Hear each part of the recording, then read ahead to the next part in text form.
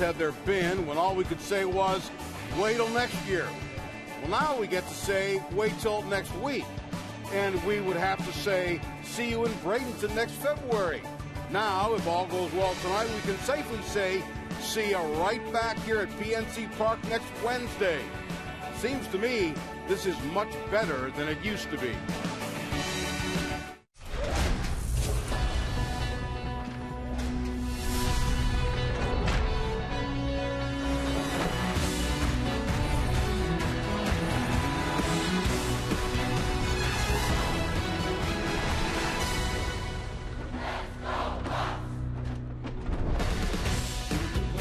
Great look at the Allegheny River and PNC Park as we are here on a very cool October evening. Game one of a three-game series between the Pirates and the Cincinnati Reds. And hi again, everybody, with Steve Blass. I'm Tim Neverett. Robbie Inspikowski joins us as well. The Pirates will not be winning the division this year, Steve, but they certainly still have something to play for as this series gets underway with Cincinnati. Absolutely. It's very, very clear. We got 3 games to go, so do the Cubs. So, yeah, the division is gone. So that's out of the picture now, but we got somebody in the rearview mirror, that's for sure. And so we got to take care of our business. Cincinnati Reds have been struggling mightily. We're going to see more on that in a moment, but assume nothing. We've got the pitchers we want going this weekend, and it's up to us to kind of take care of business. We've still got to finish this thing off. Reds might be in last place, but the Pirates cannot take them for granted. Head-to-head this year, the Reds have given the Pirates fits. Yeah, now this is all in the rearview mirror also. This is not going to affect anything going into this weekend. That's just what's happened so far. We've struggled against everybody in the Central Division. But consider we've got the Reds that are really hurting right now, because you got to figure that Leake is gone, Cueto's gone, Homer Bailey's gone. So we're facing some pitching that should give the Pirates a very, very good opportunity. The Reds have lost 12 straight. They haven't lost 13 straight since 1945. And during this 12-game streak, they faced 2 non-playoff teams. They've been outscored mightily, 83-28. This is incredible. This is not the Cincinnati Reds that I knew for 1,000 years. It's very difficult to look at them with a 63-96 record and realize this is the Cincinnati Reds that I used to know. But they are on this streak. We got to finish it off. Look at that bottom line. You think we're not going to have some opportunities this weekend to score some runs? We got to do that. We got to get it done. So why not do it ourselves and not worry about the Chicago Cubs? The Reds will send rookie pitcher Keeper Sampson to the hill against Francisco Liriano, hoping to finish strong his last regular season start. The Pirates and the Reds coming up from PNC Park. Stay tuned.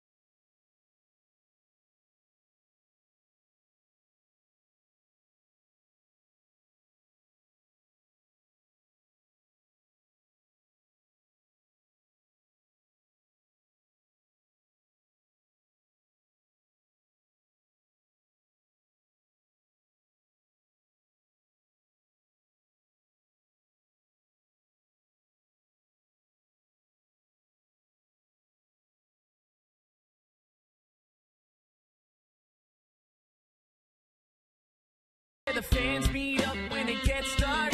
On the North Shore where the flags fly high, and all around the burg with a glass to the sky. We came here to win for our city. Lay it all on the line. Are you with me? Waited 5 days for the week to end. Let it all out. Come on, join your friends. Friday Night Rocks. Yeah, it's finally here. Give us something to cheer for. You know it. Friday Night Rocks. Gonna bring us a win. Get the W. We came to own it. Friday Night Rocks. Never a better fight than a Friday night in the moment. Friday Night Rocks. Come on. Come on. Blast the cannon talk.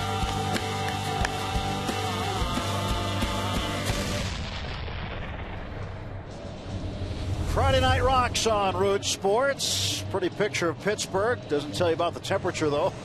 It's a little chilly tonight, but that's okay as the Pirates get set to open this 3-game series against the Reds. Another important series, as we just talked about, Steve. It is important because they got to win 2, or at least win 1, have the Cubs lose 1 to guarantee themselves home field for Wednesday's wild card game. Francisco Liriano coming out. The Pirates have won 15 of his last 16 starts. And since June 26th, Steve, Liriano was 8-1. Yeah, we'll take our chances with the big left-hander. 12-7, ERA 3.27 in his first 30 starts this year. Francisco Liriano has done a very, very fine job for the Pirates. Yep, we have a magic number. It's 2. Any combination of Pirate win, Cub loss, that brings the wild card game to Pittsburgh next Wednesday. Brian Price's lineup for the Cincinnati Reds. Tyler Holtz leading off. Joey Votto has been absolutely spectacular this season, especially since the All-Star break. .333 career hitter against the Pirates. Todd Frazier bats third. Brandon Phillips in the cleanup spot. Jay Bruce fifth. Eugenio Suarez, then Adam Duvall. Switch hitting catcher Ramon Cabrera bats eighth. Kivas Sampson, the pitcher, will hit ninth against the southpaw Liriano. Yep. The numbers for Francisco for the season. And I look at matchups as we look at a starting pitcher on a given night, and Liriano against Votto should be interesting to watch because, as you said, Votto's been on fire since the All-Star break, but so is Francisco Liriano. And you look at the Reds lineup, Tim, to be quite honest, I've got kind of a circle around hitters 2, 3, 4, and 5. Votto, Frazier, Phillips, Bruce. Those are the kind of high-profile guys that he's going to be looking at. Not that the other guys are not capable, but you look at the matchups other than those 4, and, well, you like Francisco's chances. Defense behind him. Third base, anchored by Aramis Ramirez. Jordy Mercer at short, Neil Walker second. Pedro Alvarez at first with Francisco Cervelli doing the catching. Marte, McCutchen, Polanco in the outfield left to right. As Tyler Holt gets set to stand in. Up to the Pirates tonight to take care of their own business. Holt takes the first pitch of the game outside for ball 1. Pirates have not seen him this year. He had been with the Indians organization and was designated for assignment in September. Takes a strike. You know, I've been asked all day, Tim, well, who do you like? What's going to happen? I said, well, with the Pirates 2 games ahead of the Cubs, you know, I'd rather be the Pirates than the Cubs. Simple as that when we look at this weekend. Yeah, you got the 2-game advantage right now. Yeah, swing and a miss by Holt.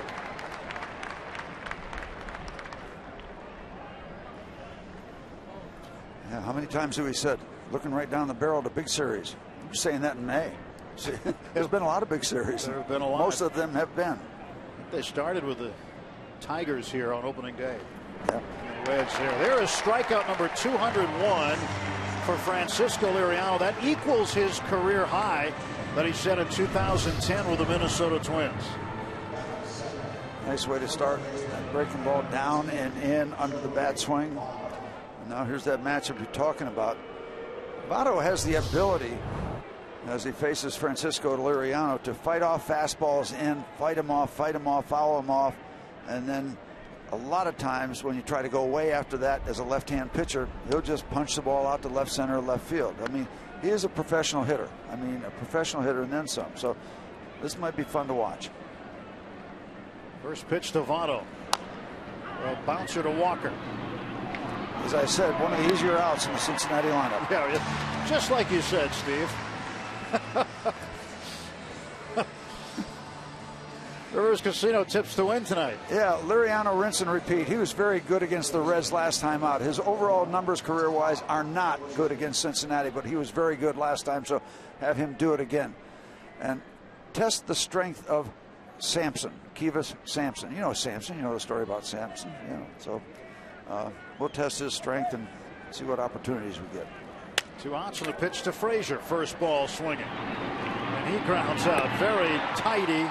6-pitch first inning for Francisco Liriano. Bucks coming to bat.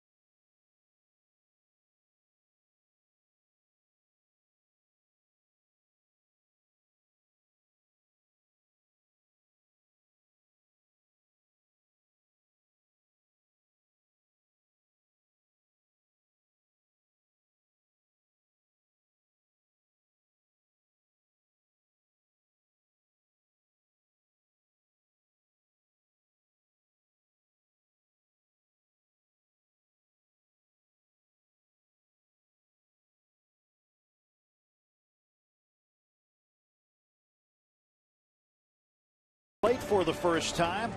Gregory Polanco will lead off. Pirates lineup brought to you by Toyota. Starting Marte bats second, Andrew McCutchen third, Aramis Ramirez in the cleanup spot. Neil Walker fifth, Pedro Alvarez sixth, Francisco Cervelli, Jordy Mercer, and then Francisco Liriano facing right-hander rookie Kivas Sampson. 24 years old, 6'2", 225 out of Gainesville, Florida. Reds got him from the San Diego Padres a little while back. He has started 11 games previous to tonight. He is 2-6, as you see, with a high ERA.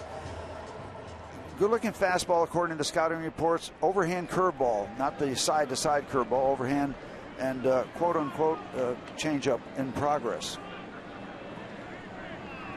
Polanco hoping to start things off in a good way tonight. Ball one.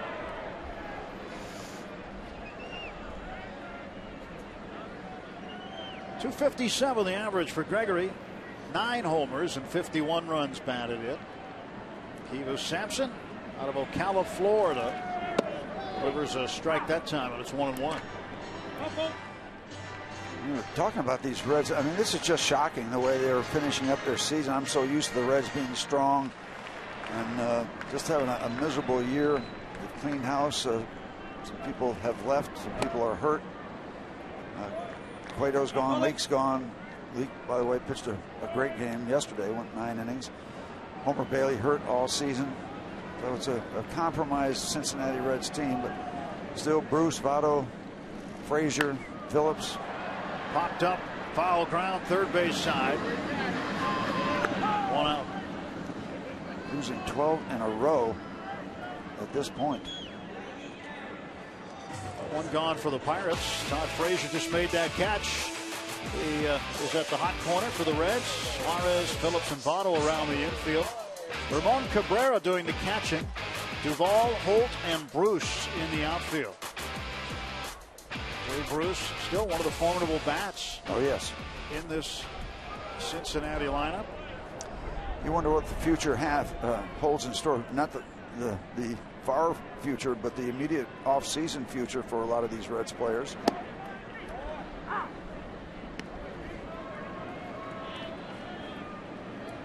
Price is the skipper, going through a very difficult season.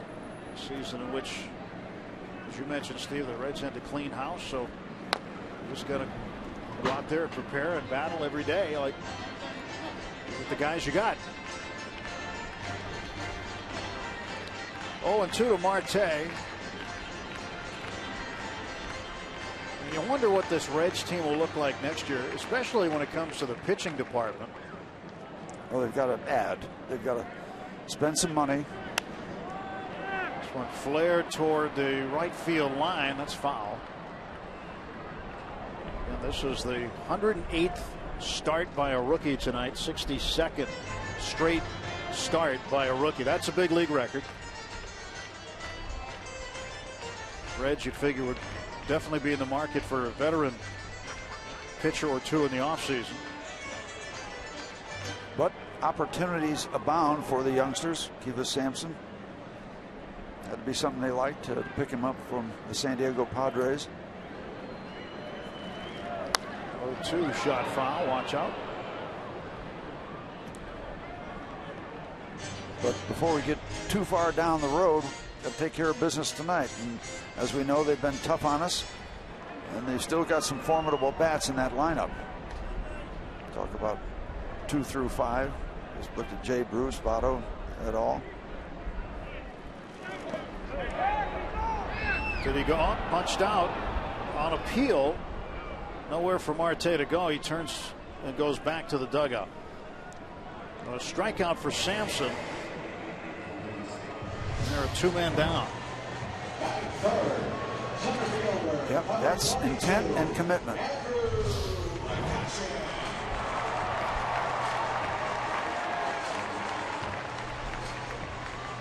Andrew McCutchen standing in now as the Pirates have nobody on and 2 out in the bottom of the first inning. McCutchen's done pretty well against these Reds, especially at home the last couple of seasons. You know how many times McCutchen walked in the month of September? A lot. 27 times. 27 walks, 15 just on the road trip. The last road trip. Yeah, I remember the Rockies, the 4 games in Colorado. It seemed like they just sort of come out of the dugout and go to first base. He walked 4 times in one of those games. And he is ahead in the count, 2-0. Oh, you got the National League leader playing first base for Cincinnati. 2 balls and 1 strike. Yeah, Joey Votto will take a lot of walks. So does Andrew McCutchen. And you want the Pirates to really take care of business tonight because the Cubs have Mr. Arrieta going against the Brewers. It's a hour later start than us. Yeah.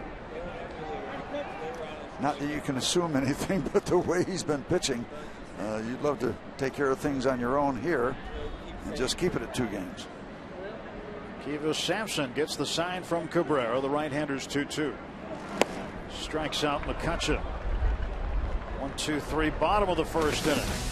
Head of the second, scoreless at PNC Park.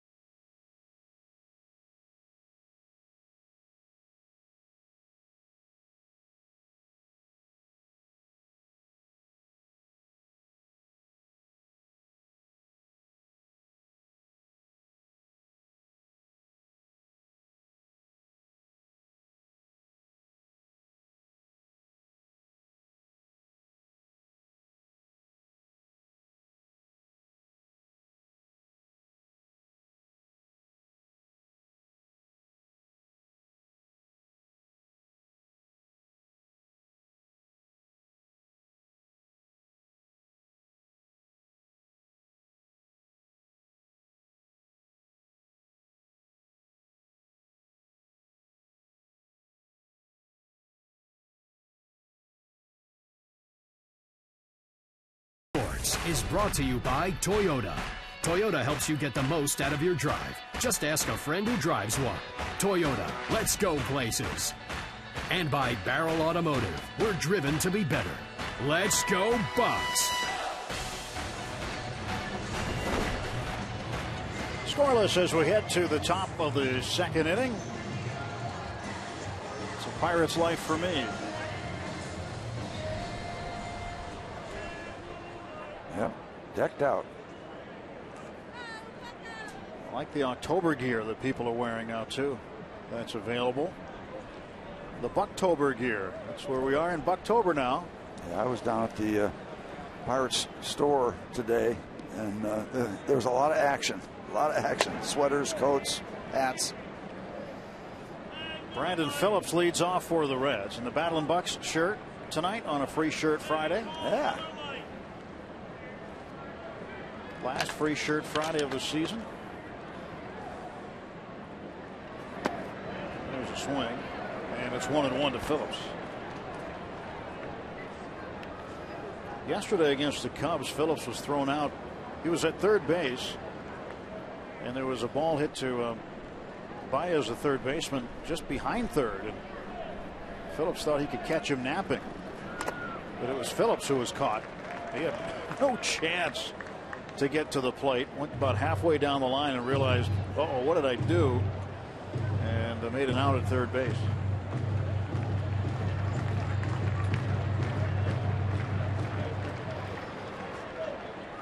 There's the 1-2 from Liriano.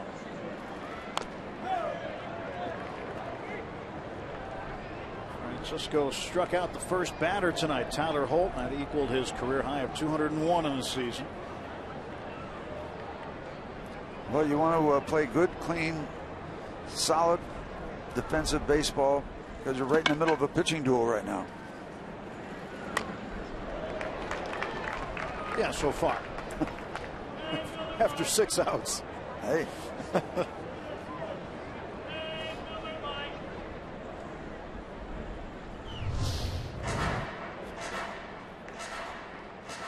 Fouled off his right leg.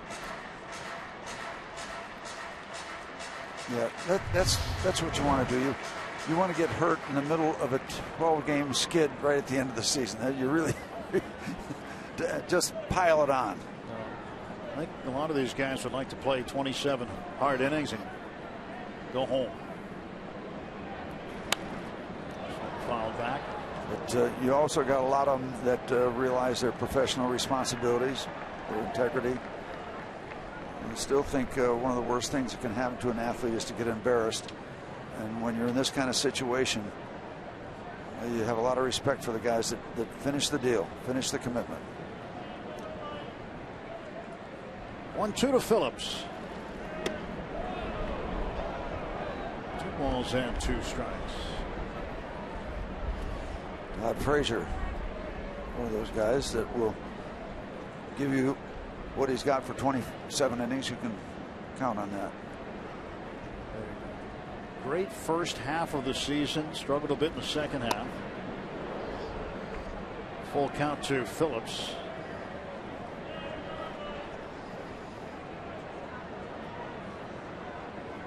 He doesn't look like he's pain-free right now. He's hurt. That foul tip got more of them than we thought.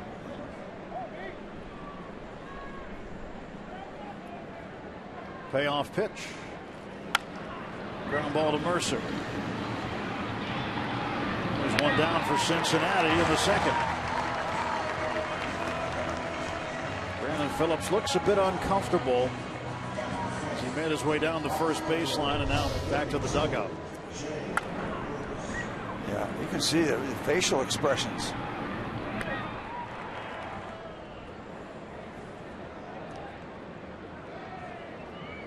You could hear him groaning all the way up here. He's hurting. Home plate microphone's picking that up. And if he is, Brian Price might consider how much he wants to keep him in there. And if that happens, we hope that he's well in the overall sense. But Pirates wouldn't mind having that bat out of the lineup this weekend.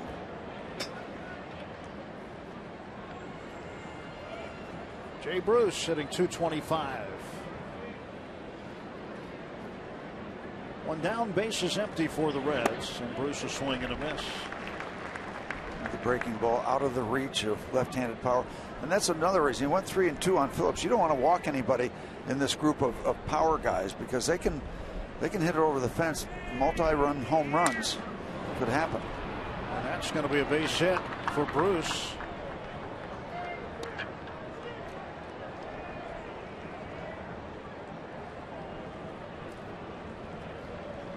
Bruce aboard with one out.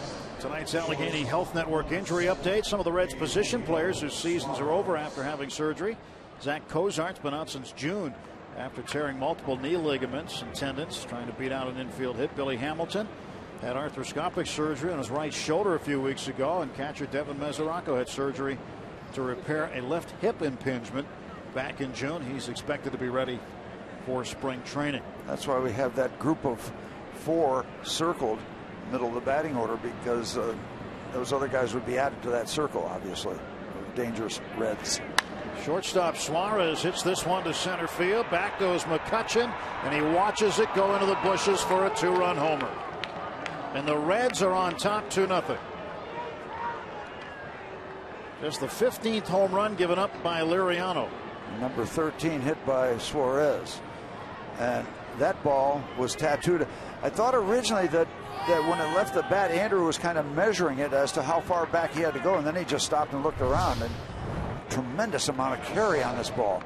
Down and away a little bit, and he just hits it straight away and just gets all of it.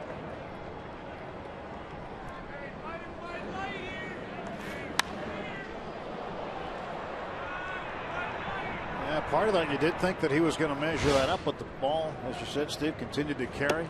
I noticed when we were watching batting practice, you made an observation that even though the wind was blowing a certain direction, the ball was carrying well here. Yeah, you can assume nothing. In fact, it's trying to blow across a little bit from left to right, but you never know how the cold is going to affect it. There's a ball pulled foul, but yeah, the ball's flying all over the place in BP. So you get a ball in the air to right field or right center, well, got a shot. Yeah, you can wind up with a wet baseball. 1-1 to the left fielder Adam Duvall.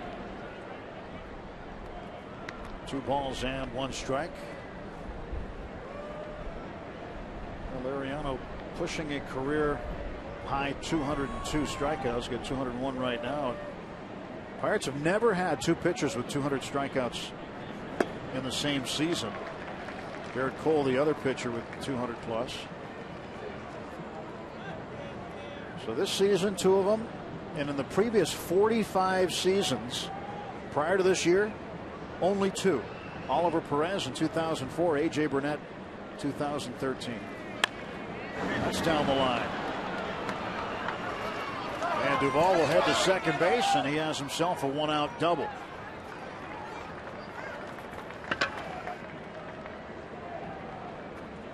A couple of balls really tattooed after the single by Jay Bruce. Routine out to start off the top of the second, and the Reds have come to life.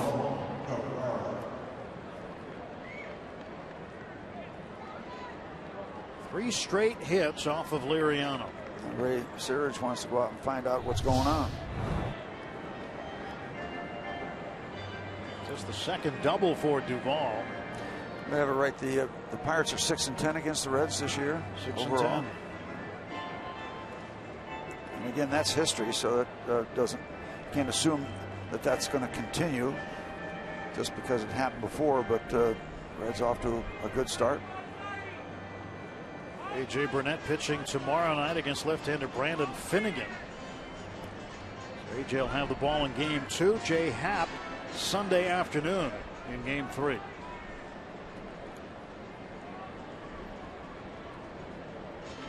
Well, you go back to that very first series. The Pirates opened on the 6th of April at Cincinnati. Lost 3 straight ball games to the Reds. One of them in 11 innings. You started scratching your head saying, what's going on here? But again, those are your first 3 games.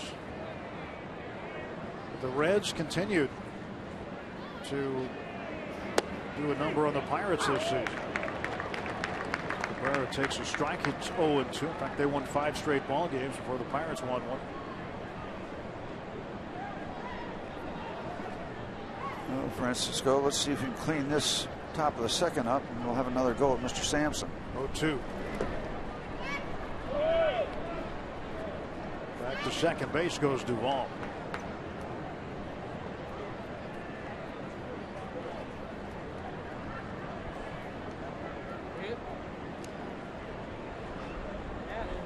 All the guys with jackets and hoods on tonight, a little chilly. Bundled up.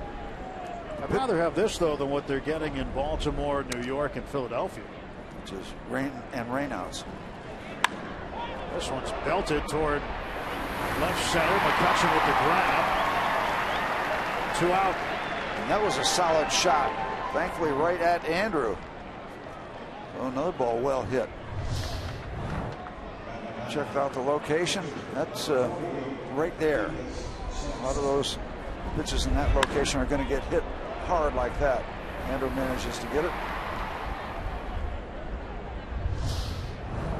Yeah, the pitcher's the only one who's going to have a chance to keep warm out there until you get back in the dugout. He's the one working. I used to love to pitch in the cold weather. Just get in the hands of those. They don't like inside pitches, inside fastballs. Anything the hitters didn't like, I liked. Kivas Sampson is 0 for 13 this year. Ball and 1 strike to Sampson. Yeah. But when it's cold and dry, of course, the ball can get a little more slippery. Not much of a factor for fastballs, but curveballs, breaking pitches. And like you said, you're the guy on the field who gets to stay the warmest. Yep. And you feel good. You know, after hot summer starts, you get out there, you kind of feel strong. You get a little energized in September, late September and October. Ball gets away from Cervelli down to third base. Goes Duvall. Wild pitch. Raggedy, top of the second. This follows a 6-pitch first inning. Came out, got the first out quickly on Phillips. That's a tough pitch for any catcher. Bounced that far out in front. That's, you know, you as a catcher like to smother pitches down in the dirt, but when they bounce that far out, okay, where's that spin going to take that bounce? Ball off third. Here's the 28th pitch of the inning, and that's the first hit of the year. Polanco going to first base. He's done it again. He got Trevor Cahill of the Cubs, and now gets Kivas Sampson. Amazing.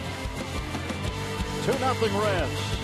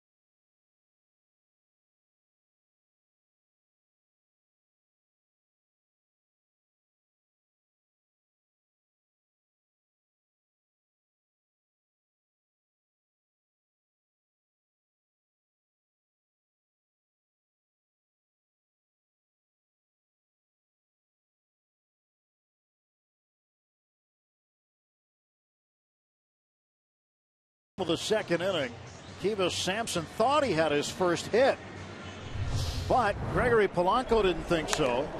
For the second time this month, he throws a guy out at first. I'll tell you, 9-3. That's a beautiful thing, is in that situation. You want to give them another run. Just a strike. And watch Sampson, because he's got an awareness that it's going to be interesting at first base. But thank goodness he hit it that hard. He didn't want to flare.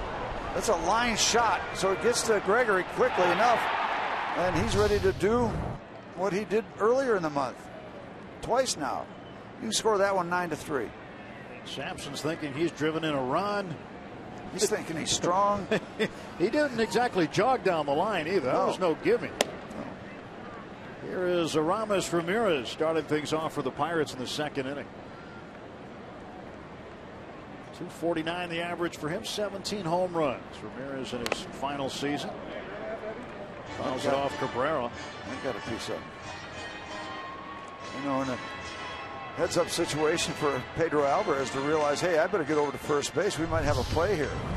Because initially, as you see the shot that Cabrera takes, initially that ball is in back of Pedro. And that's a solid hit right there. Cabrera being looked at, hit him in his throwing shoulder. Oh, all right, that opens the door for Ramos to get on base and steal a base. Maybe not. I don't know if you want to go overboard. No, I do. Considering he has just one stolen base all year. It might have been the back end of a double steal. Well, Cabrera's okay. He'll stick around, and Ramirez will step back in.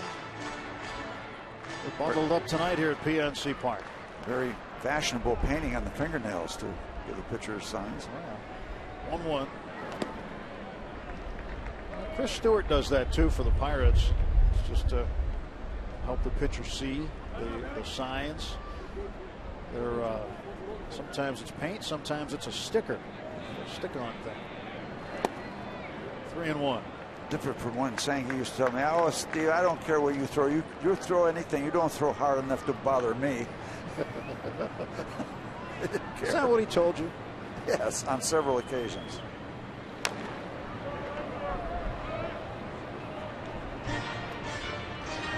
He had a funny way of motivating you, didn't he? Yeah. Oh, yeah. Hilarious. Neil Walker on deck. And a full count on Aramis Ramirez. Pirates down 2-0 in the second inning. This one's hammered. Deep left center toward the notch. And that ball is caught in front of the bullpen door. Tyler Holt got over there and made the catch. And Ramirez has just made one of the longer outs of his career. Or of this ballpark. And that was that breeze we were talking about going to right field. I think that held that ball up a little bit. He got all of this thing. But to give Holt credit, he did not quit on it. That's an easy ball to quit on. You really, at that point, right there, really have no idea where you are. And he could have backed off. He didn't. And that, you know, that kind of catch impresses me more than some of these dives that these guys take. That was a terrific catch. It really was. What have I got to do? Yep. Sampson should tip his cap to that one. That was fabulous. Well, not only is it a good catch, but for a guy who's not played in this park before, in a very difficult area in deep left center. Yeah, they were not practicing that before the game, hitting fly balls off the bullpen door to test him. 1-1 pitch to Walker. 2-1. Yeah, that might rank in one of the better catches in this ballpark because all the variables out in that neighborhood. 2-1 pitch. That Gets to third and past Frazier. Well, Frazier tried to side saddle it, and he missed it. And the Pirates with their first base runner of the game.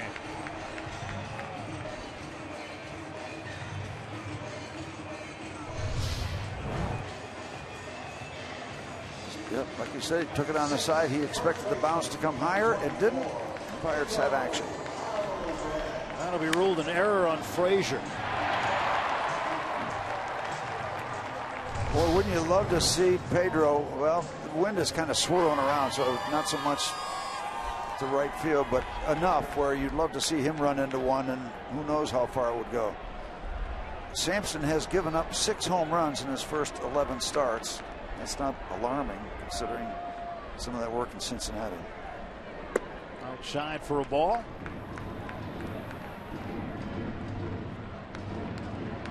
Here's your club leader in home runs with 26. I'd love to get right back even with one swing of the bat here.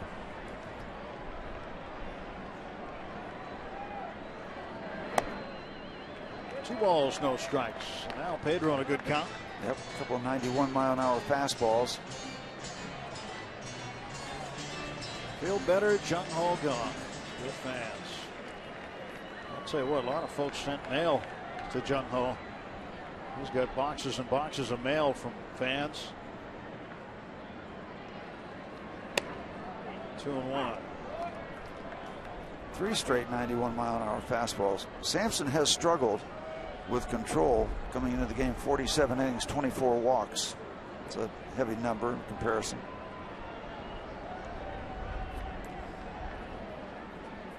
Everything away from Pedro. Away from the power. 3 balls and a strike. Kivas Sampson in his first 3 starts, Steve, went 2-1 with a 3.38 ERA.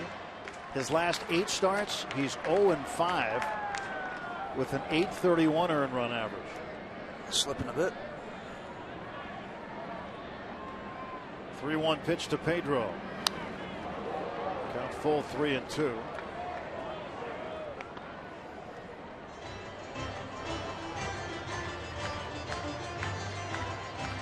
Normally you'd say, well, start Walker on a 3-2 count with 1 out, but Pedro a strikeout candidate too.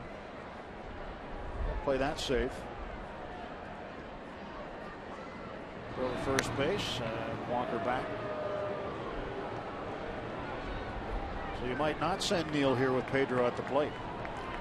And again, a lot of conversation. Joey Votto at first base.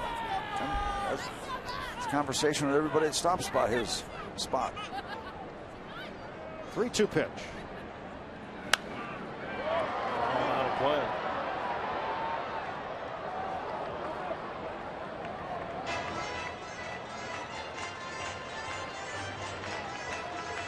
Full count on Alvarez.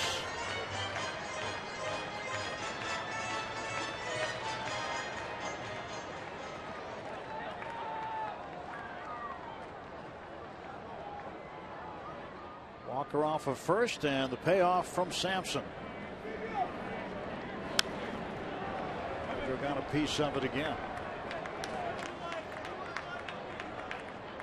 7 pitches so far to Alvarez.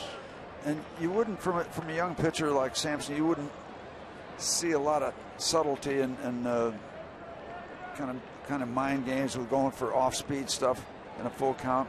You haven't been around that much to trust your breaking ball in tough situations. See if he stays with the fastball. Nope. Tried the hook, and that's one of the reasons you have a tendency to see young pitchers stay with the fastball. It's easier to throw strikes. One out, first and second. Good at bat for Pedro to work that free pass. We want to see your strongest fan photo now. Use the hashtag #PitThatAStrongFan, and you just might see yourself in an upcoming broadcast. It's brought to you by T-Mobile. Show you a photo later on. Send your strongest fan photo.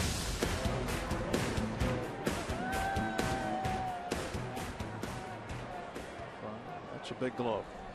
Yeah, you don't miss many with that.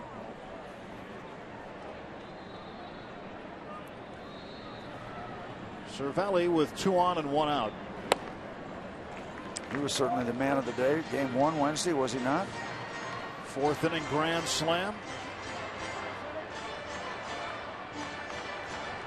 Also had a double later in the game, but that one broke game 2 against the Cardinals open in that series, and then the second game of the doubleheader, game 3 of the series, went the other way. Jason Hayward's grand slam broke it open for them in what turned out to be their division clinching game. St. Louis is underway at Atlanta right now, no score.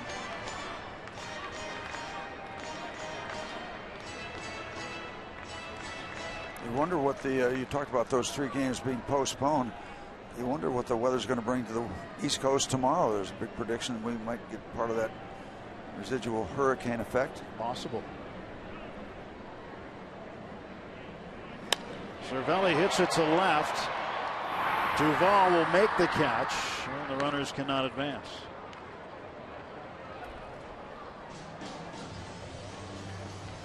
Two men out. Shortstop, number 10, Jordy Mercer. Jordy's batting .243. So Mercer now with a tying run at first base. I'd like to get at least one of them in here. Batting in front of Francisco Liriano. Who, by the way, is having himself a nice year with the bat. A career year with the bat. Absolutely. And 172 is his average. That's great for him. Blocked by Cabrera, ball 1. Once again, we see Sampson missing with that overhand curveball. But one of the reasons a lot of pitchers go to sliders is because the curveball is hard to master on a consistent basis. It's a tougher pitch. There's more moving parts in the release of a curveball than a slider. Slider is kind of an offshoot of a fastball, so you have a tendency to be able to throw more strikes with a slider. Ball 1 strike. Looks like a little slide ball there, perhaps. Yeah, oh yeah. And a good one right on that outside corner. Maybe he has gone to that. We heard primarily it's an overhand curveball, but if he goes to that slider and throws it like that, it's going to help him. 1-2 to Mercer.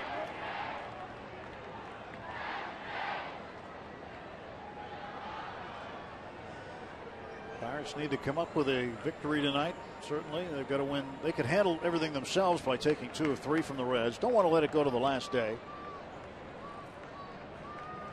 Ahead of the Cubs by 2 in the race to host the wild card game.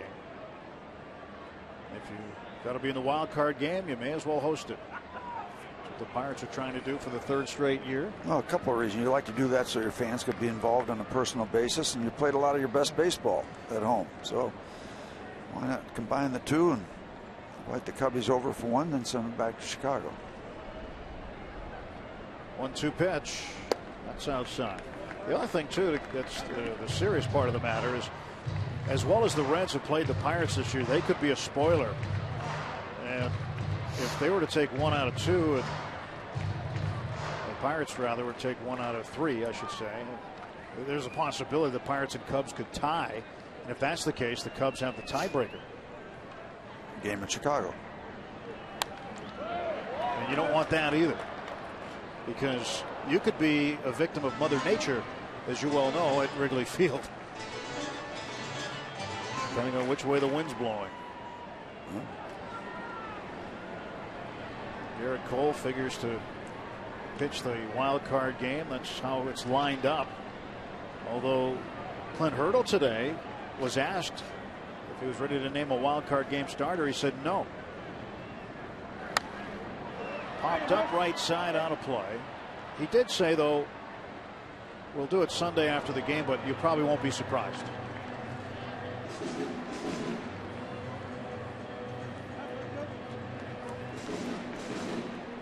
Yeah, I wonder if the Cubs will name theirs. They already have.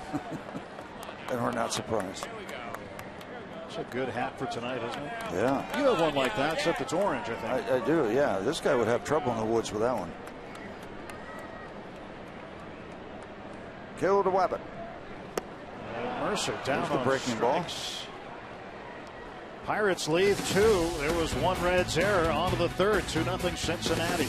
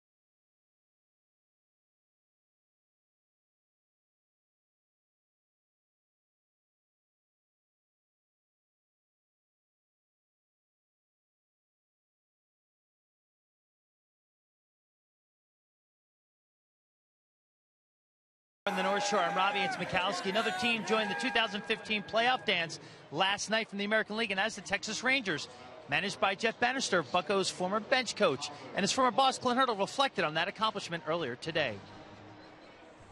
For Banny, yes, it's special. It's significant. I sent him a text this morning, told him I was happy for him and proud of him. It's a good time. It's a good time for him. Good time to be a part of it, be the guy first guessing, because it's a whole new dynamic. And Jeff Bannister has done a fantastic job with that whole new dynamic. Their magic number is just 1 to clinch the American League Western Division. So Benny could be having himself another celebration. They're home to the Los Angeles Angels of Anaheim. The Houston Astros are 3 games behind in second place. So congratulations, Jeff Bannister and the Texas Rangers. Tim and Steve. And a ground ball to short off the bat of Holt. Mercer throws him out, 1 gone. Got to be real happy for Banny. I mean, he has been a career Pirate. He was a Pirate all the way up until this year. I mean, 20-plus years in the Pirates organization as a player, as a coach, as a minor league manager, and as a major league bench coach. And sometimes when that guy get thrown out, it'd be the acting manager. But you got to be really happy for Jeff. Yeah, absolutely. After a brief playing career at the major league level, very, very brief, he started at the very bottom. I don't think he had anything nearly significantly handed to him, and he was able to grind it out, advance up through field coordinators and all the things that you mentioned. So he's earned his stripes. Feel happy for him. Joey Votto takes inside. 2 balls, no strikes to Votto. Now, how good is Joey Votto?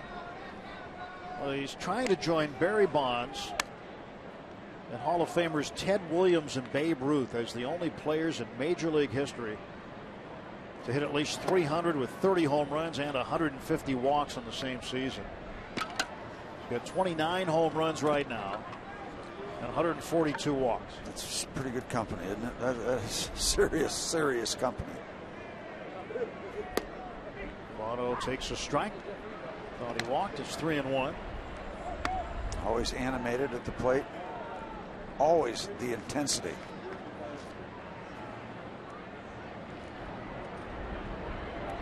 See those matchups when Garrett Cole is pitching against Votto. That is serious business. Serious business here tonight. He certainly takes this series seriously. He's been ejected 3 times against the Pirates this year. And you see Francisco not afraid to come in on him. See where Francisco Cervelli sets up. Outside. And a little ground ball backhanded by Ramirez. Throw to first offline. And Votto is aboard. A base hit for Votto. He continues to get on base. Look at that swing. Look at that. I mean, he's taking the bat in toward the body and almost scraping the bottom of the bat against his chest and just fighting the ball off in the other direction. See, there's a guy that was aware that, thinking that Liriano's going to come back inside. He guessed right. Couldn't do much with it, but did enough. Well, Votto on base now, Steve. He's just tied the Reds' single-season club record that he set 2 years ago by getting on base 316 times in a game. Now it's 48 straight. Or in a season, I should say. 316 times in a game would be an awful lot. But in a season. Now, if we're not playing a shift, is Ramirez going to be in a different spot? Who knows? Moot point now. He's at first base. Longest single season streak of getting on base, by the way? 84? No, 52. That's what I thought. 52 straight. Kevin Millar, 2007. Joey Votto, 48 straight with 2 to play. He'll only get to 50, so won't get there this year. A young Jay Bruce fan now with a gift from a Pirate fan off the foul ball. Easy way to make friends right there. One out runner at first. Todd Frazier with a 1-2 count. Struck him out, and a new career high in strikeouts for Francisco Liriano, 202. And done against a very dangerous hitter. Good things all the way around. She likes it. We like it as another pitch in the dirt swung at. Unhittable pitch.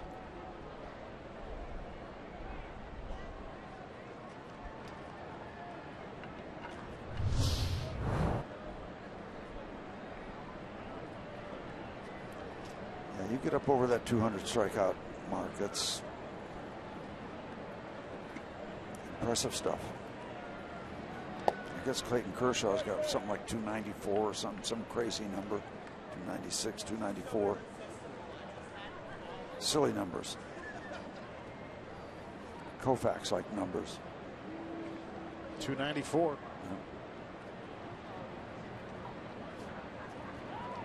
Yeah, that's I had 294 from what, 68 to 69. Took you 2 years. Couple years. Yeah, got up there. One ball, one strike to Brandon Phillips. Phillips grounded out to short in the second inning, his first time up.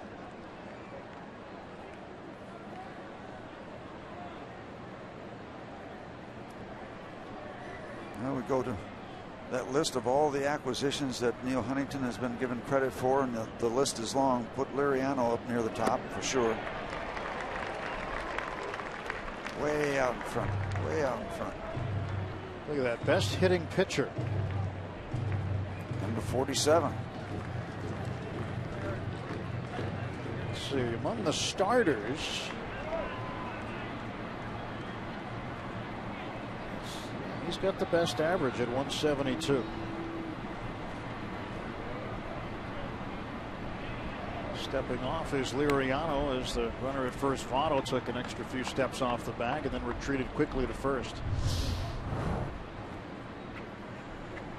Joey creeping there, just trying to guess right. That's what a lot of players try to do against left-handed pitchers that are looking right at him. Just guess right. Liriano's 1-2. Swung on and missed. Strike 3. Did he foul it off? I believe he fouled it off. Yep.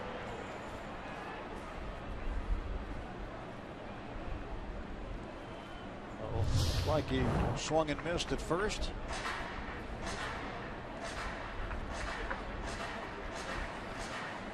You see it make contact?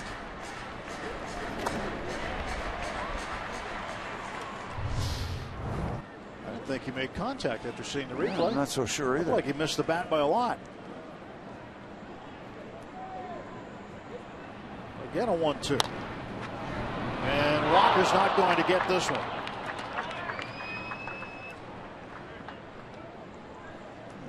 Soft line drive just running away from the glove of Neil Walker. So if he got a mulligan there, he cashed it in. That close. Super Mo shows how close. Allegheny Health Network.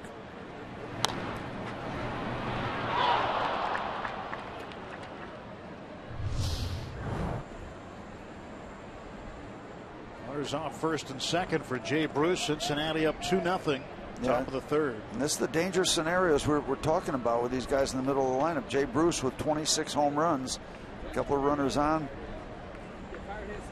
It's a big out, or top of the third inning. Big matchup here. Liriano and Jay Bruce. 1-0. And this one will hang up a little bit. Nope, it's going to get down. And the Reds are going to get another run out of this as Votto will come in to score. It's 3-0. And the ball's all over the place.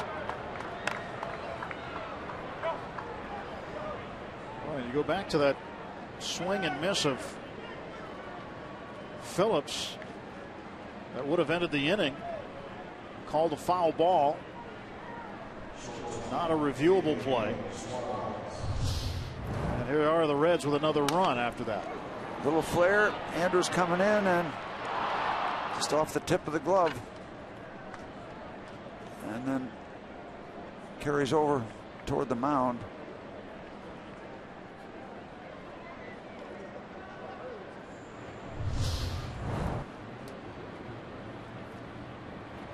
And the Reds still in business.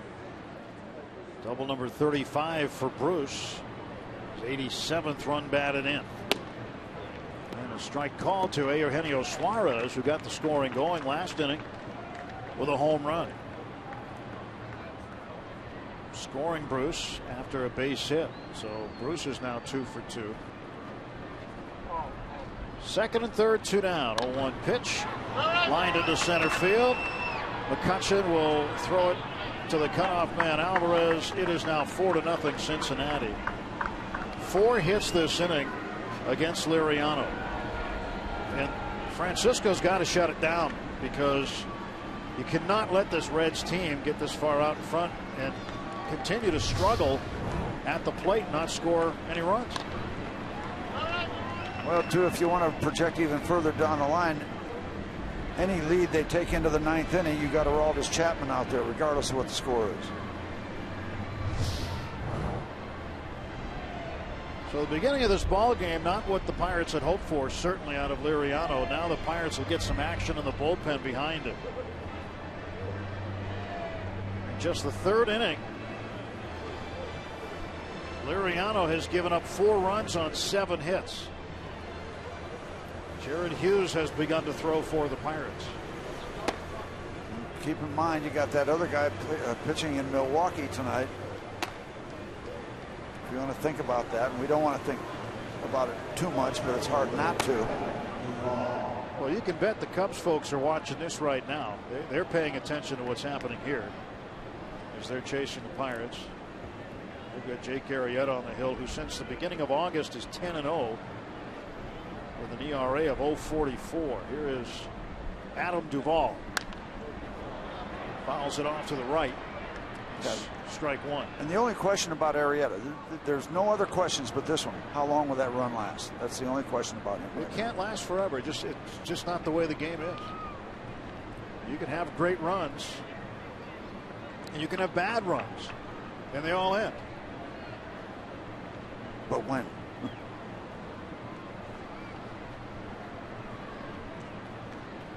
0-1 pitch to Duvall. 1-1. I mean, the Reds are on a horrible streak right now, losing 12 straight, but now they're in front 4-0. Game 1 of this series, a team that the Pirates, for whatever reason, have been unable to figure out on a consistent basis this year. Clint Hurdle was asked about that. He said the toughest thing with the Reds has been pitching to them. So last time out was better. That was Liriano in Cincinnati. There's a swinging bunt, goes foul. But primarily throughout the year, the Reds have just surprised the Pirates. They've out-hit them. They've outplayed them on occasion, and they've won many of the close games. Well, you look at the guys that we showed on the screen before that are out. They were in the lineup a good bit of the time. This is a good hitting lineup.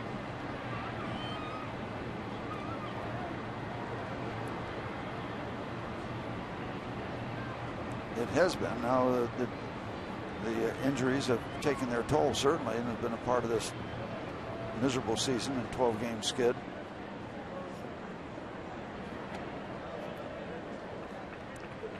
Two balls and 2 strikes.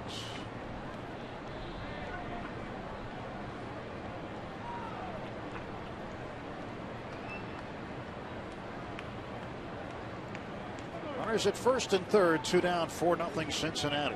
One thing we do know, this game will not end 4-0. This will be the 60th pitch. Runner goes, and strike 3 is called. 2 more runs come in on 4 hits. 2 are left. Liriano and the Pirates down 4-0.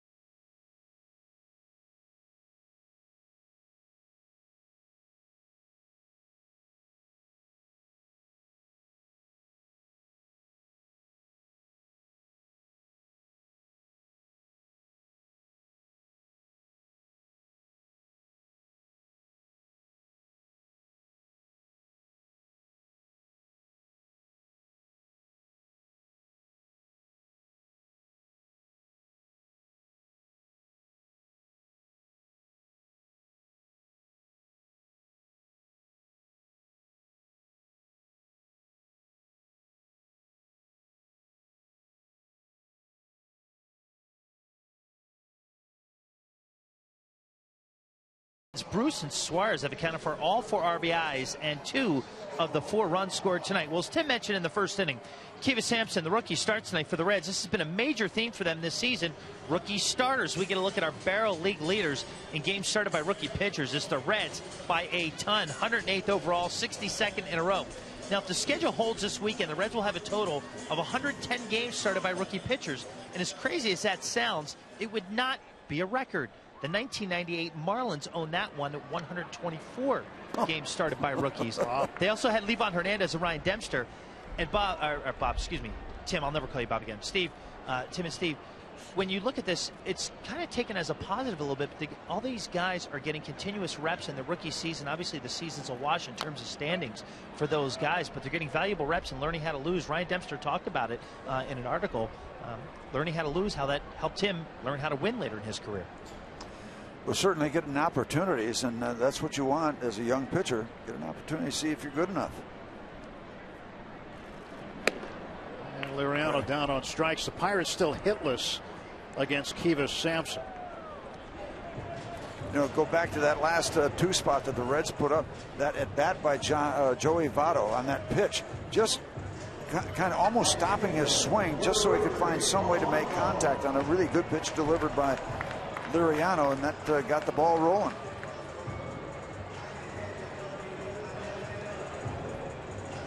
Polanco is 0 for 1. He popped out foul to the third baseman Frazier in the first inning.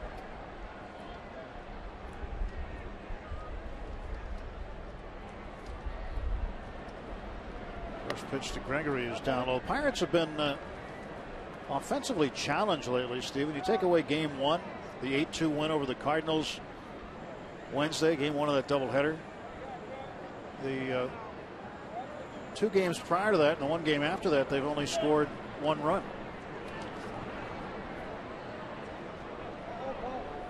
Sampson went to his mouth, and home plate umpire Tim Timmons put a stop to that. Yep, that's Mentioned before, it's windy, it's cold, and it's hard to get a grip. You're not sweating. How many times have we all been told, get a grip? Box foul. Well, so far the key play, I hate to say it this way, but Tim Timmons called a foul ball on Brandon Phillips that would have been strike 3 and the inning would have been over. Our replay showed that that ball came nowhere near Phillips' bat, and he did strike out, but then he comes up, gets a base hit. Bruce the double, Suarez a single, 2 more runs in. That is a key. However, as a pitcher, if you don't get that call, you still got to do what you can do to get outs too. But yeah, that problem. Take another look at that pitch. This is the bat entirely, and the ground made the extra sound. When it hit the ground, and then Cervelli caught it, and Timmons mistakenly called a foul tip. That ended up leading to 2 more Reds runs. A little slow roller. Suarez guns to first to get Polanco. He's 0 for 2. And there are 2 men out. And the longer this goes for a young pitcher like Sampson, the more he's out there gaining some confidence. Got his feet underneath him now. He's pitched well so far. 4th round choice by the Padres. You know, 4th round choices are pretty legitimate picks. At least, you know, you get the idea that they like him a lot. Take him in the 4th round. That's kind of early. But let's see how the rest of the evening transpires. A lot of baseball, as they say. Right into the glove of Frazier. A 1-2-3 third. Kivas Sampson still has not given up a hit.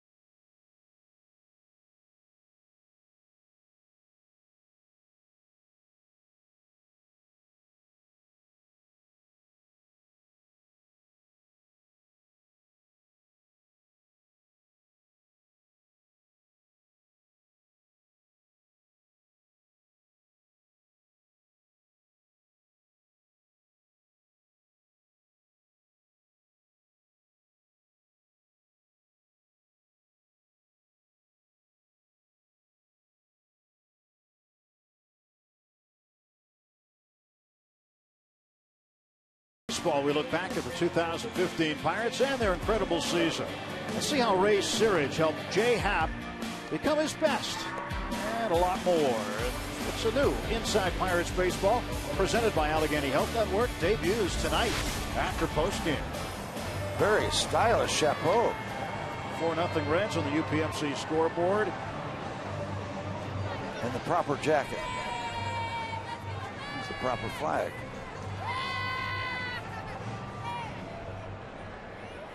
Lots of stylish outfits on hand tonight. Well, the Pirates are going to have to be late bloomers if they're going to win this game. Falling behind 4-0 and being unable to hit the rookie Kivas Sampson so far.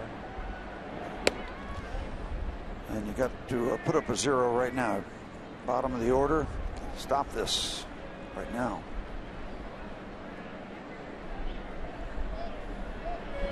Swing and a miss. 1 ball, 1 strike. We need to stop this. They've gotten started in Milwaukee. Cubs hitting in the top of the 1st.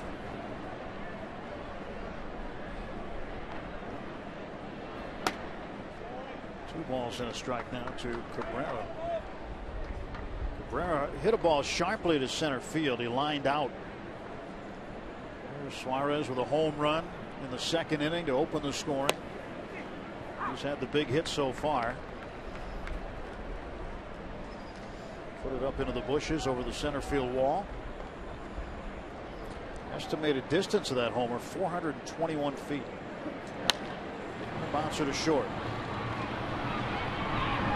1 out.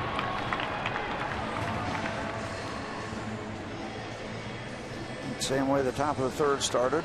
We'll hope that we have a better result here in the 4th as Francisco Liriano continues after a very, very tidy start. 6 pitches in the 1st inning, but now he's going to be throwing his 66th pitch. So innings number 2 and 3 really extended him. Cleaver Sampson takes a strike. Last time up, he thought he had a base hit and an RBI. And you look at the graphics, his ground out. It's kind of an understatement, though, because he had a base hit taken away by that man, Gregory Polanco, who threw him out from right field. And that's been the highlight so far for the Pirates.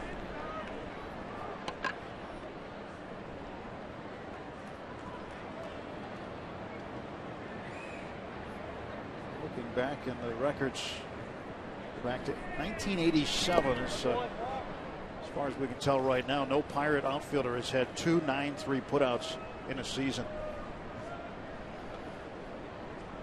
He's had a pair. They won't be his last either. They will not be his last. Now Liriano again, an extended at bat by the pitcher. Bouncer to the right side. Pedro. A bad throw. An error by Alvarez allows Sampson to reach.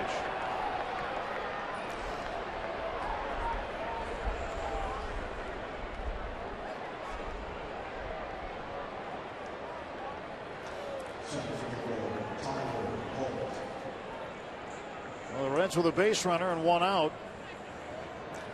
And Pedro went a long, long way. Keep an eye on where Walker is, because you got a pitcher running and he runs pretty well. But ball just caught a flyer. It's another error for Alvarez.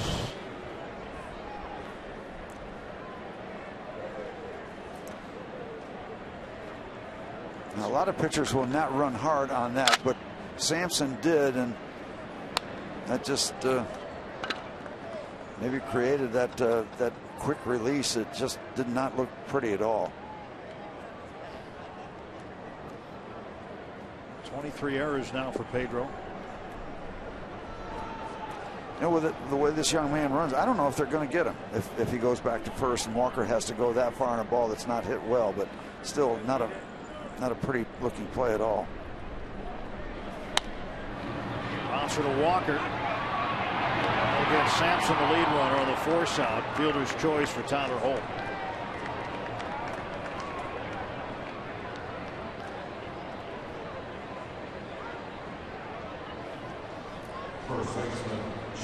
Two outs and Joey Votto coming up.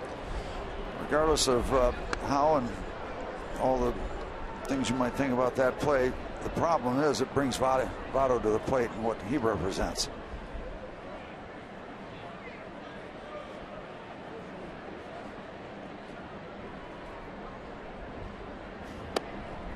Nice strike to Votto. And Holt, who made a fabulous play against Aramis Ramirez, looked like he might be thinking about taking off for second base.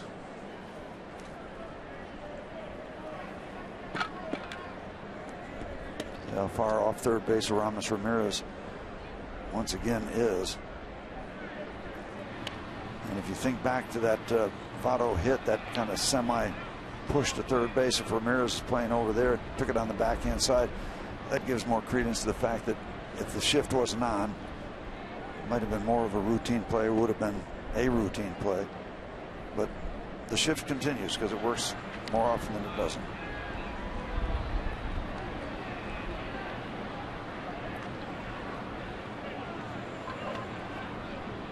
talking about that pitch count. Joey Votto is one guy that can extend at bats and cause you to throw a bunch of pitches.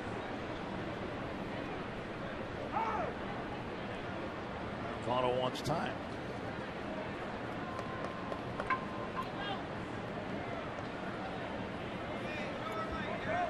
Sometimes Votto just can't stand still in the batter's box.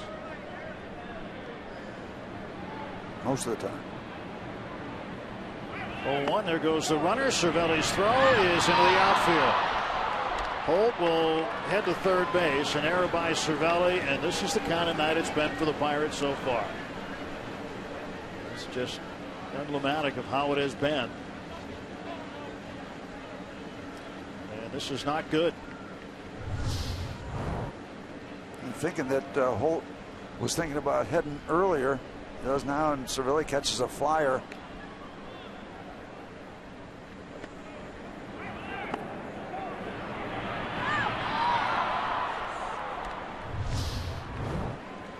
And the problem with those kind of throws from a catcher that go tailing back toward first base, you've got a runner coming in, makes it very difficult for the infielder, middle infielder covering second to go and get that ball when you got a runner that kind of is in the same neighborhood as that throw that's off on the first base side.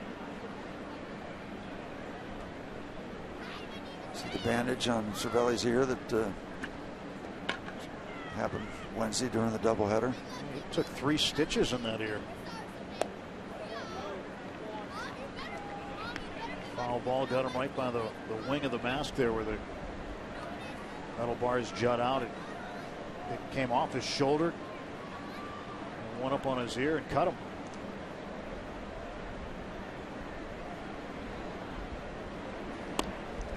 And the only thing that could make it worse for the Pirates tonight is if it rained. Guess what? What are you thinking? The rain out might not. I'm thinking it might not be all that bad right now. Not really, but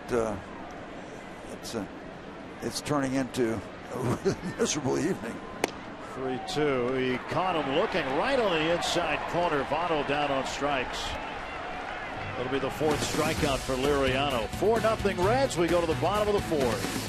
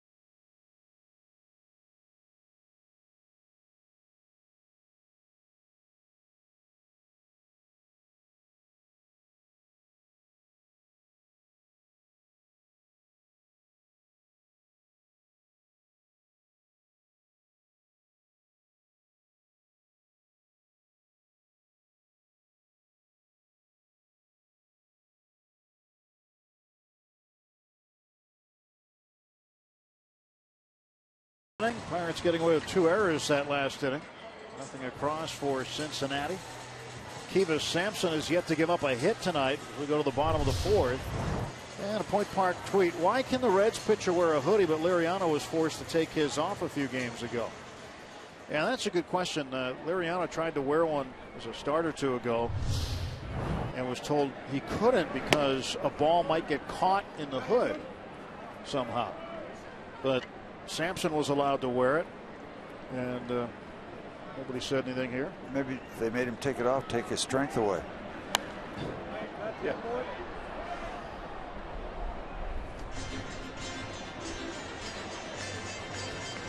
1-1 the count to McCutchen. Now, this is in Los Angeles. Kerwin Danley, one of the base umpires on that crew, said, no, you can't do it.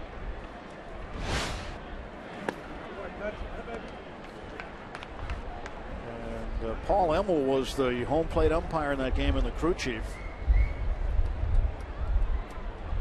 He said, nope, can't do it.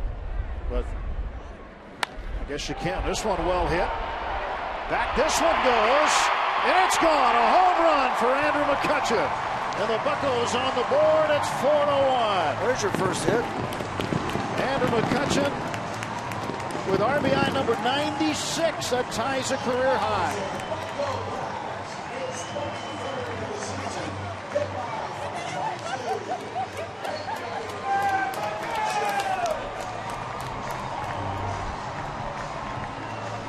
Well, the first hit leaves the yard. Bucco blast number 70 here at PNC Park. Let's hope that opens the door. And Ramirez at the plate now. Let's see where this one was.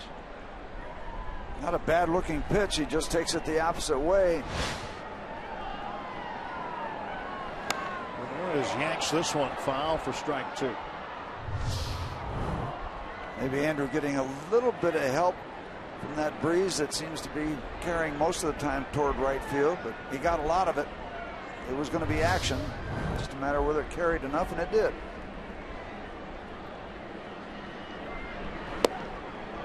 Ball and 2 strikes to Ramos. Let's follow it. Here it comes.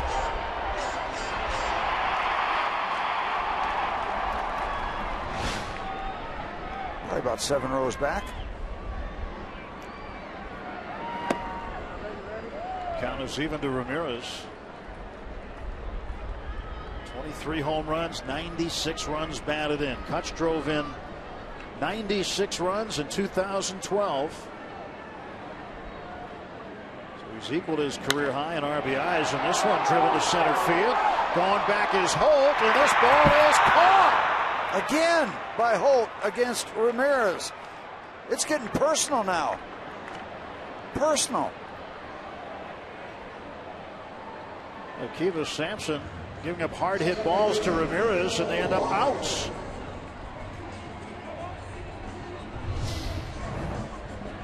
Here it is again, not toward the door to the bullpen, but Holt going straight back, and again not afraid of the warning track, not afraid of the wall. He proved that earlier, and he confirms it here.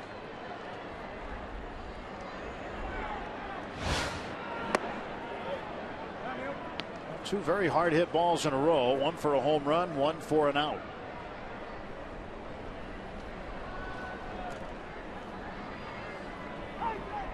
Time called. Neil might have had something in his eye. Why me? What did I do? Squares up the baseball, can't buy a hit. One of those things.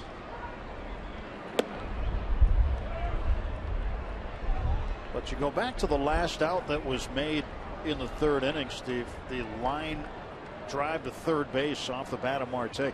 Pirates are starting to really get some hard hit balls against Sampson. Maybe they're gradually going to get back into this ball game. Wind is picking up too.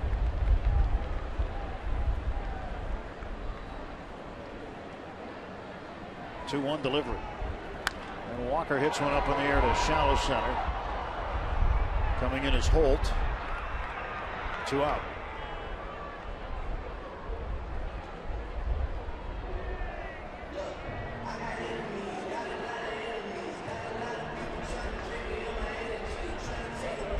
Pedro Alvarez walked his first time up.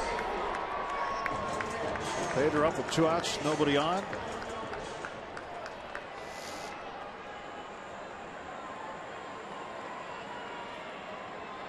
4-1. That's the score right now as we're in the 4th inning. Pedro rips one down the right field line. That's a foul ball. Well, they're certainly having much better at bats here. We're in the bottom of the 4th. Plenty of time. Plenty of time.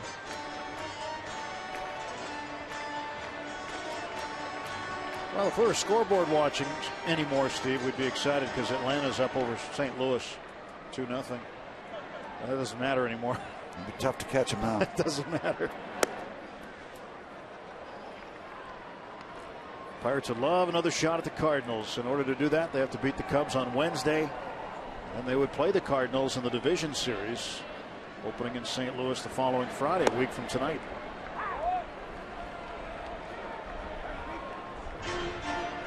And right there, Chicago, Milwaukee, scoreless in the 2nd.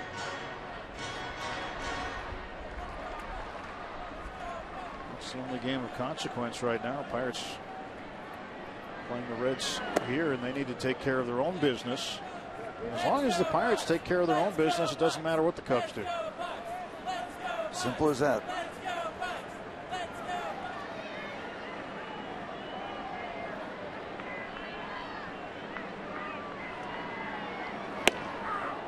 Strikeout. Pedro goes down looking. Pirates get a run on the home run by McCutchen. Get the 0 off the scoreboard. It's 4-1.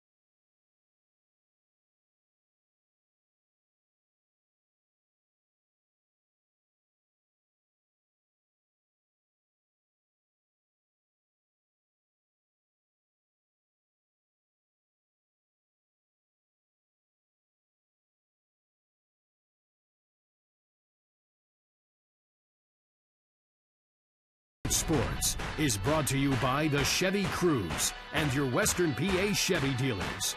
And by Day Automotive. We're going to make your day. Let's go Bucks! Andrew McCutchen with his 23rd home run of the season. The only hit for the Pirates tonight, but it gets him on the board. 4-1 heading to the 5th inning. Kutch put it in the go zone to right center field. He's had a lot of home runs to that part of this ballpark. Yep. He's that strong.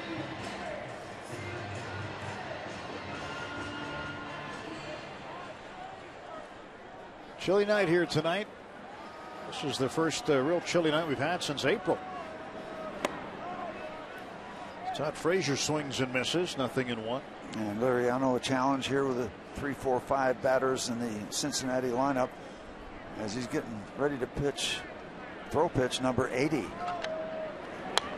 That will become a factor as the batting order comes around to Liriano. Hopefully the score no different than it is on the Red side, and the Pirates chipping away, getting something more going.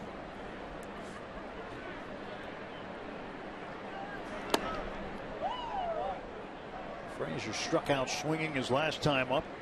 Also grounded out to short, 0 for 2.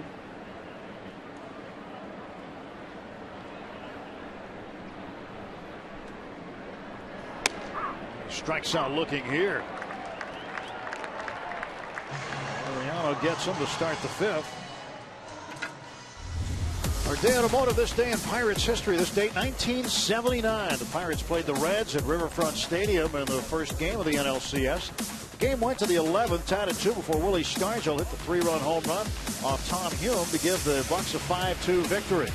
The game started as a pitching duel as John Candelaria matched Tom Seaver, but the Bucs pen proved the stronger as Enrique Romo, Kent TeCulvey, Grant Jackson, and Don Robinson combined to pitch 4 shutout innings. Strong bullpen even then. Hard to imagine Tom Seaver as a Cincinnati Red and then a Chicago White Sox player. He's a Met. One of the best ever. Bow tie bar, the place to be tonight. It's got some of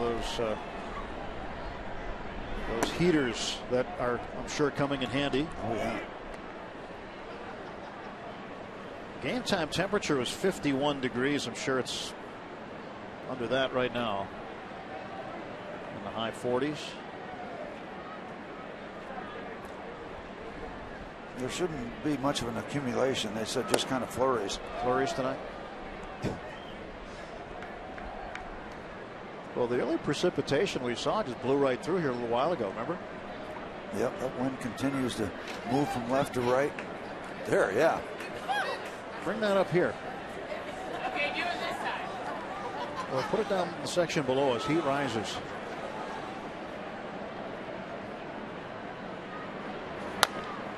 Chopper right to Jordy Mercer. He'll throw out Brandon Phillips. 2 men out for the Reds in the 5th. It's the last night game of the season tomorrow as the Bucs battle the Reds. 7:05. Stay after for a Zambelli fireworks show, and everyone takes home great prizes on an Eden Park Scratch and Win Saturday. Plus, all fans take home a 2016 Pirates magnetic schedule thanks to PNC Bank. For tickets, go to pirates.com. Pitch inside to Jay Bruce. A.J. Burnett has the ball tomorrow night. He's 9-6. He will oppose left-hander Brandon Finnegan. And it'll be the last ever regular season start for A.J. Burnett, who says he's retiring at the end of this season. A.J. wants to make some postseason starts this year.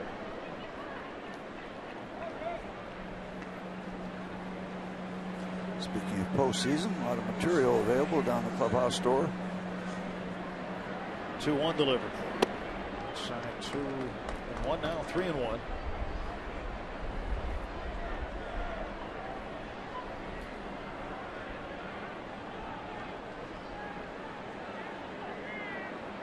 Good night so far for Jay Bruce. Breaks his bat, lifts it out toward short right field where Walker is. Finally got him out. 1-2-3 inning for the second time tonight. It's a 4-1 Cincinnati lead.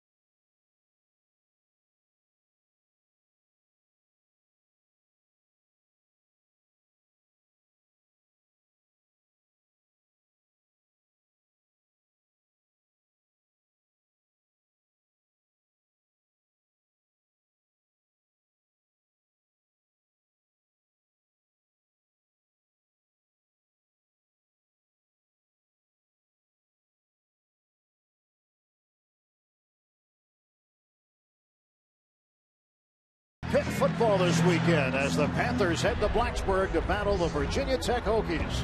It all kicks off live tomorrow at noon on Root Sports. I could be getting some weather. Might look just like that tomorrow in Blacksburg. See how Pat Narduzzi's team does against Frank Beamer's. Cervelli takes a strike. Clint Hurdle talking to Francisco Liriano during the break briefly. Liriano's night will come to a conclusion. So he was scheduled to hit third this inning. The Pirates needing some runs will send up a hitter. Jared Hughes back up in the Pirates' pen.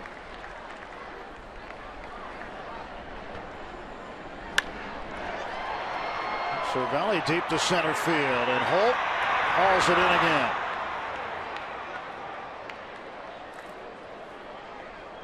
Well, first time the Pirates have seen Tyler Holt. Well, we either got to be more out in front or more behind. Stop hitting the ball to center field. That guy's catching everything.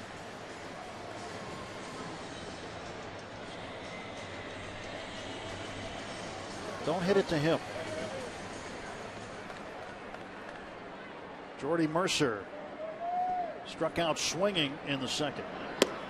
And a strike call to Jordan.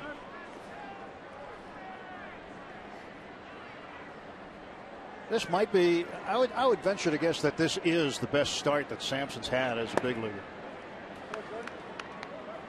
You know, his early starts were decent, but so far very impressive. Travis Snyder getting ready.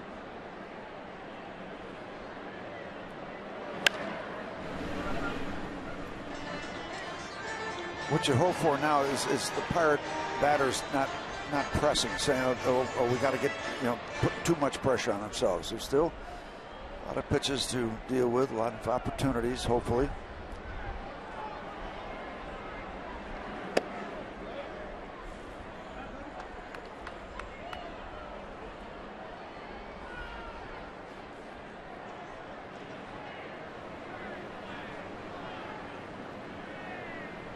Two pitch. Jordy strikes out for a second time as Sampson got a 91-mile-an-hour fastball elevated and picks up the K. This Sunday's Fan Appreciation Day as the Pirates take on the Reds at 3:05. All kids 14 and under get eye black, compliments of Chick-fil-A, the #1 Cochran Family Fun Zone. Before the game is the place to be with fun activities, and then after the game, kids run the bases, courtesy of the original Pizza Logs. For tickets, go to pirates.com. We'll see some of these guys back here on Sunday. Remember, it's a 3:05 game Sunday, not the normal 1:35 start. Everybody from east to west and in between playing at the same time on Sunday. So no shenanigans. Remember last year the Pirates were in Cincinnati. They needed to win, and if they had won against Johnny Cueto, then Adam Wainwright was going to pitch for the Cardinals against the Diamondbacks. He was warming up in the bullpen, and because of the time difference, they saw that the Pirates had lost. They pulled Wainwright out of the bullpen and saved him for the playoffs. And now this year, whoever you elect to start, well, they're going to have to start because every game's at the same time.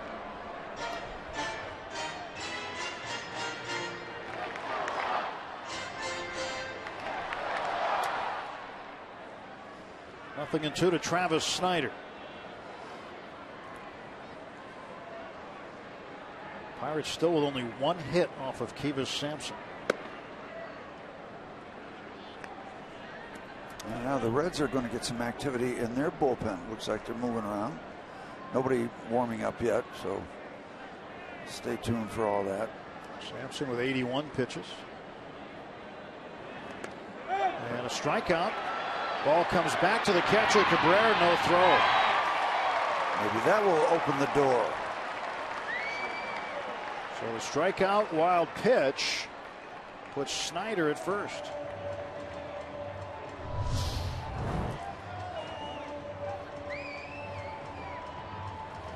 Ball bouncing out in front of home plate.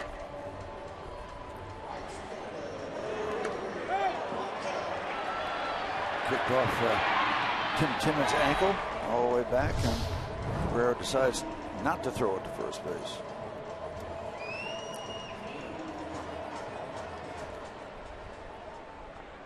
By the way, a new career high in strikeouts for Kivas Sampson. Originally, he had 6 against the Pirates, his first start against the Bucks.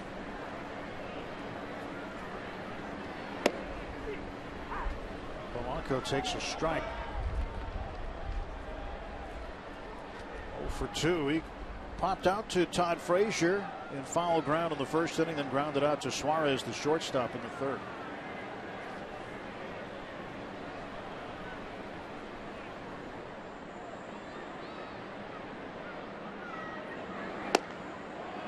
Ball 1 strike to Gregory.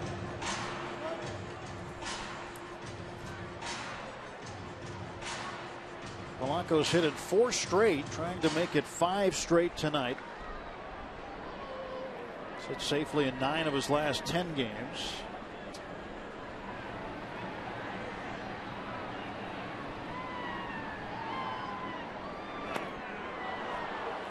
Waves and misses at that one. He's got such a long reach. He can expand the strike zone. Sometimes it's successful for him, sometimes not.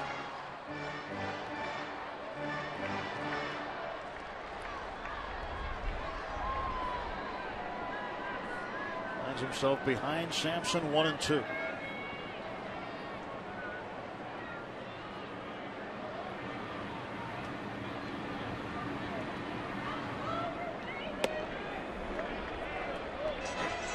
Two balls, 2 strikes. There are nights when Gregory will go after that pitch, and his reach is so long he can get to it.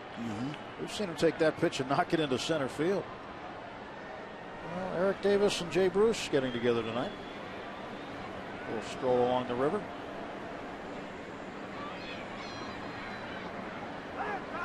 Eric the Red. Some great work for the Reds.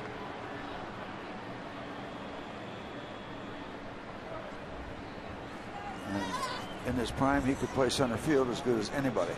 He would have enjoyed watching Holt play tonight.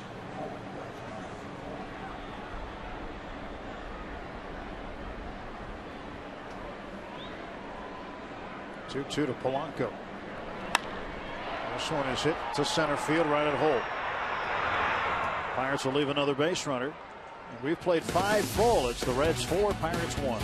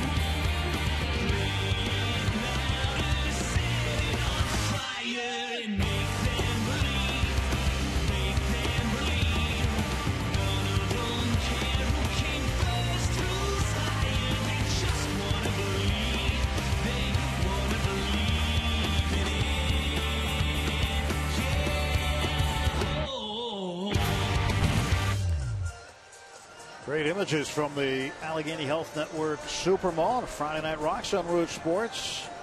Breezy night, cold night at the ballpark. And the Pirates trailing 4-1 as we go to the top half of the 6th inning. New pitcher is Jared Hughes facing Eugenio Suarez. And the final line for Liriano is, you look at the numbers, first of all, for Jared Hughes. Appearance number 75 with an ERA under 2.5. Good year for Jared. Liriano went 5 innings, the 4 runs, 7 hits, did not walk a batter, struck out 5. I think we're heading down the road for a battle of the bullpens here for the second half of this affair. The Pirates, Steve, only have a couple of innings to get something done because the Reds are ahead and it's 3 runs or less. And they will have Chapman pitching. Yeah, so you're talking maybe the best opportunities, 3 more innings. But they got to keep him right here, first of all.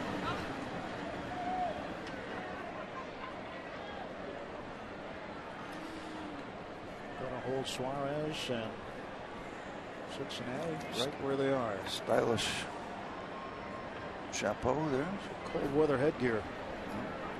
John Rodriguez. Down on strikes goes Suarez, 1 out.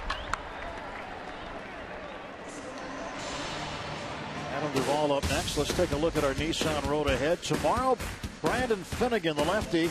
He's 1-2, former Royal. Pitched the World Series with them last year after pitching in the College World Series with TCU in the same year. A.J. Burnett will counter his last regular season start.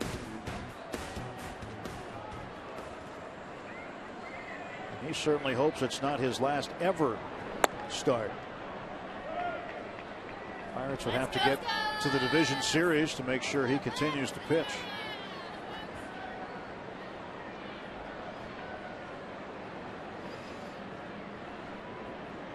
1-0 pitch to Duvall. 2 balls, no strikes.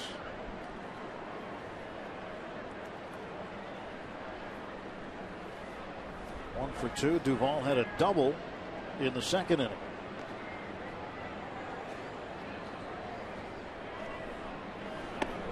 Jarrett deals low and it's 3-0.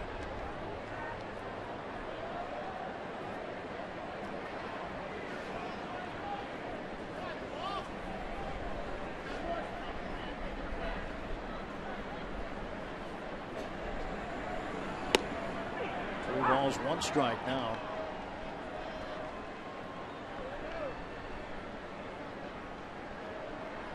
Ramon Cabrera, switch hitting catcher on deck. He'll turn around and bat left-handed against Hughes. Jarrett deals a swinging strike, foul tipped into the glove of Cervelli.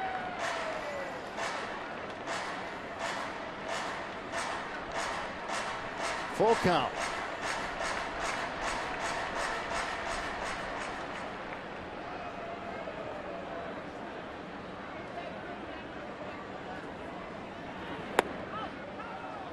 Missed outside. That ball just tailed on him. Didn't hit his spot, and he walks Duvall.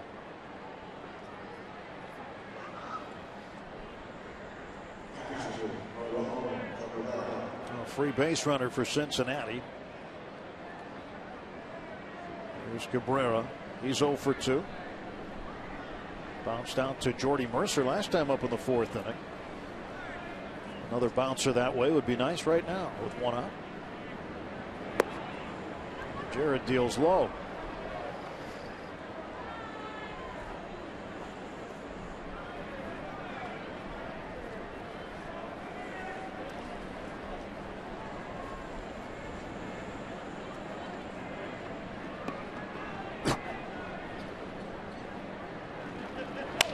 And a ground ball that will be knocked down by Walker. Well, that ball gets through. It's 1st and 3rd. But Neal able to get a glove on it and hold a runner at 2nd. If it doesn't get through, long shot chance for a double play, the catcher running. That would have been very difficult for the exchange from Walker to Mercer. And now Ramirez checking with Jared Hughes, expecting Sampson to bunt. Oh yeah, that's a nice night. We need somebody. I'll bet that tastes good. I'm sure he's warm.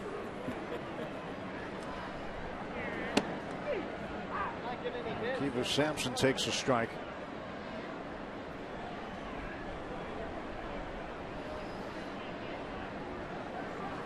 Sampson will be trying to bunt the ball toward third base. Make a Ramos commit.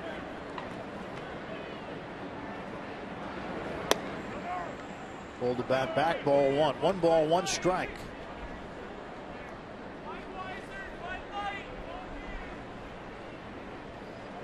Sampson thrown out by Polanco.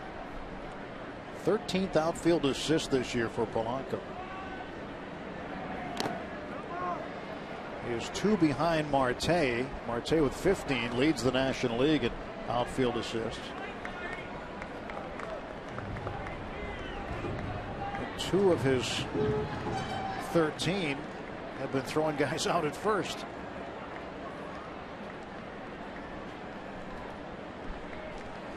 One and 2 to Sampson.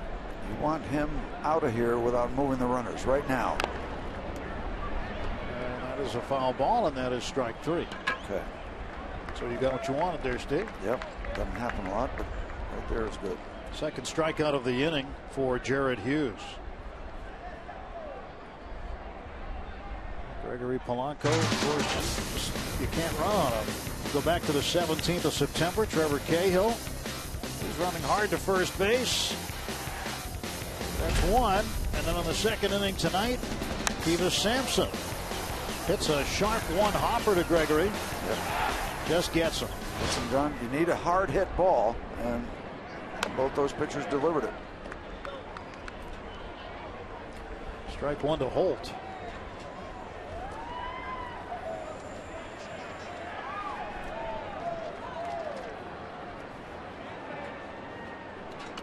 Tyler Holt on Sunday claimed off waivers from the Indians. Made his Reds debut in Wednesday's 10-3 loss to the Cubs. There's a bouncer to Ramirez. He'll go the short way. They get the force out. And this half inning comes to a conclusion. Reds are scoreless there, but lead by 3 runs.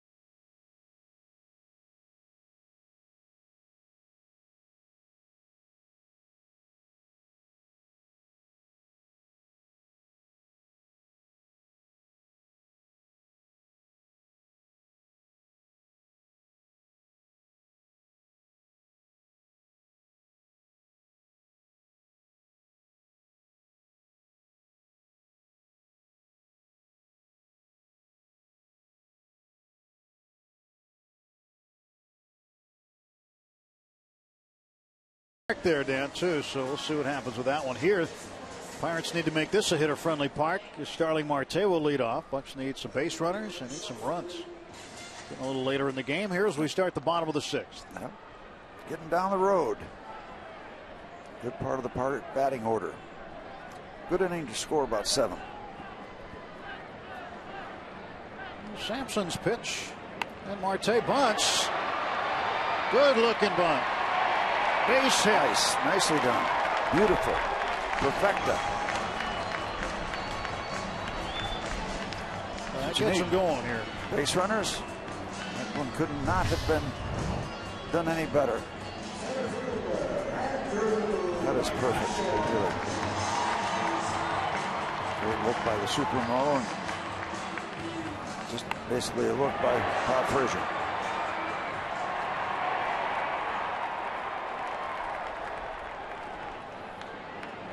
Do it again, Andrew. Light this place up after that beautiful bunt base hit. Catch 1 for 2 with a solo homer in the 4th. Set a pitch low for a ball. Wind has really picked up now, blowing out toward right field. He gets one up in the air in that direction. That wind's going to help it.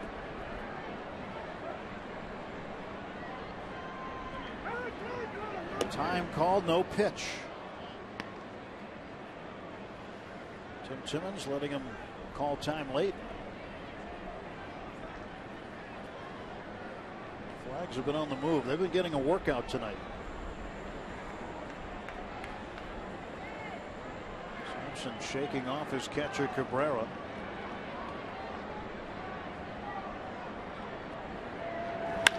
And catching a base hit to left. That should be a red flag for Brian Price. That ball upstairs, and Kutch did not miss it.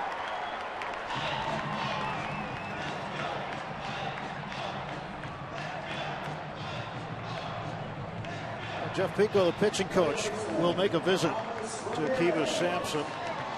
Now the Reds will get action going in the bullpen. The leash has just shortened for Akiva Sampson.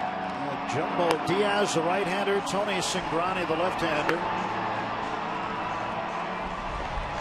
And Aramis Ramirez has hit the ball a long way each time he's been up. And Tyler Holt has tracked it down both times. This is the more impressive of the 2 catches, perhaps. That's a headliner.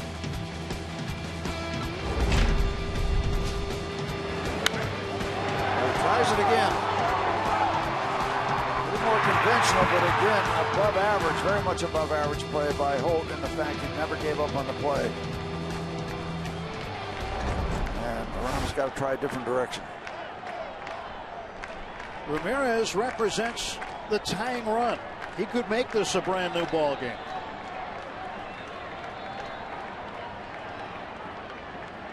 Two on, nobody out.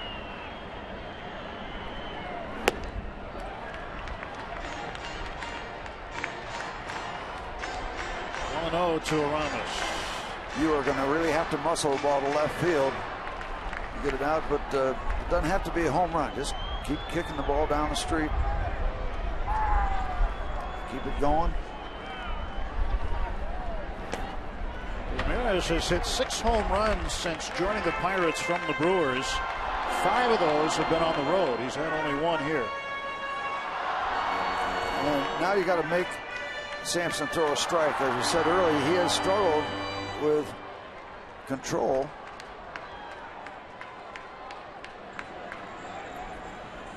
This could be kind of a critical pitch right here. If he misses here, it goes 3-0.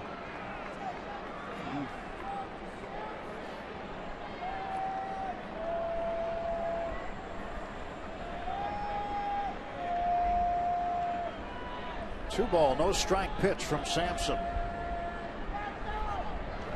Inside 3-0, and now Sampson a pitch away from loading him up. And maybe departing this ball game.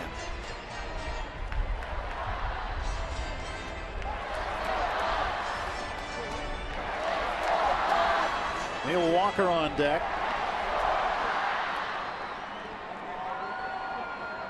Over Over the course of Ramirez's career with runners in scoring position, he's a .295 hitter. And there's a strike, 3-1.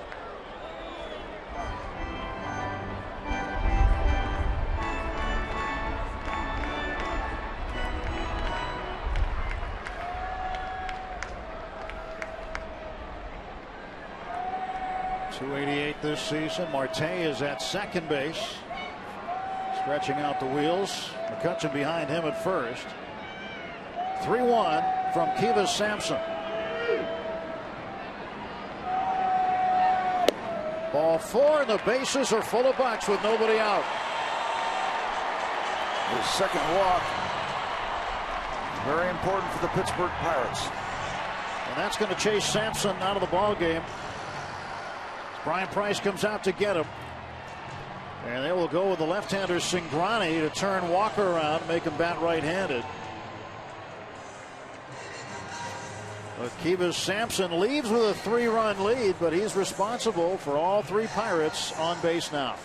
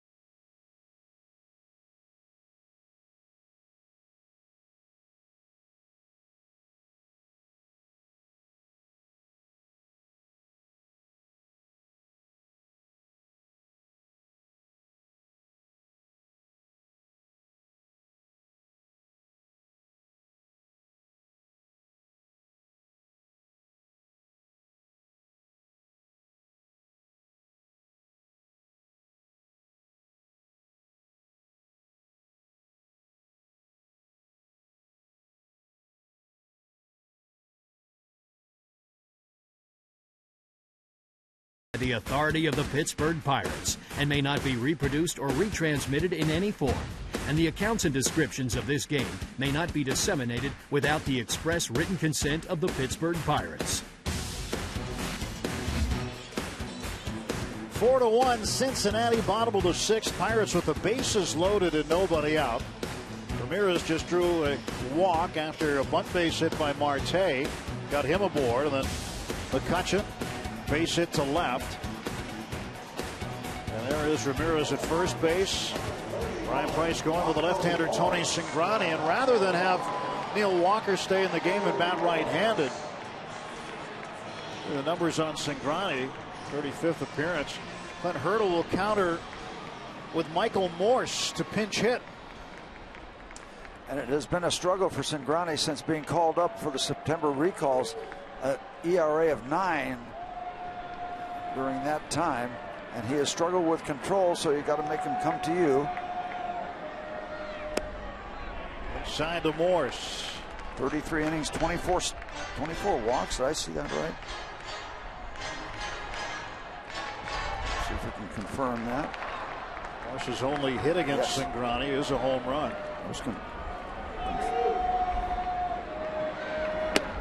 2-0 to Morse. Yep. Right. 33 innings, 24 walks. It's not a good ratio. Well, Morse called upon to get a big hit. 239, 5 home runs. He's been very good as a pinch hitter. 3-0. Cingrani thought he had a strike. Tim Timmons did not. Home plate umpire. see how close it was. Well, Cincinnati here was right to initiate that conversation. And now they're revved up here on the North Shore. A strike call. Morse didn't necessarily like that one. But considering the pitch just before that, you might say the count's right.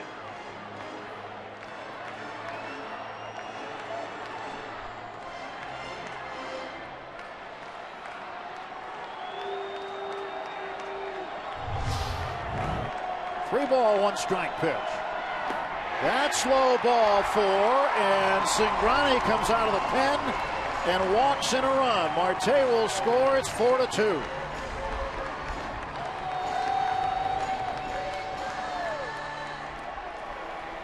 That's right. You don't have to get them all at once here. What you're looking for, among other things, is to stay out of a ground ball. Stay away from a ground ball. You are poised to do some serious damage. Cingrani has given up 3 home runs. Late swing by Pedro. As for equal billing, we told you his control numbers have been terrible. Strikeout numbers have been very good coming into the game. 33 innings, 39 now. Sitting on that number. 39 strikeouts. Takes a strike there, and it's 0-2. Body language tells you that Pedro didn't agree with that call. But that was a perfecta. Pitcher's pitch.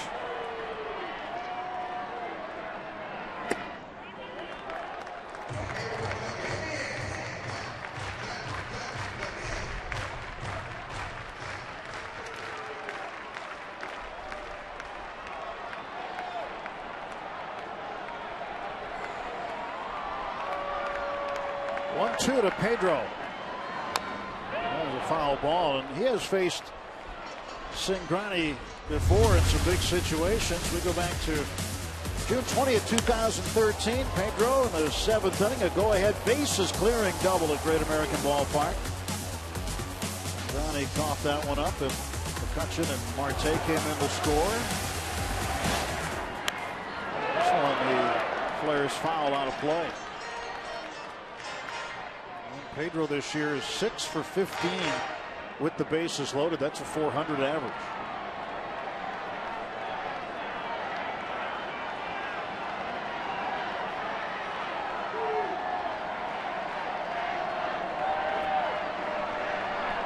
$3 on the pond for Pedro.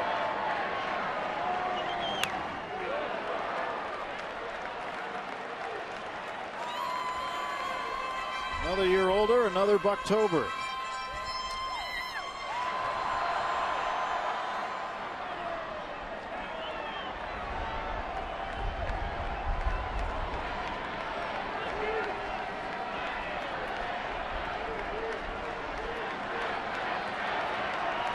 Cingrani's 1-2. Pedro laid off of it. 2 balls, 2 strikes. And the longer he works this at bat, and he's in a hole, but he's got back to even. You wonder how many strikes Cingrani is going to throw. He can't afford to be too fine with this delivery. A little ground ball, that'll get a run in. And they get one in the middle. It's now 4-3 as McCutchen scores. Alvarez gets one in, and it's now a 1-run ball game.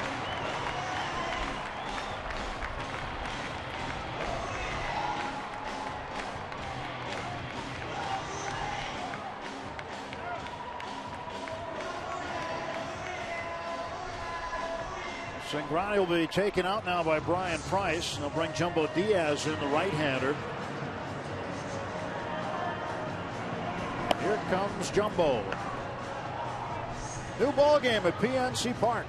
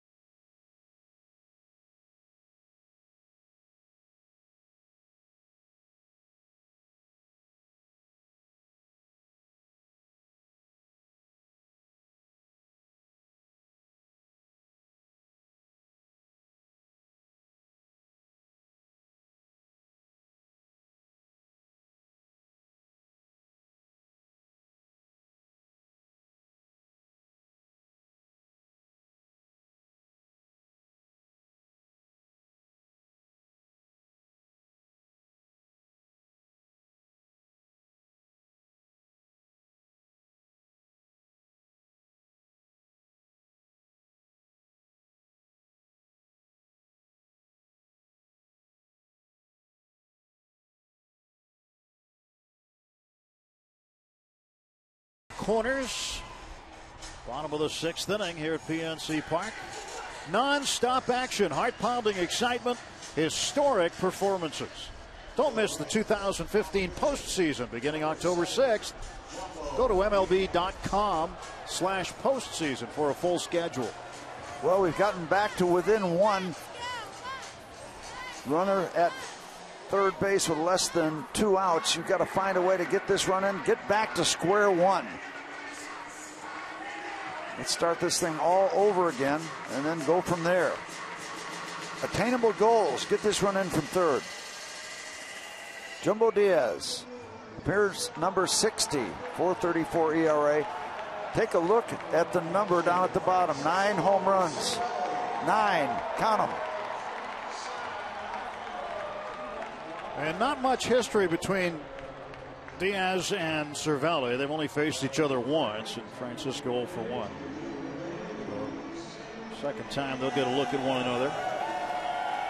Hit one downtown. Cervelli again, like you did Wednesday. Diaz delivering. There's inside check swing, and he did not go. Ball 1. 95 miles an hour to the always animated Francisco Cervelli. Always animated, never duplicated. He has become a fan favorite in a short period of time here in Pittsburgh. Got to get the ball out of the infield here. Get the ball out of the infield. Throw to first base.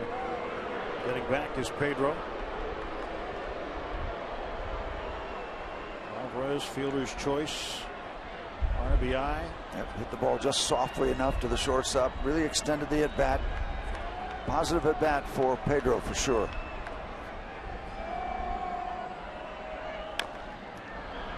There's a roller up the third base side. It's Wednesday, game 1 of the day-night doubleheader, 4th inning. Bases loaded. And that happened. Grand slam for Cervelli. And the curtain call. Well earned. Pirates would win that game. And that was a highlight of the day. Yeah, that was a big highlight. Highlight of a long day. Weren't a lot of highlights in game 2. No. At night. Zip, nada. But certainly Cervelli brought them out of their seats. Love to just flare one down on one of the corners. Let Pedro run for a while. Foul tip at 97 miles an hour. The fastball arrived. It's 1-2.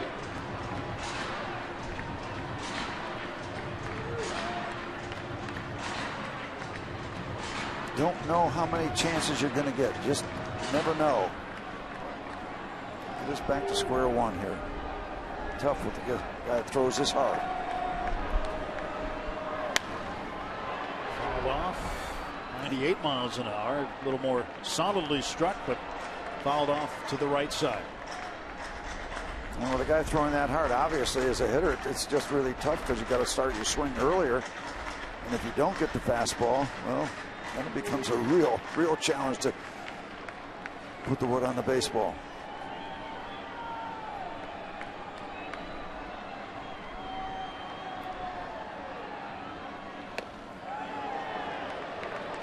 Count even.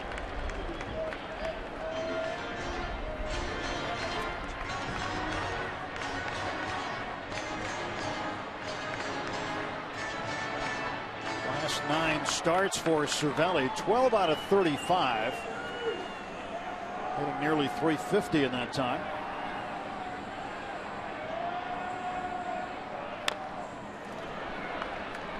Stays 2-2. So far, a real heavy diet of fastballs. Double barrel action for the Pirates. Joaquin Soria, the right-hander, and Antonio Bastardo, the lefty. Kind of a neat look through the. That's a neat shot, isn't it? Fence. Yeah, I like that.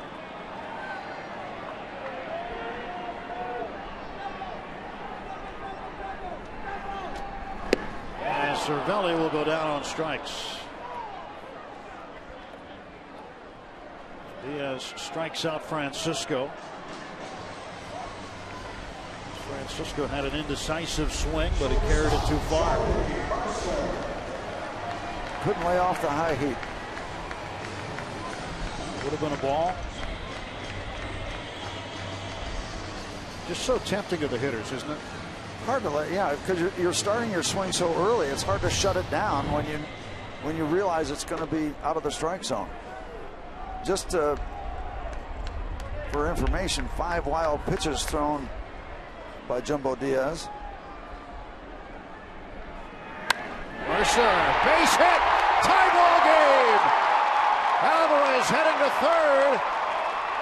Jordy Mercer, brand new baseball game. There's noise on the North Shore.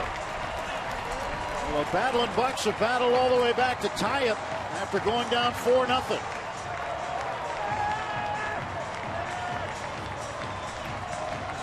Ramirez comes in to score. He didn't wait around. Pretty good pitch thrown by Diaz, really. Again, the fastball. Jordy going up there looking for the fastball. Got it and got something done with it. Huge, huge base hit for Jordy Mercer. Put a circle around that one. Critical base hit. All 3 of those runs charged to Sampson.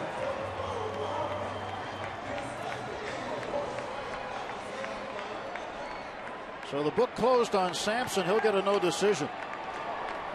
Game will belong to the bullpens tonight. And Jehey fouls this one back. Pinch hitting in the 9 spot with a go-ahead run at third. And this doesn't have to be anything fancy. You don't have to hit it over to Stanwyck Street. It could be a balk, a sudden illness, error, whatever you need. A sudden illness? Well, hey, I'm looking for anything to get him in from third base. Frostbite, will that do? Yeah, that counts. First base, Jordy back. What a great approach, going up looking for the fastball. That's all Diaz has been throwing. Got it. Got the base hit. Well done, number 10. Well done. Jehey trying to get Pedro in. Take the lead for the first time. Fouls it off, and it's 0-2. I wanted that ball back to the backstop. I didn't want any contact. Harrison, you'd imagine, will stay in the game and play second base now that Walker is out. Joakim Soria ready in the Pirate pen. 0-2 to Harrison. Stays alive. Cabrera caught part of that.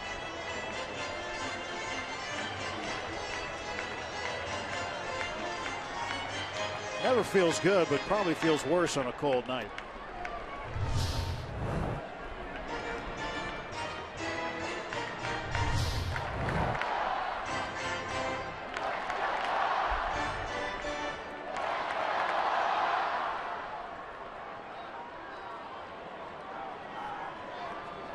Jumbo Diaz with an 0-2 count on Josh. Pedro Alvarez, a runner at third base. And Diaz pitch. And Harrison chased one and strikes out. Pirates leave the go-ahead run out there at third, but get 3 to tie it up. 4-4 after 6.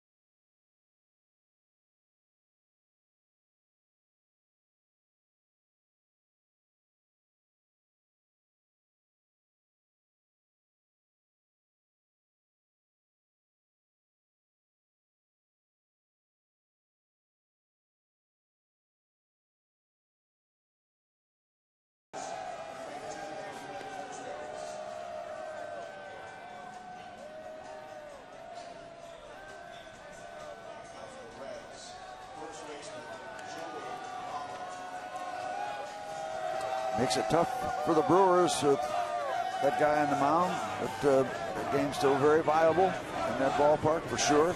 And the Pirates, very viable. It took a while, but we are back to square one. Harrison stays in the game. Second base, as predicted, Michael Morse stays in the game at first. And now Joakim Soria is going to deliver to Joey Votto. First pitch in for a strike. The numbers for Joakim: 2.19 ERA, 25 innings, 24 strikeouts.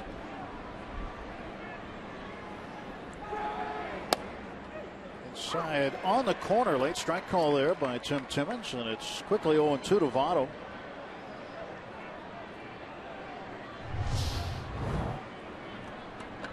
Sorry to get a call here. Yes, he did.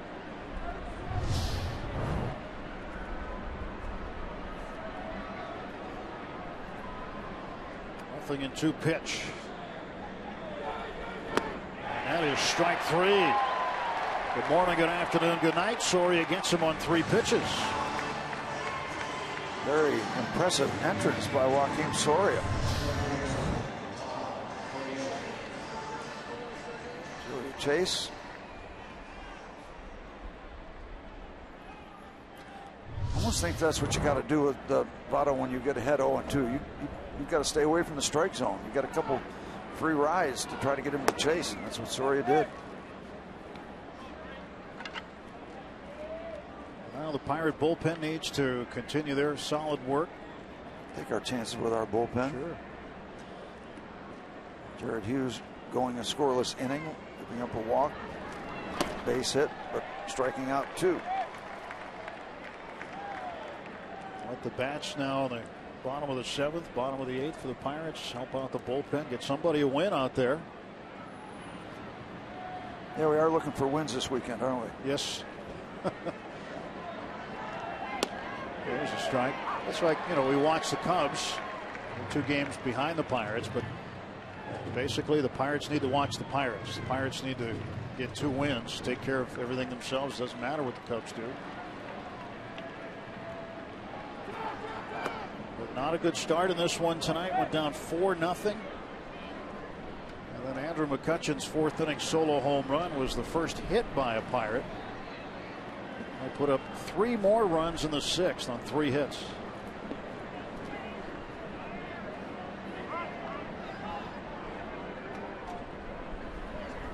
A 4-4 game here. Game 1 of this 3-game weekend set.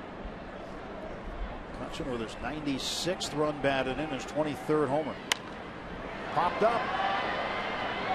Michael Morse getting underneath it. And he'll make the catch in foul territory. 2 down. Most popular way to follow the Pirates in the postseason is with MLB.com at bat, the #1 app for live baseball. Enjoy live look-ins, highlights, replay reviews, scores, StatCast, live radio broadcasts, and more. Get MLB.com at bat now.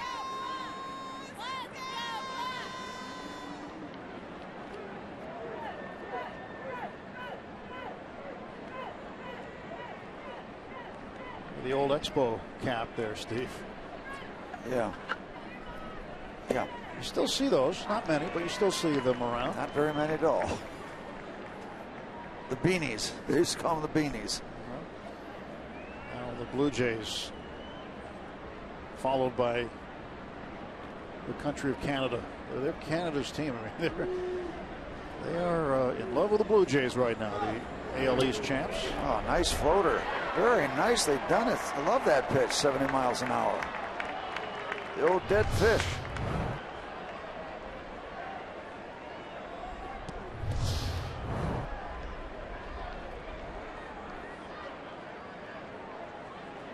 Dead fish, slop drop, however you want to phrase it. Slow floater curveball. 1-2 to Phillips.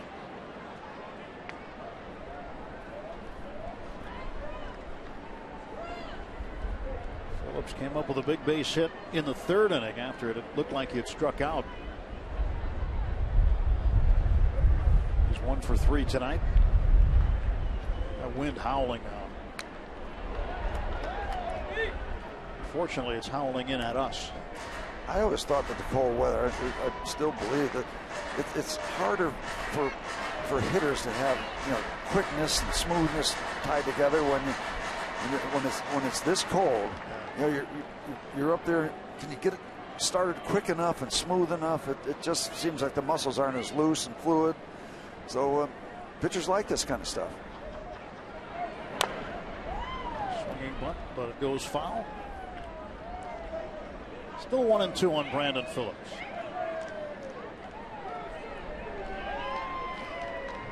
We've had some chilly nights up here. I think last season in April, remember we had games where the temperature finished in the upper 20s.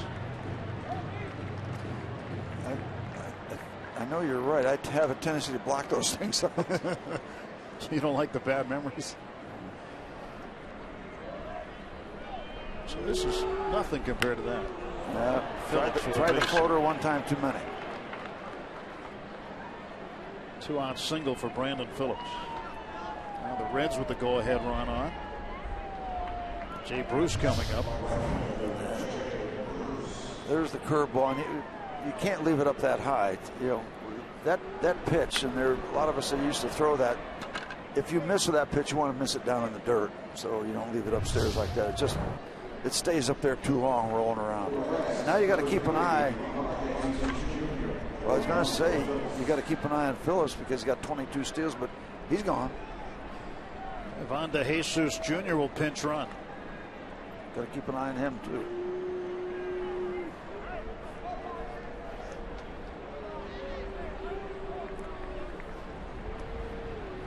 Well, in a tie ball game, it's not all that bad for the Pirates to get Brandon Phillips out of the ball game. Inside to Bruce, ball one. DeJesus hasn't done a lot of running this year. 0 for 2 in stolen base attempts. However, these are desperate times. Mercer playing behind second base. Bruce takes a strike. It's 1-1.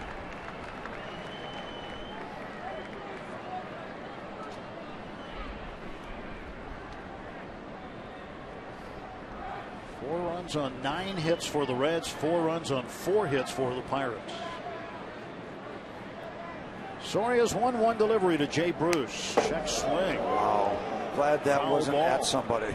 It was a laser. There would have been no reaction time if somebody was in the way. Well, Soria gets ahead 1-2.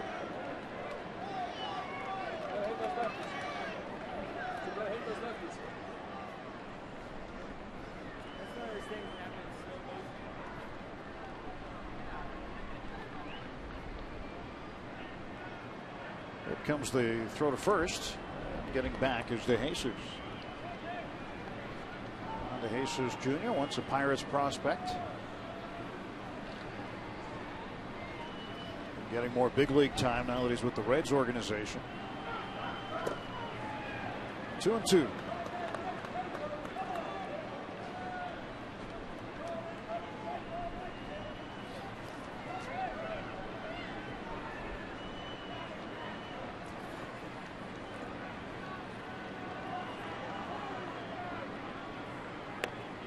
Little low. That fills the count at 3-2, so DeJesus can get a head start. 2 quick outs, strikeout, pop up to first. The plot thickens. 3-2 count, and the man in motion. There goes the runner, and this one fouled off.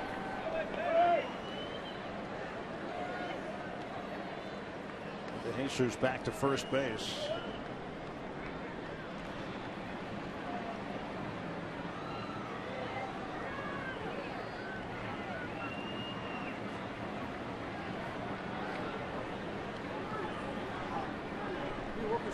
Reds right fielder Jay Bruce looking out at Soria. 3-2, foul tipped into the glove of Cervelli for strike 3. Stretch time at PNC Park. It's a 4-4 ball game.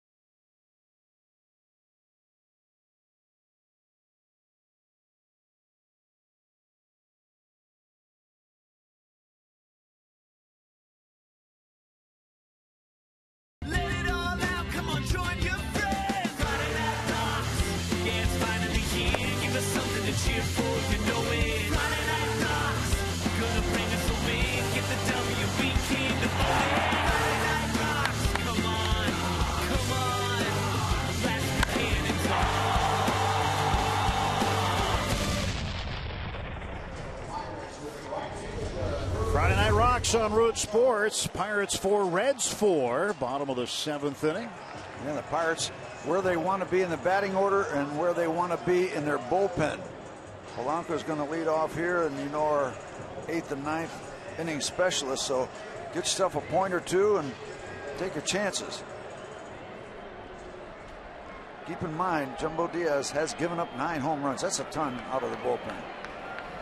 So Diaz getting set to pitch to Polanco. And Gregory tries to bunt. Bunts it foul. That's how things got going for the Pirates in the 6th with a Marte bunt base hit.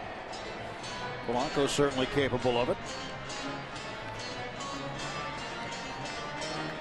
And he's had his chance there. And swinging away here, you'd imagine.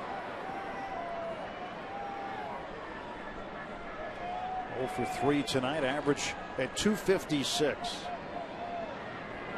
And he swings away, and that one's to the left field for a base hit. Broke the bat in half. Is that the whole bat, the entire bat that went in the dugout? Oh, bat went in the. I didn't see the other half. Bat went one way, ball went the other. Went into the Reds dugout. That is wild. It looks like it's intact. Well, that's what you call throwing the bat at the ball. Yeah. Hand came off. Yeah. Very stylish follow through. Yet understated.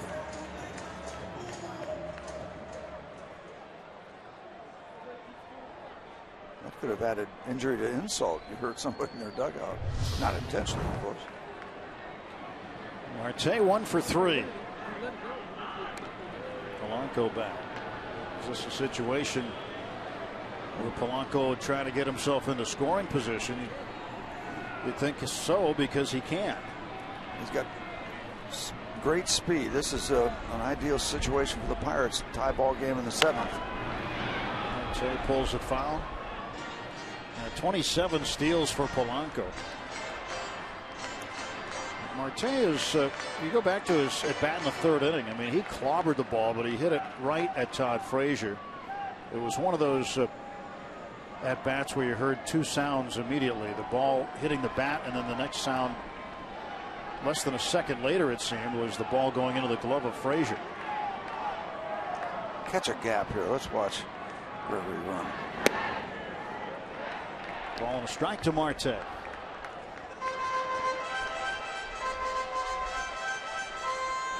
Starling scored a run in the 6th, and when he scores at least 1 run in a game, Steve, the Pirates are 51-15. Marte? Yes.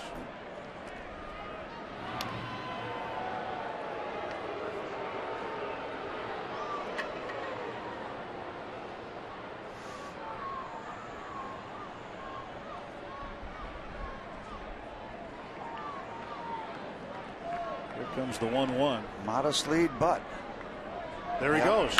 And a ground ball right there, and safe is Polanco. Pirates get a break. That was going to be the easiest of double plays. He smoked that ball. Marte smoked it and got away from Suarez.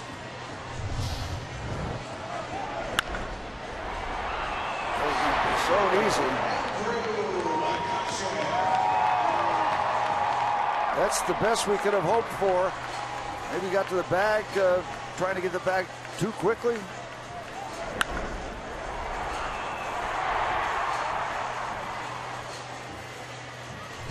We have the presence of mind to get one out at first base, but we got great speed at second. And if the Reds have the second baseman, DeJesus covering, that's a base hit. And with a right-handed batter up, oftentimes you will see the second baseman cover. That time they went with a shortstop covering the bag, and that turned into an out. That's very fortunate.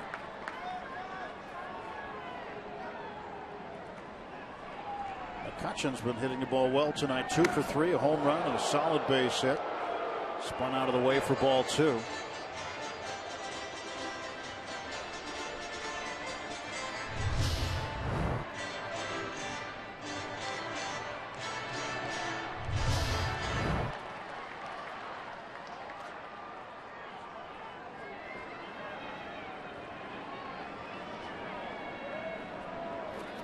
See if he gives McCutchen anything to hit. 2-0.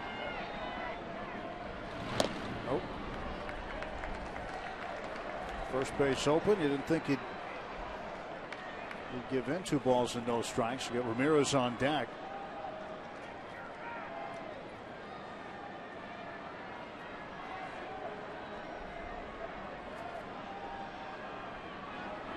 And a 3-0. For the green light. 3 balls and a strike. And Diaz, assuming nothing, gives it to him. It's 97 miles an hour.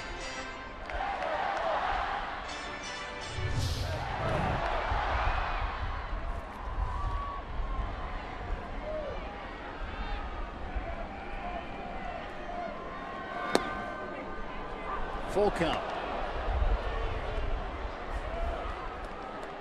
Jumbo Diaz, the off-speed pitch that time.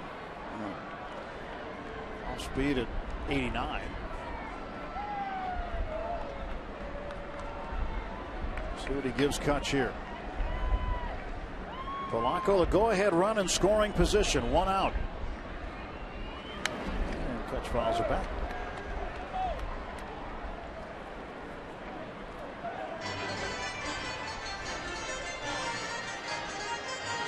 Andrew McCutchen second only to Nolan Arenado in batting average with runners in scoring position. Arenado of Colorado hitting .374, Kutch .373. What a month Nolan Arenado had for the Rockies this month. 27 RBIs, double-digit home runs. 3-2 to Kutch. And that is a line shot into the glove of Suarez. He went away from that fastball again, and Andrew was able to adjust down from waiting for a fastball. Hit it well enough, but the Adam ball.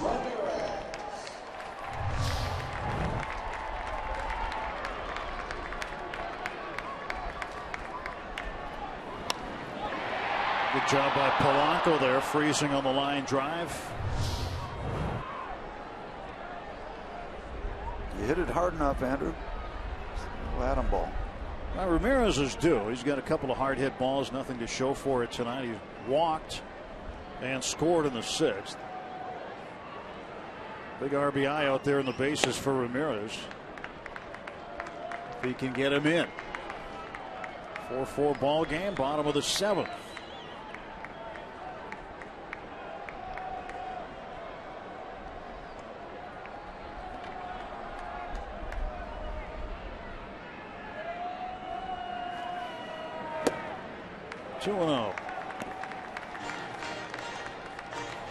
Tony Watson ready in the bullpen. He'll pitch the top of the 8th.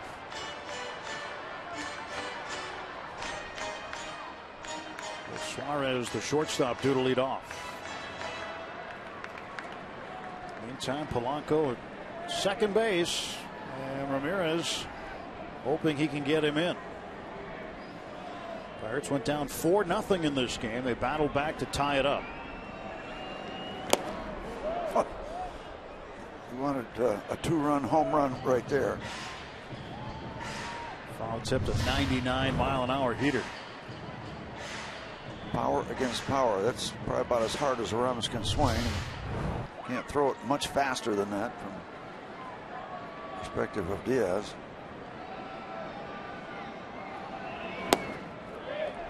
Pitch low. 3 balls and a strike.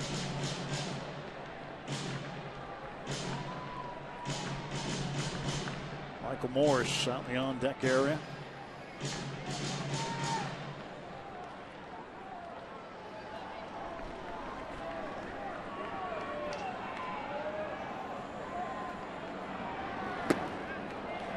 He's walked for the second time. 2 on for Michael Morse.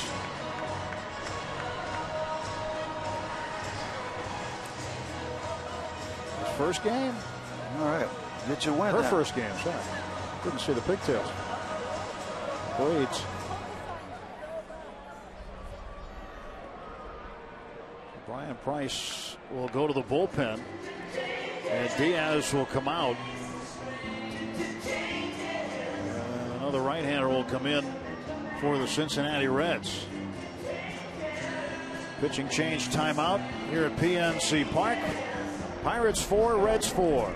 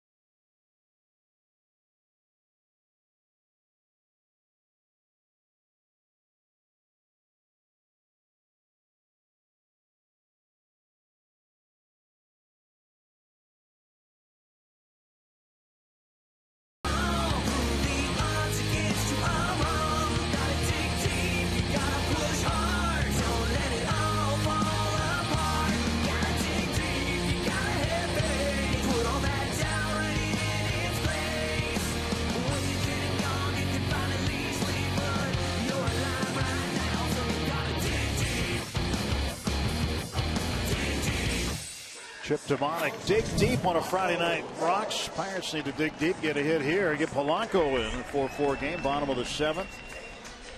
And the pitcher coming on for the Reds is right-hander Ryan Matthews. Well, you got 2 outs. You got speed at second base. Base hit should score him.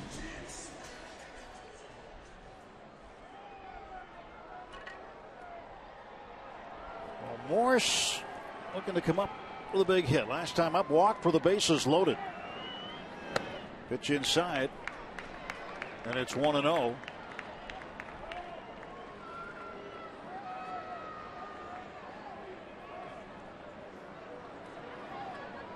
.239 on the season for Morse. Came in to pinch hit for Neil Walker in the 6th. Stayed in the game at first base, and the ball gets behind the catcher, Cabrera.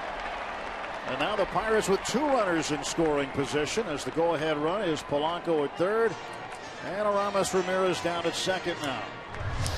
Well, pitch number 6 thrown by Matthews. Try to get it on the backhand. Doesn't work. Wouldn't mind seeing that again. Let's see a base hit.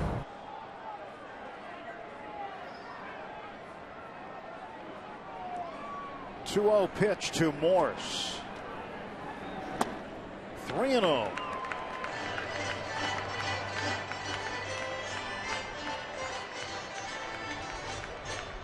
Jeff Decker in the on-deck circle for the Pirates.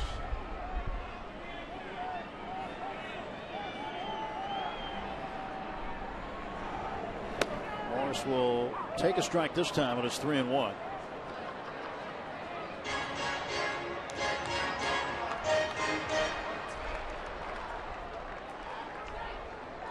Hurdle hoping Morse can come through right here. Second and third, 2 down, 3-1 pitch. Count full. Matthews works his way back from a 3-0 count.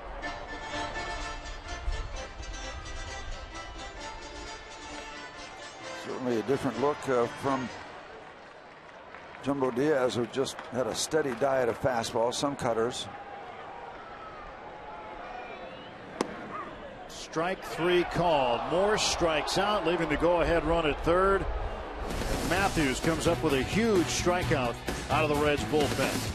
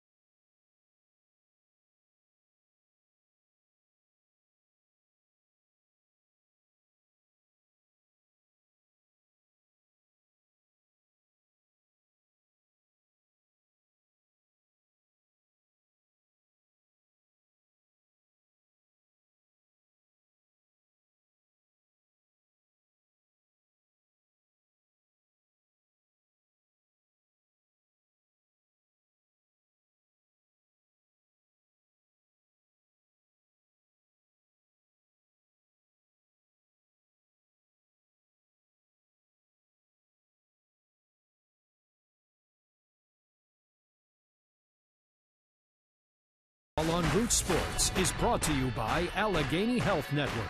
Health for all. By Kenny Ross, Just Ask a Neighbor. And by Levin's, the official furniture and mattress supplier of the Pittsburgh Pirates. For the best quality, service, and value, shop Levin's. Let's go Bucks! 4-4 ball game, top of the 8th inning. 9 hits for the Reds, 5 for the Pirates. A bundle up kind of night here at PNC Park. Tony Watson will pitch the 8th for the Buccos. ERA under 2. Tony is in the home stretch of having another terrific year.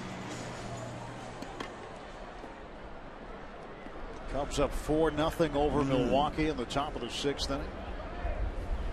Just goes on and on for their guy. Suarez, first ball swinging, flies it to right. Polanco there to make the catch. There's one out. Time now for our Data Strong fan photo of the game. It's brought to you by T-Mobile. Oh, how about that? That is the captain of his own pirate ship. Yo ho ho. Keith Bell, thank you for that picture. That's a strong fan right there. A couple more strong youngsters. One out, Adam Duvall, the left fielder, takes a strike from Tony. That young fan be able to wear those goggles for the celebration, couldn't he? If there was going to be a celebration. Well, yeah, if there is, he's got the goggles for him. No balls, one strike. It's 0-2 as he chased the high fastball.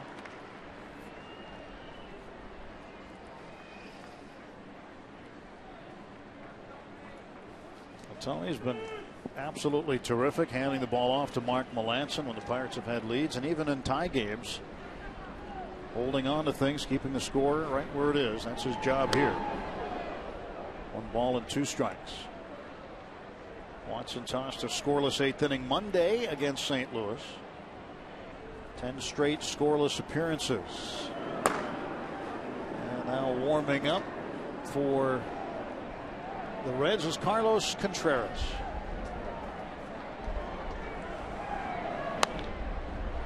Ball lifted out of play, right side. Wynn's got it. It's in the seats.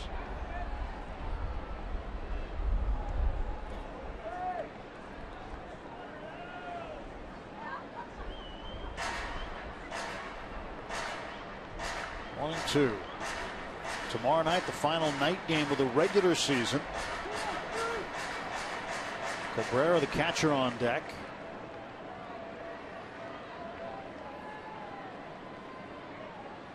And the 1-2. Struck him out. Ball down on strikes. Tony the Tiger.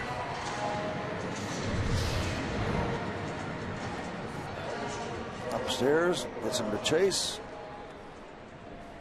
Plenty of heat, 93 miles an hour.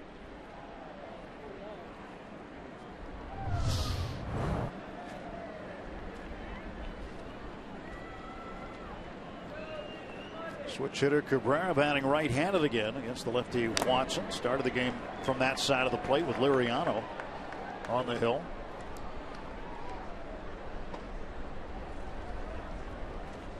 Liriano lasted only 5, gave up 4 earned runs on 7 hits, striking out 5. He set a new career high in strikeouts. 205 now. And a bouncer to the right side of the infield. Long run for J-Hay. Quick throw, not in time. It just took too long. Even if Morse goes after it, it would have taken too long.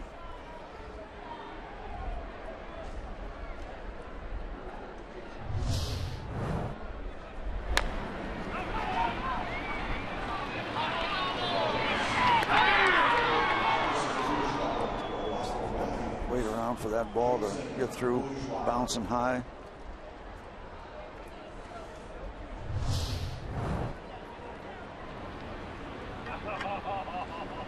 Well, Cabrera aboard on a pinch hitter in the 9 spot, Jason Bourgeois. Bourgeois, an outfielder, hitting .245 for the Reds this year. First pitch upstairs for ball 1.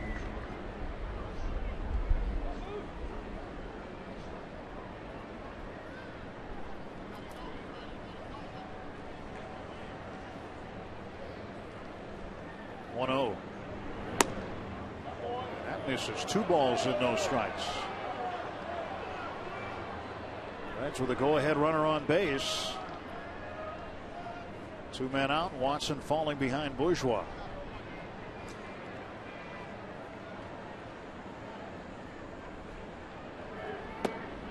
There is a strike. Comes back after the changeup. Get back in the count.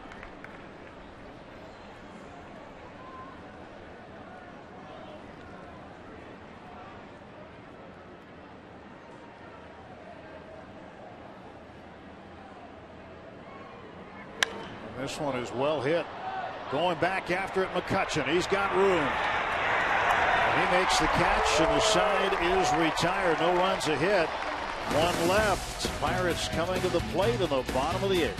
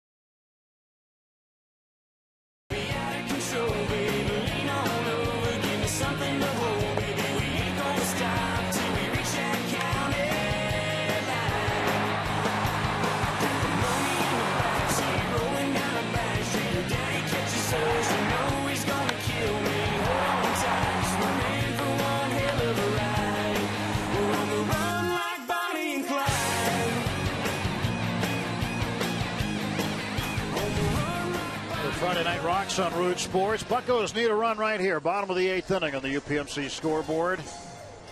And Tucker Barnhart now in the game catching for Cabrera. New battery. Contreras comes on. Check this out. 28 innings, 20 walks. More control issues. Well, let's see what Contreras does against Jeff Decker. Decker will lead off pinch hitting in the pitcher's spot, which is 6th after Alvarez left the game. Soria came into that spot earlier. We've seen Hughes, Soria, and Watson in relief of Liriano. Decker will take strike 1.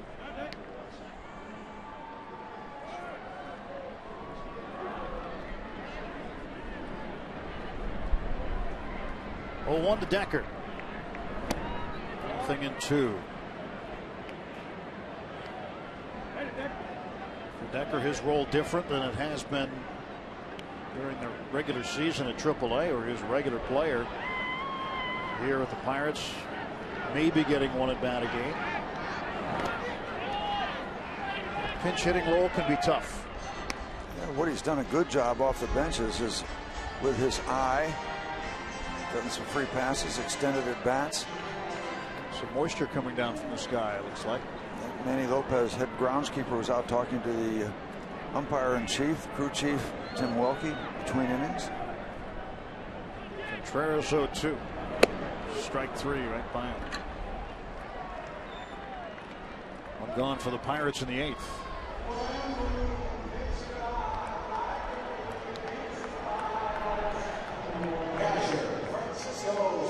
Cervelli up now. Pirates need a run.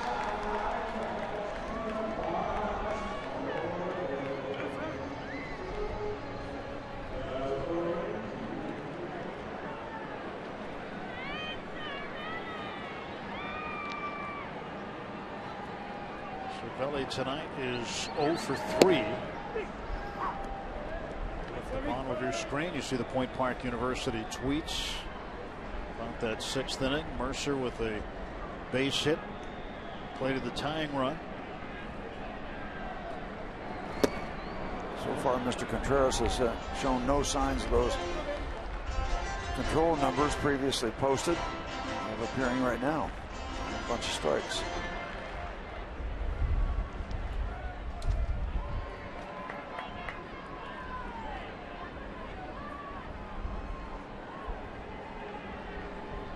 Oh, 2 to Cervelli.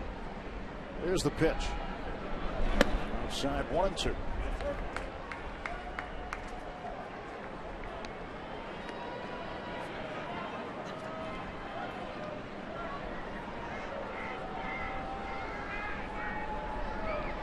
Ready for the 1-2 pitch.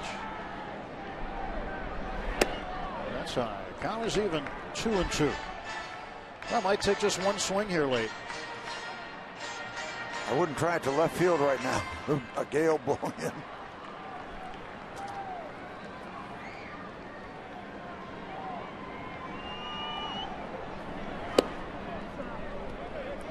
Three balls and 2 strikes. Count full.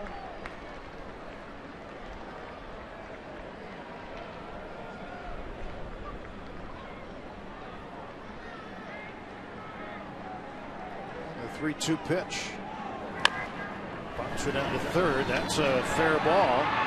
Frazier lets it go, and Cervelli is out. Francisco 0 for 4.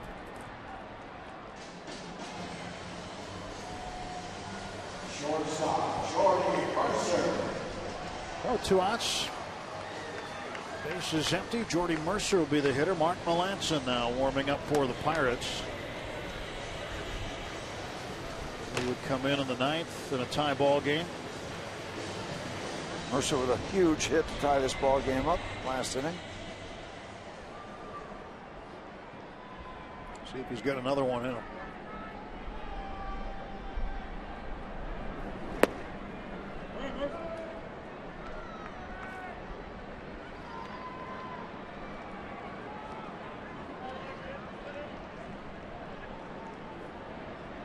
Contreras 1-0 delivery. Mercer swings and misses.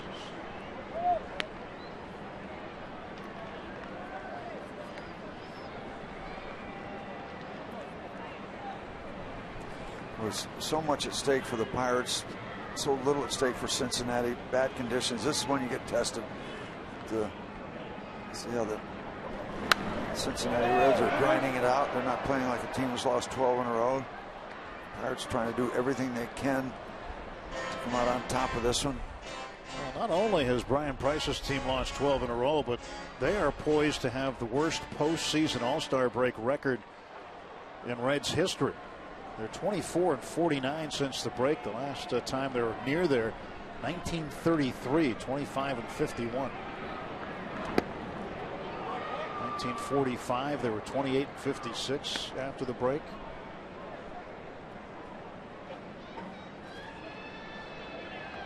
And this after hosting the All-Star game.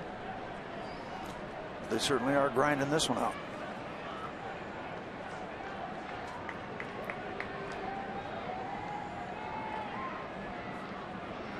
2-2 to Mercer. Inside, full count again.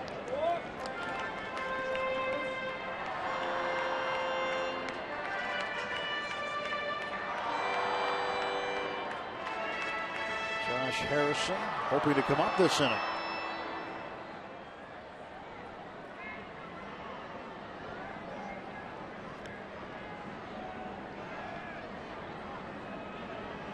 Here comes the 3-2.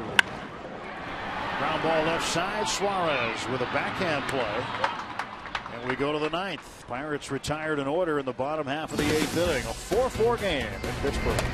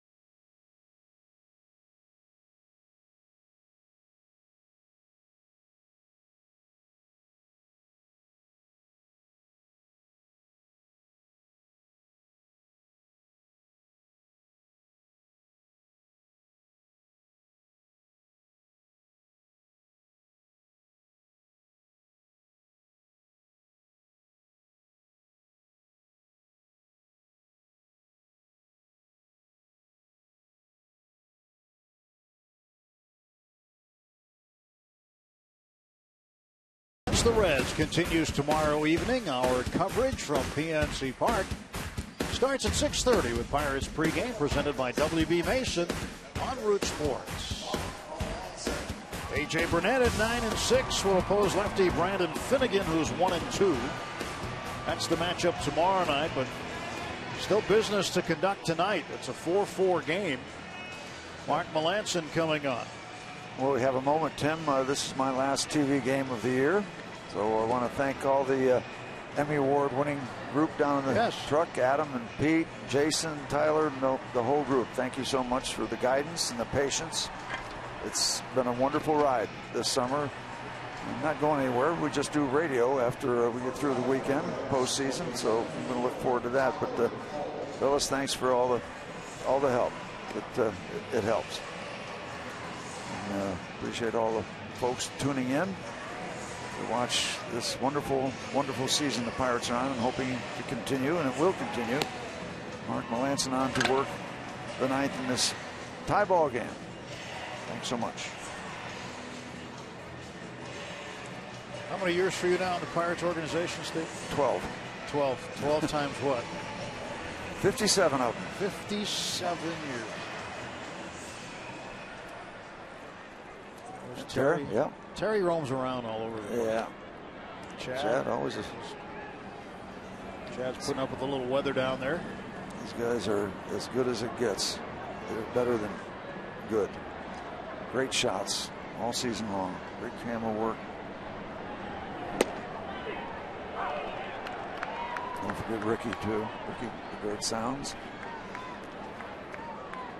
Tyler Holt will take the first pitch for a strike. On Sunday, it'll be our final regular season telecast on Root Sports. Being here with Bob on Sunday, and I'd like you to tune in tomorrow night. Greg and Bob, and you and I on radio tomorrow, right? Yep. 1-1 pitch in the air, right field near the line. Long run for Polanco. He makes the catch in foul ground. That's just flat out speed. Wind pushing that ball over toward the stands. I don't think you're going to see every right fielder, at least in the National League, get to that ball as it's trying to run away. But our guy does, because he is that fast.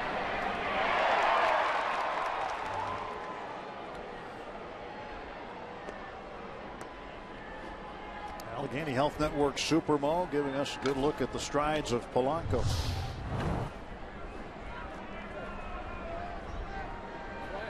One out, and Joey Votto at the plate. Melanson facing Votto. Votto takes a strike. Votto did have a base hit in the third inning. He has struck out in each of his last 2 at-bats. Once looking, once swinging.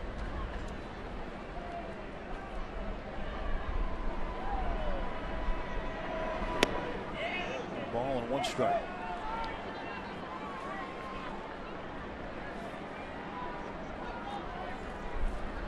Mark suffered the loss Monday night against the Cardinals, allowing 3 runs in the 9th in a non-save situation. A very unusual occurrence this year for the Pirates' all-time single season save leader. Mark having a career year. And the closer for the Reds warming up, Aroldis Chapman.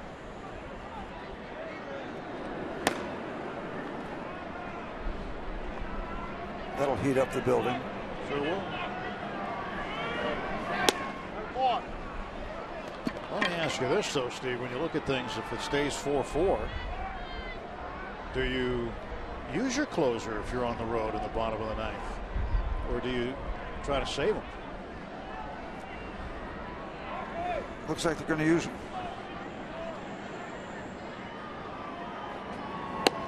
Votto will take a strike. And you run the risk of, well, you use your closer. You got the home closer, and then you got the road closer. That'll be an inning each, and it'll be on the other side of them. It will be out of the picture. And a ground ball to the left side. Ramirez handles it. 2 out.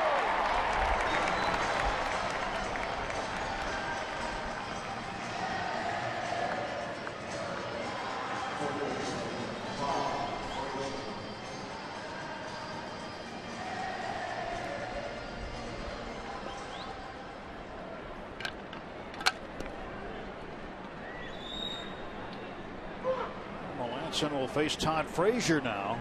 Frazier tonight without a hit. He has struck out twice, grounded out, popped out, foul.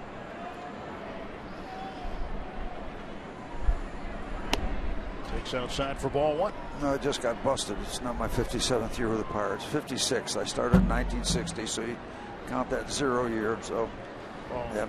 So only 56. Yeah, my math was off. Sorry about that. Well, then that's not as impressive. Only 56 years. Apologize to that person who just sent a message. The flags are starched right now.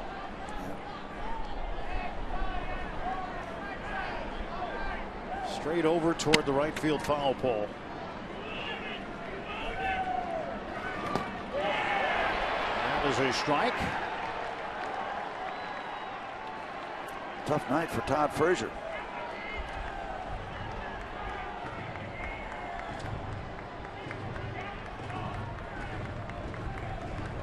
1-2 the count to Frazier.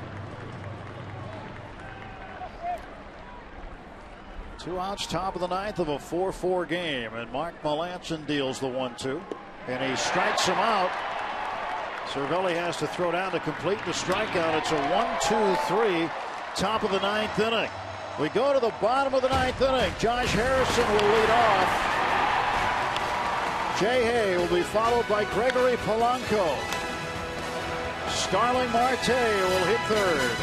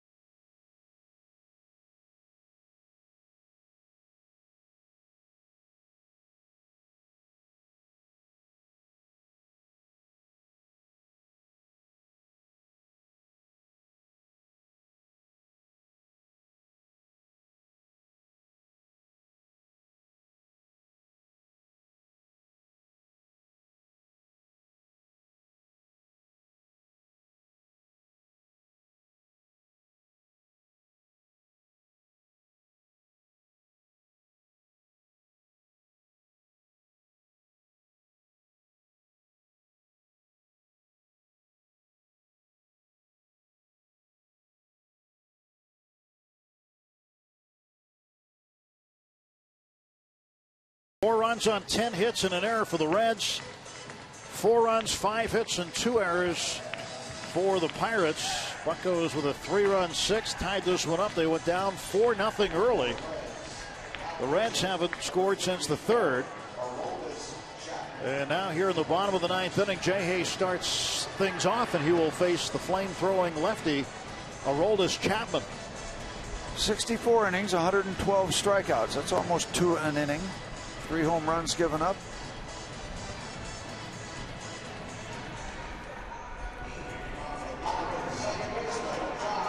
Chapman among the all-time saves leaders for the Reds with 145. Only 3 pitchers in front of him. Danny Graves, the all-time leader for the Reds, at 182. Needs 3 more to catch John Franco, who is third on the list at 148.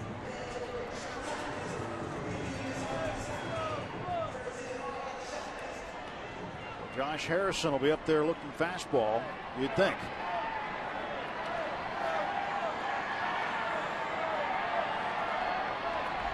So here we go, bottom of the ninth. Pirates trying to pull one out.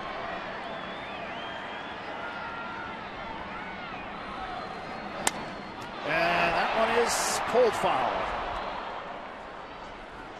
At 85 miles an hour. It's that off-speed one he started him with. Because Josh is striking a bat.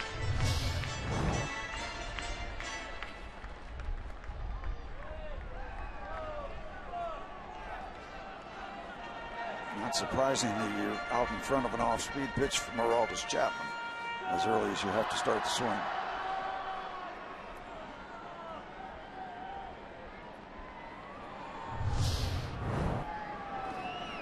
Josh is 3 for 11 against Chapman. Encouraging news.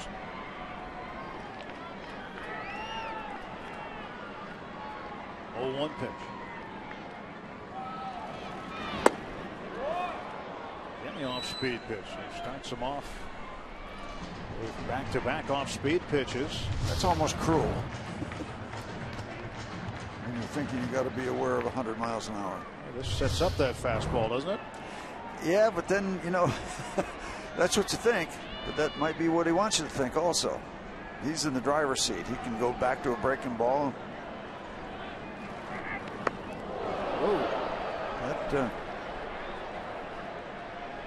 That was not the fastball. I don't know what it was, but it wasn't the fastball at 91 miles an hour. That was about a 35-footer. Stylish move by Barnhart.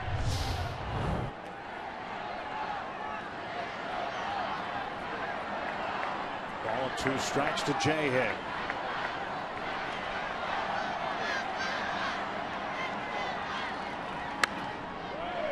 Fouls it off to the right. That was 100 miles an hour. He got the fastball that time. This is tough duty right here against this man.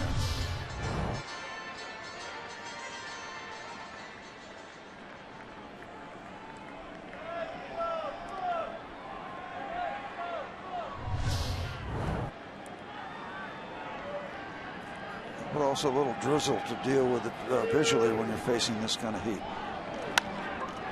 In the air to right field. And Jay Bruce over by the line makes the catch. 1 out.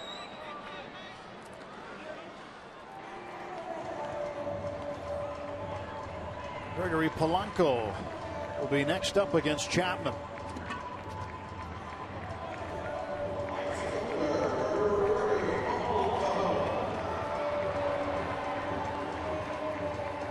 Polanco has faced Chapman 4 times. He's 1 for 4. Gregory with a base hit tonight. 1 for 4 in the ballgame. Had a 7th inning single and represented the go-ahead run, was stranded at third.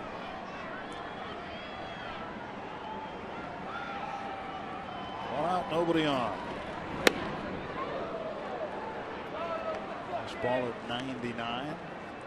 Joey Votto playing right on the chalk line at first base. Hard to imagine anybody pulling Chapman when he throws the heat, but that's what you do in this situation. You stop a ball from going down into the corner. Breaking ball in for a strike taken. Early on, we never used to see any breaking stuff from Chapman. Yeah. Just all steam heat. But now he's come up with a breaking ball, and that just, in my mind, makes him doubly tough.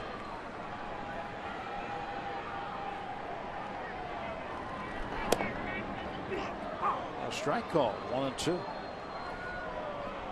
Well, even at 100 miles an hour consistently, major league hitters can figure out how to hit him. Sometimes the catchers need to figure out how to catch him. Maybe he was guessing too. Yeah, it can't be easy for the catchers, catching. No, but it should have been fairly easy to catch a curveball. Another strikes. Polanco, 2 down.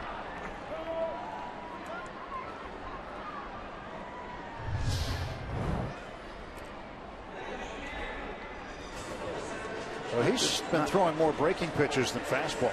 Yeah. Well, not only a curveball, but a really good one.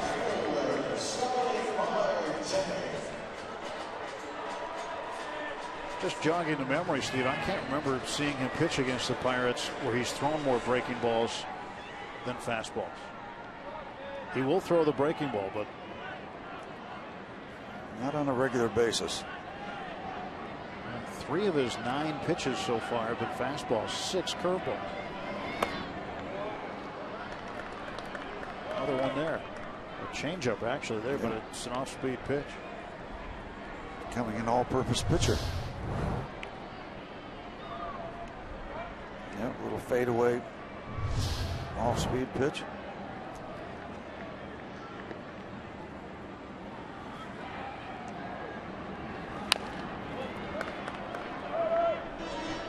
Another one.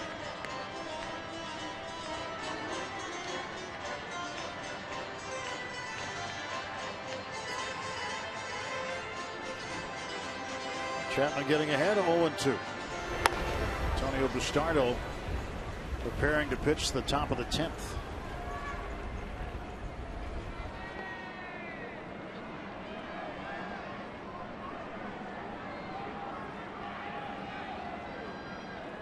To Marte.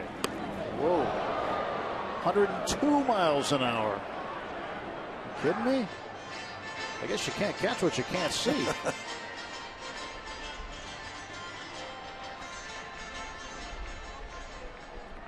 Throwing heat.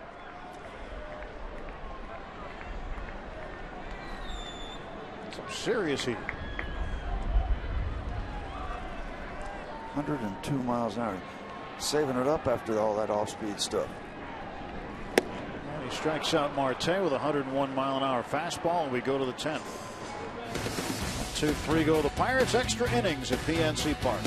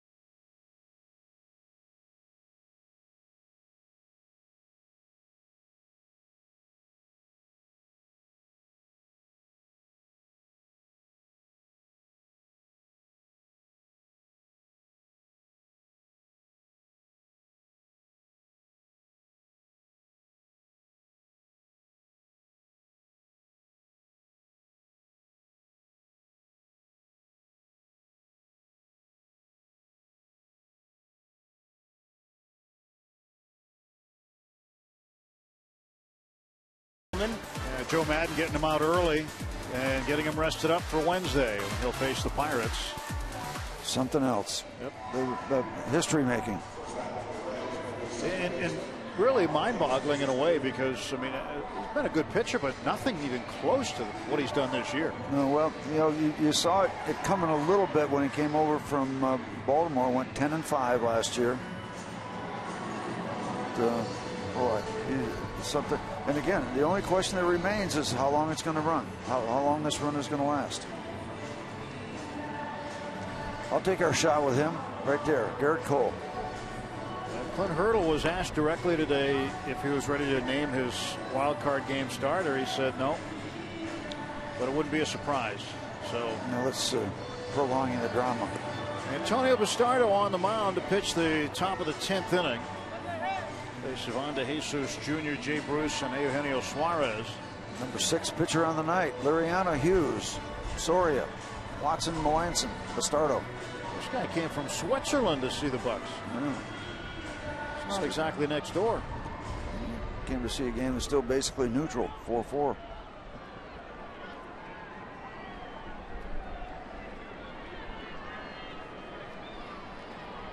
That was very good. So here's De Jesus.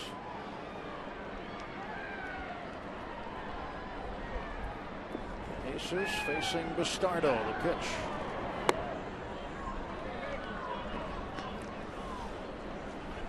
Well, so regardless of what happens here in the top of the 10th, we are done with Mr. Chapman, or so it would seem.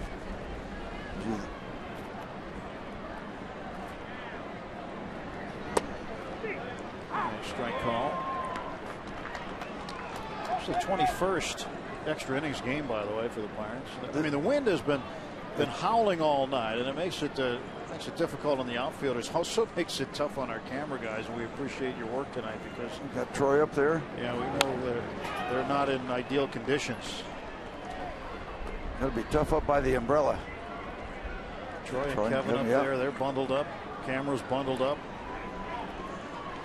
Yeoman's duty under those conditions.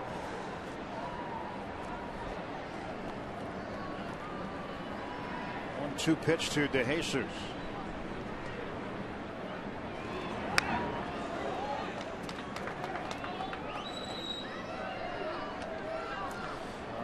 Our high home camera, Billy Murillo, who also does our booth camera.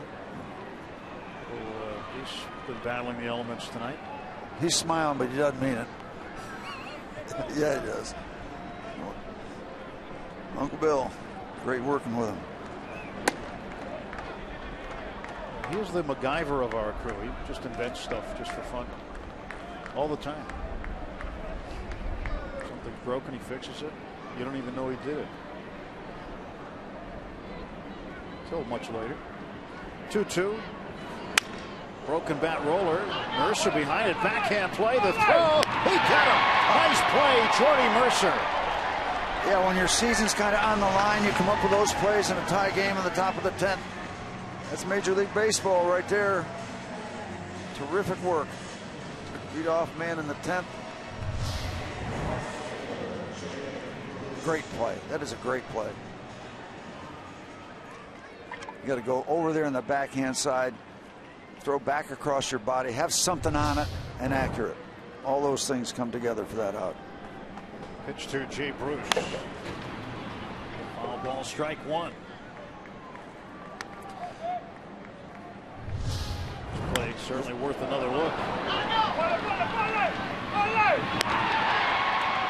What's that word they use? Athleticism.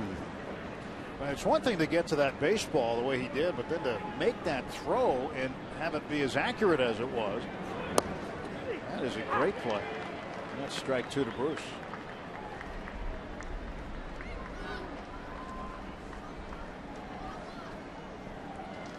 Pirates are 11-9 in extra inning games this year.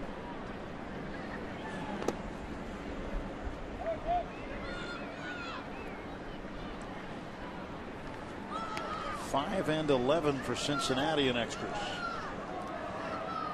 And this Pirate bullpen just continues to do terrific work. Nothing on the board after the two deuces that the Reds put up early. Nothing since then. Nothing. Subpar start for Francisco Liriano tonight. And Hughes, Soria, Watson, Melanson all throwing up zeros. And Bastardo trying to do the same. He's got one out, nobody on. And is ahead of Jay Bruce, 1-2.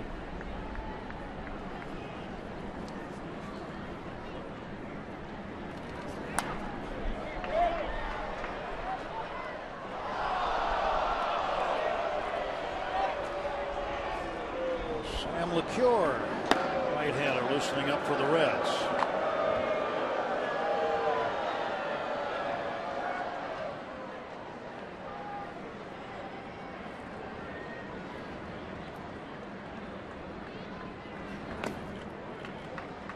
The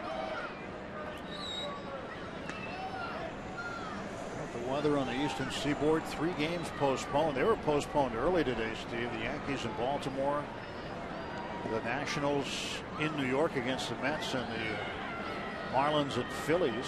Phillies, Bastardo's former team. All 3 of those games called early today. Up in the air, Ramirez wants it. 2 men out in the top of the 10th.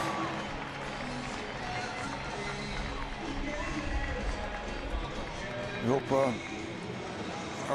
legitimate weather, our playable weather, holds up throughout the rest of the weekend. Optimistic that it will. There's a lot of business to be concluded here. Yeah. Yankees in Baltimore will have a split doubleheader tomorrow. Not sure the plans for the other 2 rainouts today. Pitch to Eugenio Suarez. Suarez with a home run in the 2nd inning. It was a 2-run homer off of Liriano. It's the 15th home run Liriano's given up this year. Nothing cheap about it. Straightaway center field. Wow, right by him at 94. And Bastardo gets ahead of Suarez, 0-2. And in on the hands, good pitch, tough one.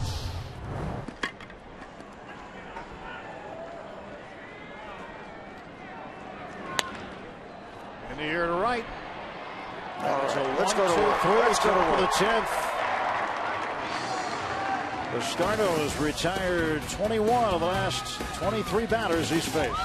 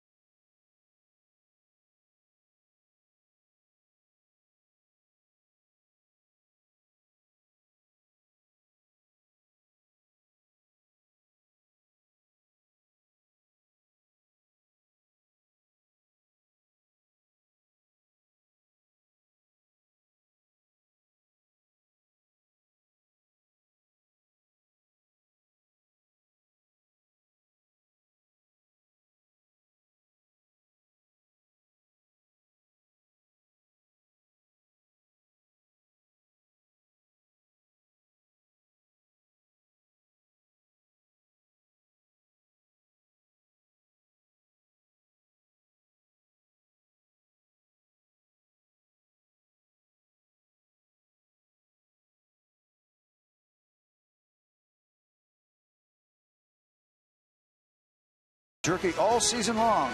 Jack Link's beef jerky. Feed your wild side. Bottom of the 10th. 4-4. Need a point.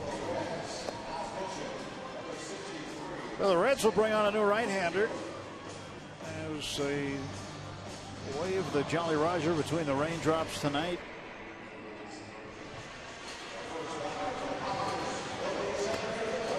Just need one now.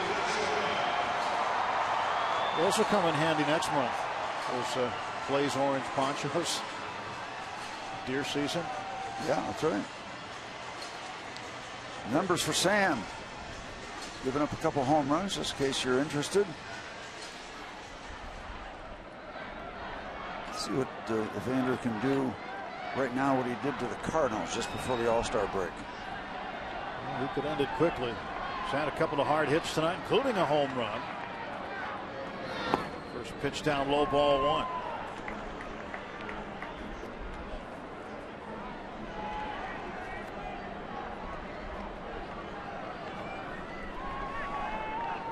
Chapman win an inning. Very impressive work. 1, 2, 3, couple strikeouts. We're on the other side of him.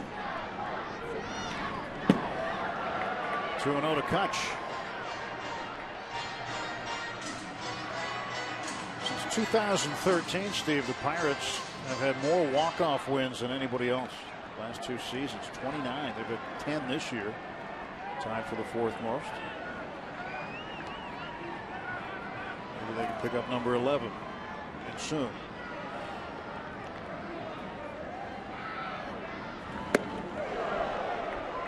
Three and 0. And LaCure a pitch away from putting the winning run on. If that happens, there'll be much attention paid at first base.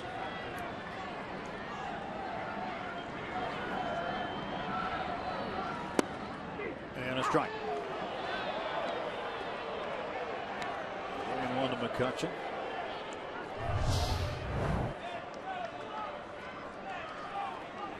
Well, that was ball 4. But called a strike.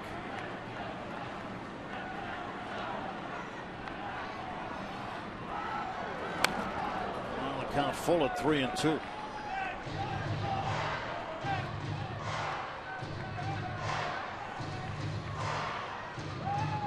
Last 29 games at PNC Park, well, 30 including tonight.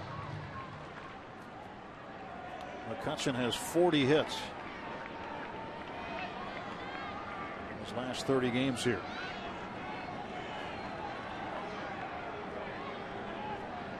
Sam LeCure with a 3-2 count on McCutchen.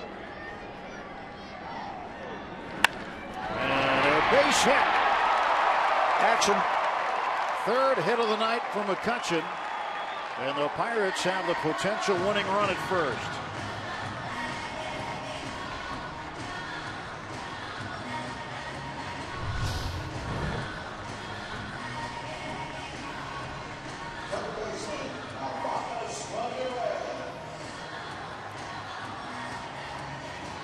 Barnhart out to talk with Sam LeCure about the possibility of the running game right now.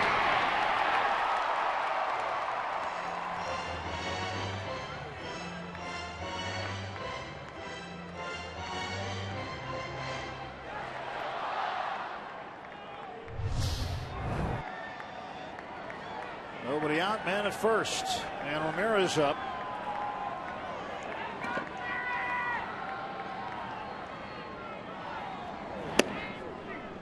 Strike call.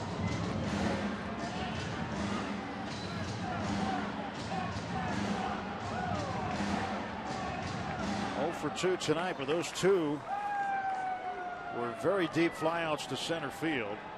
He's walked twice, scored once.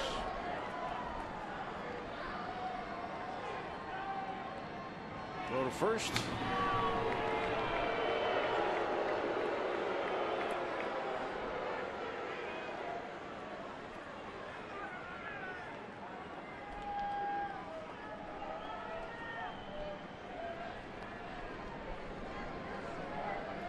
Getting his sign from Barnhart. 0-1 pitch to Ramirez. Ramos will take a strike, and it's 0-2.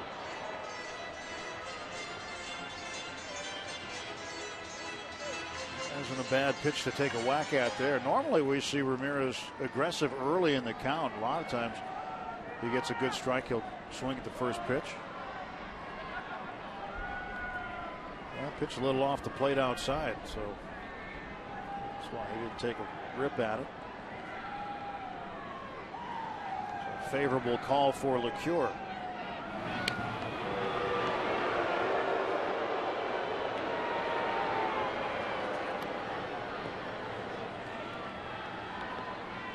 You wonder on occasion 0-2 pitches where you might consider running, thinking the pitcher might be trying to get him to swing at a bad pitch, which might be difficult for the catcher to deal with. Not on a regular basis, but every once in a while. Popped him up, foul ground, and that'll make a 6. Barnhart running out of room with the railing.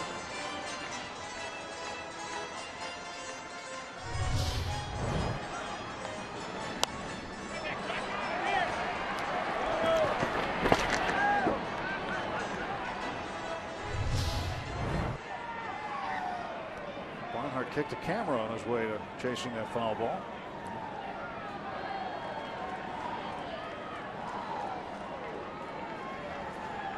Nobody out, Kutch at first. 0-2 to Ramirez.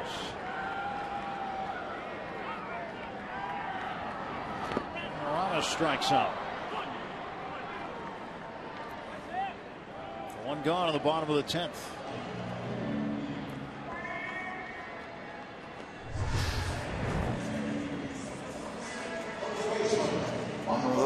Another one of those bouncers that hitters can't seem to stay away from.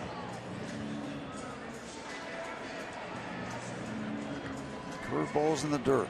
A lot of swings and misses. Michael Morse is 0 for 1. He walked with the bases loaded in the 6th. Got to get Michael to catch a gap here.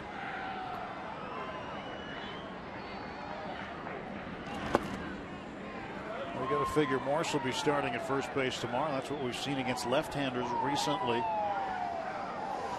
Brandon Finnegan starting for the Reds.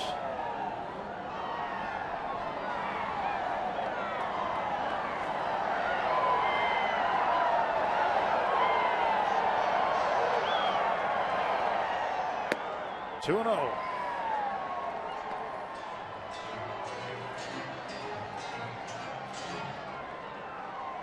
Kira pitching tonight after Sunday against the Mets last Sunday.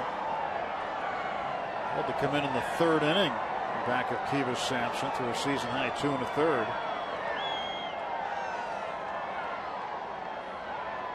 Pitched again Wednesday against the Cubs.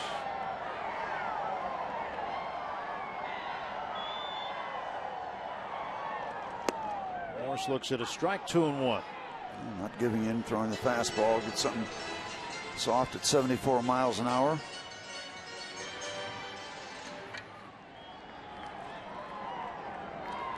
The veterans will do that a lot. The youngsters, not as much.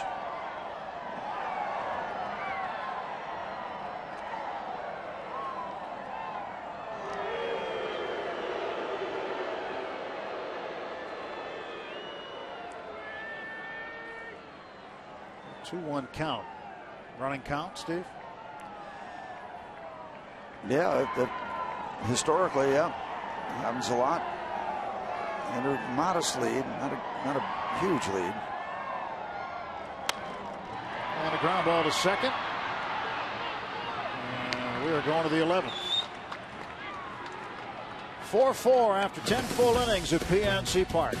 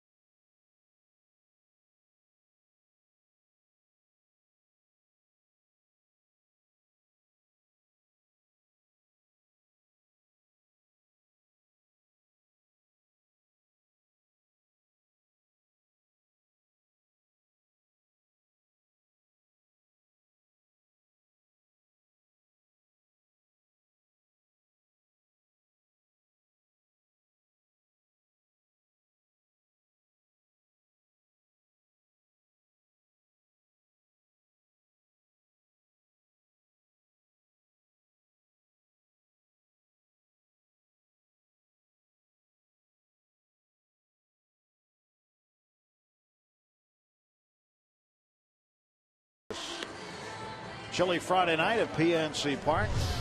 Let's take a look now at our Chick-fil-A double play as Michael Morse grounds into it to end the inning.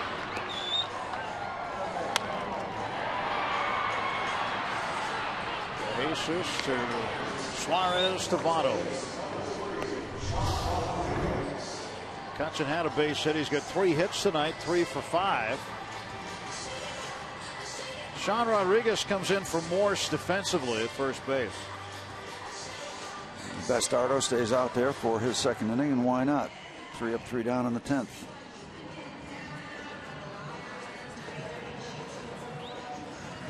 How tough is that for somebody like Rodriguez watching 10 innings?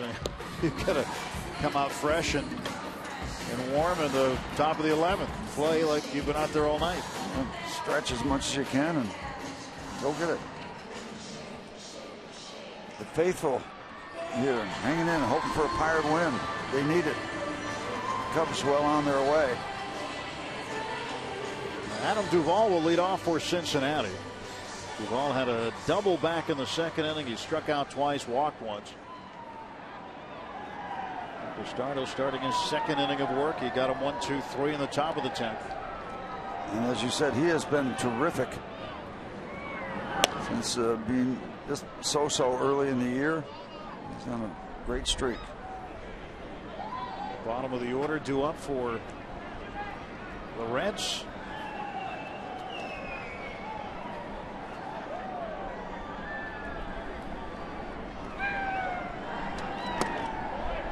Two balls, no strikes to Duvall.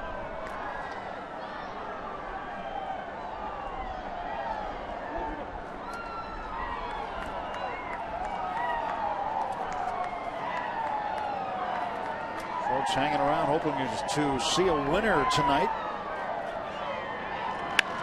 And a hot smash down the third baseline into left field. A leadoff single for Duvall. Bastardo gives up his first hit of the game. Duvall reaches. Sharply hit. Like just under the glove of Ramos.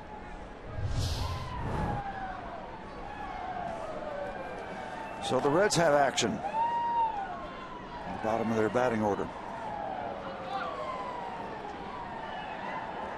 Tucker Barnhart, the catcher, comes up for the first time since he replaced Ramon Cabrera. Showed bunt there, yeah, a little early exposure.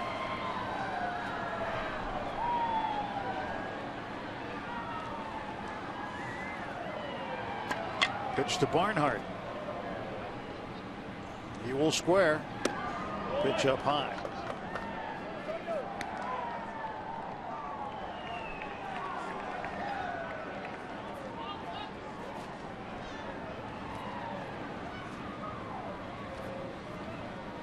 Sacrifice situation, Steve, as a pitcher. Where did you like to throw it?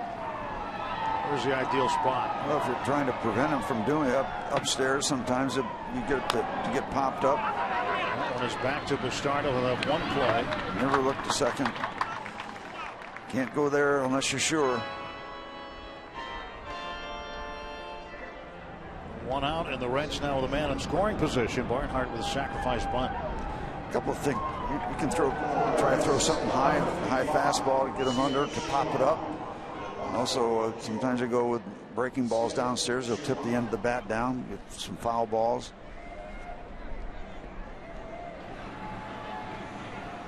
The ball at second, one out. Skip Schumacher will pinch hit.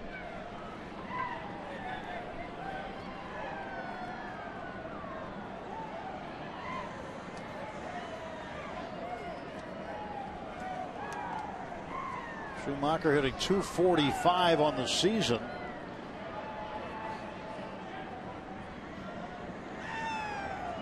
And he awaits the pitch from Bastardo. Ball one.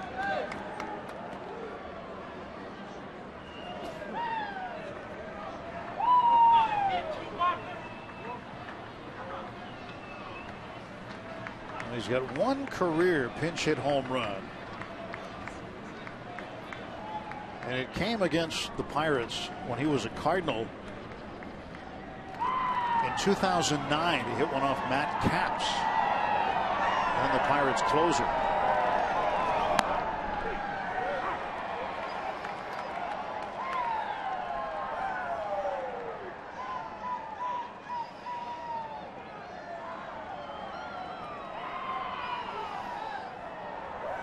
Schumacher with 19 pinch hits. He's one shy of Jacob Cruz's franchise record for pinch hits in a season.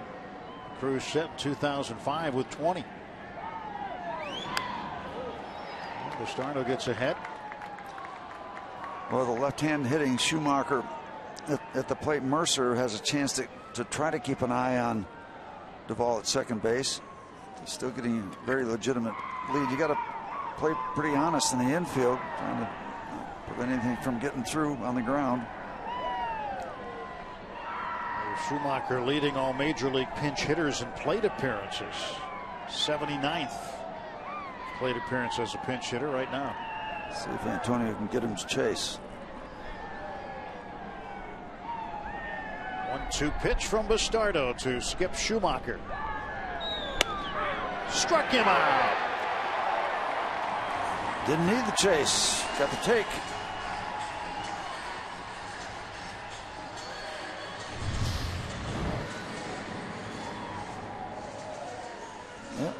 Up on the top edge.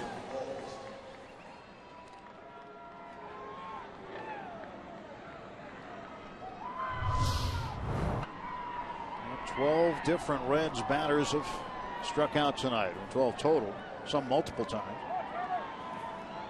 And here's Tyler Holt back to the top of the order. 2 down and a runner at second. Pitch from Bastardo. Lynn, 1 ball, no strikes.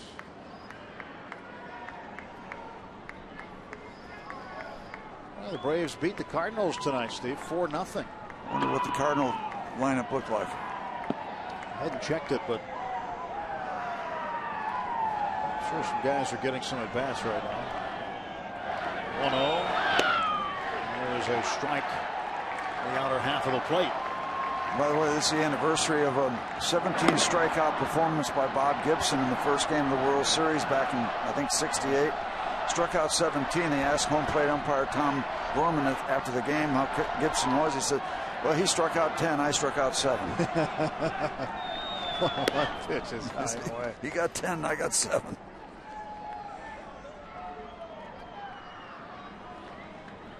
I just found out, thank you, Adam, that Bob Robertson had a birthday. Today. It is today. We almost missed it. Happy birthday, Bob. Another hour, we'd have missed it. One of the heroes of that '71 World Series, that bunt sign that created a 3-run home run.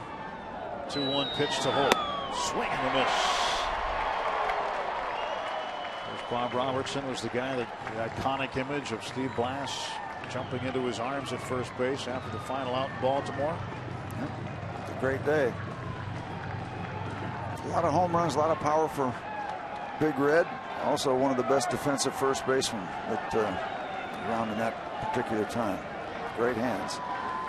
Bastardo, pitch away from sending the Pirates to the plate in the bottom of the 11th.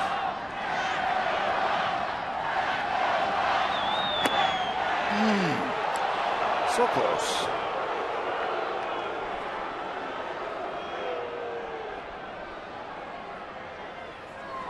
Three balls, 2 strikes. Full count on Tyler Holt. Holt has had a good night defensively.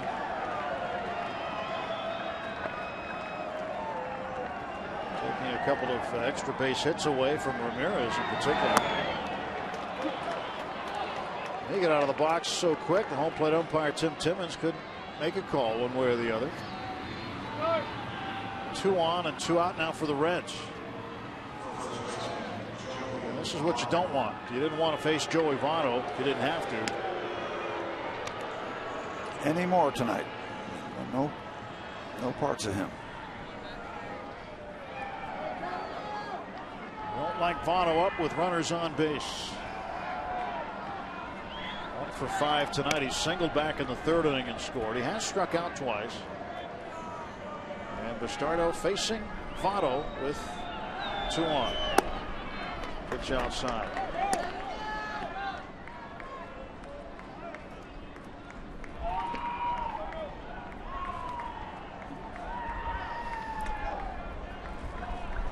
You got to play him pretty honest. Give yourself a chance to make a throw.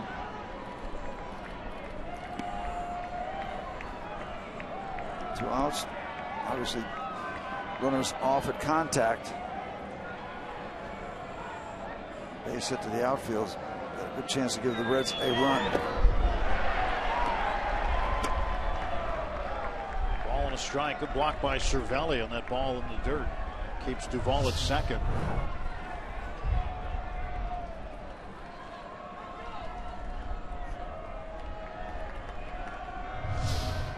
He's got to keep the ball in front right now. Duvall represented the go-ahead run for the Reds.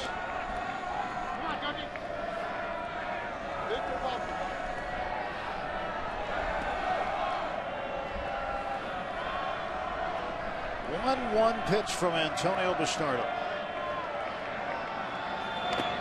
And he hit him. He hits Votto, and that loads the bases for Cincinnati. Trouble is brewing in the top of the 11th.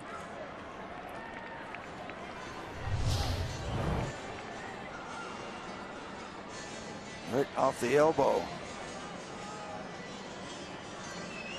Serge out to talk with Bastardo, and you've got an interesting situation with Todd Frazier up 0 for 5. You don't see that from Frazier very often. But here he is, and no wiggle room.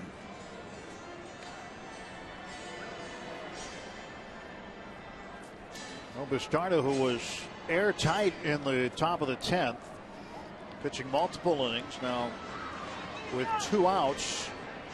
Did give up the leadoff single to Duvall, who is down at third. He's walked a man and hit a man. Duvall is there at third base. He represents the go-ahead run. Holt is at second, Votto at first, and Todd Frazier at the plate. One of the things that concerns you, Bastardo has thrown 8 wild pitches, so be on the alert. Francisco Cervelli. Strike one. But the bases loaded this year, 5 for 17. And he has hit his 2 grand slams this year.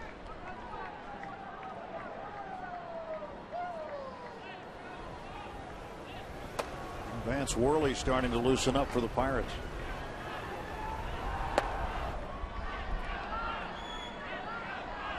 Bases full of Reds, 2 out. 0-1. 1 ball, 1 strike.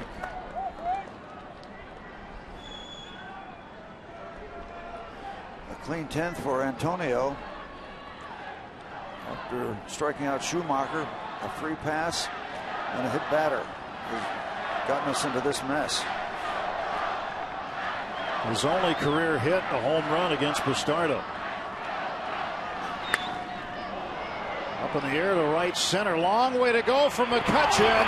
And he's got the ball in the track. Oh. Andrew McCutchen ran it down.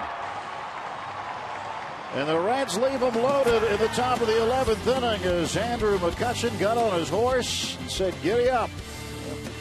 The wind taking that ball deep to right center field, but not to happen for Frazier.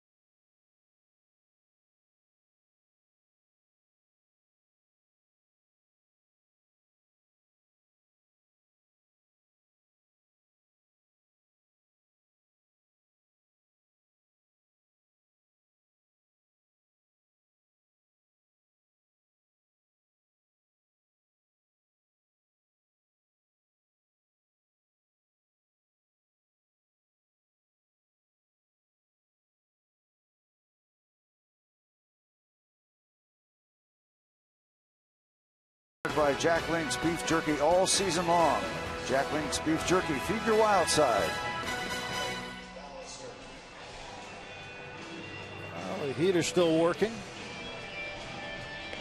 Todd Frazier thought he had extra bases, but Andrew McCutchen flying from his position and straight up center field to go get this ball. Look how long a distance he covers to get there. The wind took it a long way, and that ball looked like it was going to be easily playable, comfortably playable when it left the bat, but it got up in that jet stream and just kept going and going, but so did Andrew.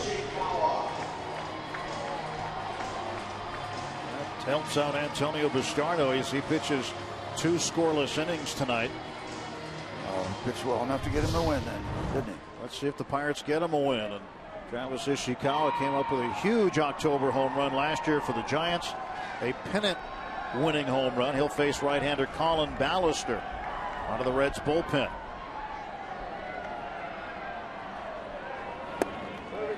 And the ball low.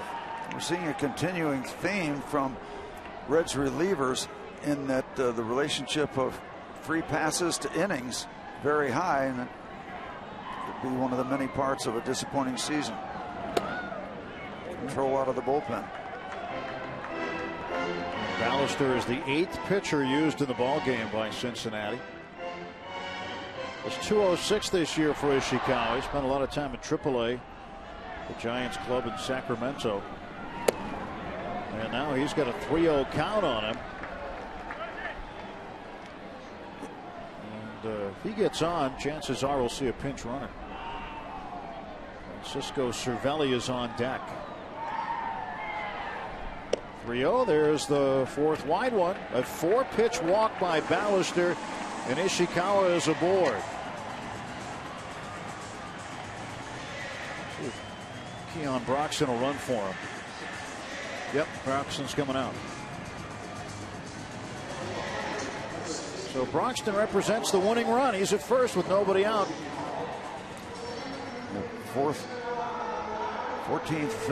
14 innings, and that's now the 12th walk given up by Colin Ballister.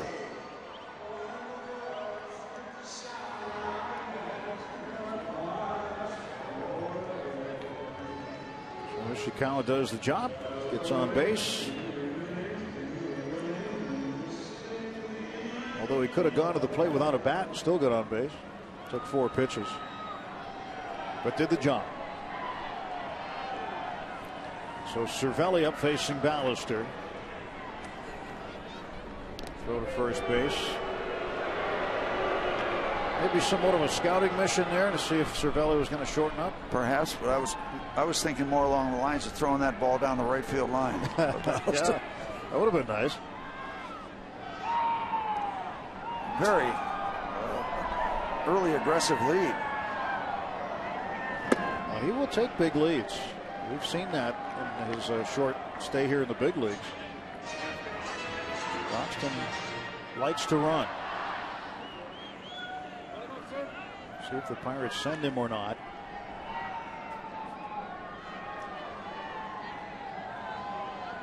He will creep off the bag. He's got a real good sized lead at first. 1-0 Cervelli.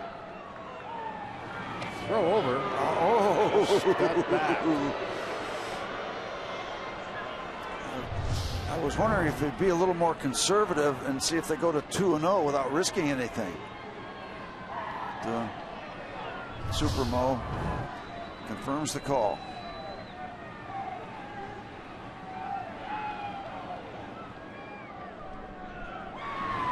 Throw to first.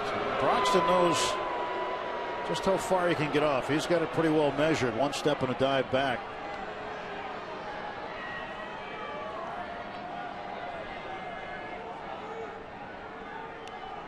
Perhaps divided interest for Colin Ballister, having to keep track of the runner at first, and make a pitch that he wants to make.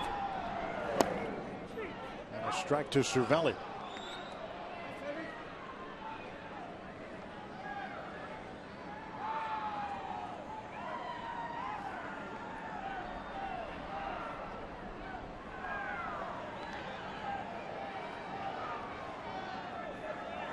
On to the 11th, 4-4 ball game, a 1-1 count to Cervelli. Keon Broxton, the pinch runner, off of first, and Ballister's pitch outside for ball 2.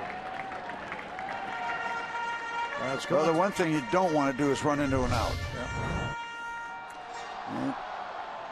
A little sputter start, perhaps.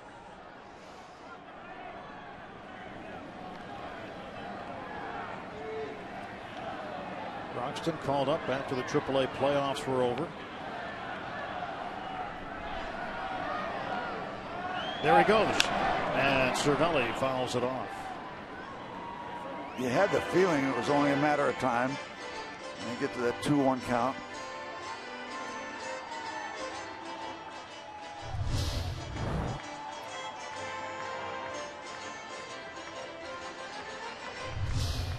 I didn't think it was a great break, but he's got so much speed. You never know if he can just get it going halfway there and just have enough.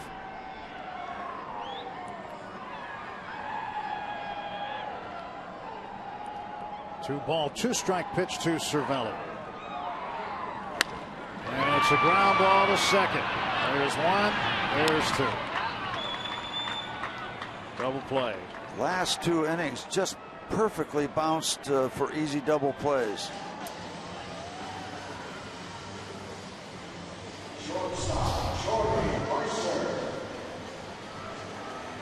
Perfect positioning.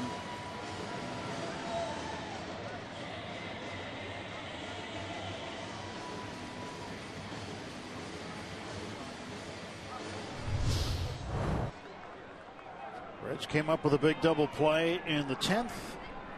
An even bigger one here in the 11th. And Mercer trying to take his base hit with Frazier playing way back. And he fouls it off. Mercer's base hit in the 6th inning tied the game at 4. Scoring the run is Ramirez.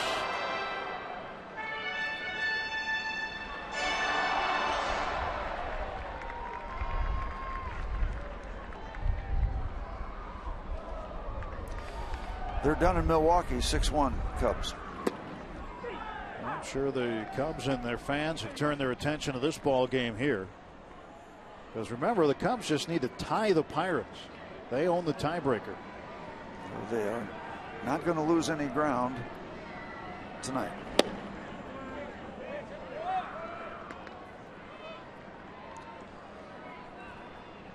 Colin Ballester with a 1-ball, 2-strike count on Jordy Mercer. And the 1-2. That's low. 2-2. Archimedes Caminero, the right-hander, will get ready to pitch the 12th.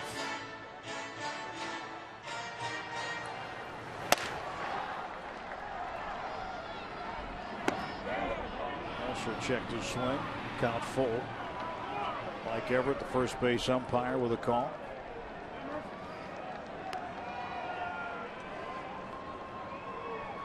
Runs have been at a premium tonight. 2 for the Reds in the 2nd, 2 more in the 3rd. Pirates got 1 in the 4th, 3 in the 6th.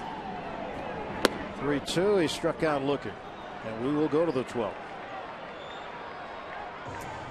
Pirates 4, Reds 4. Here comes Caminero.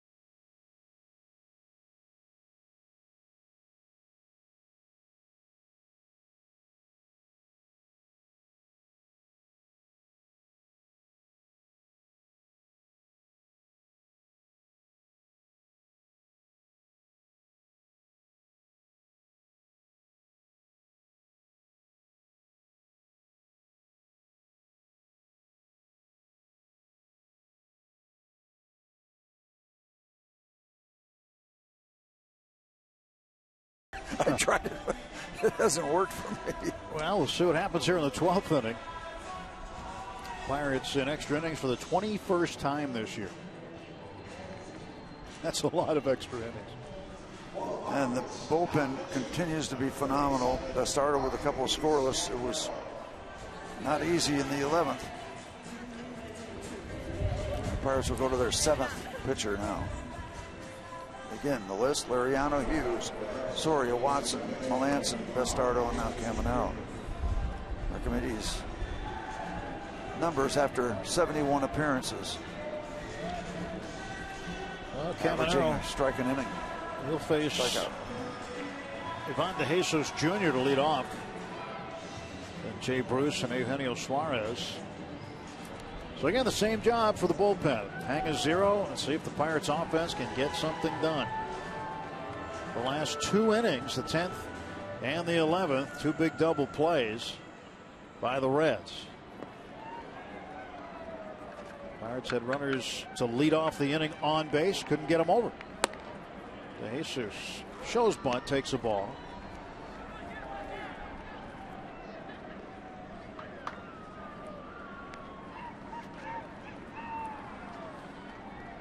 One-0 pitch. And that's down. 2-0. Archimedes needs a strike. As you said earlier, Steve, no wiggle room. No wiggle room there either. A high bouncer to Ramirez. 1 out. There's a strike.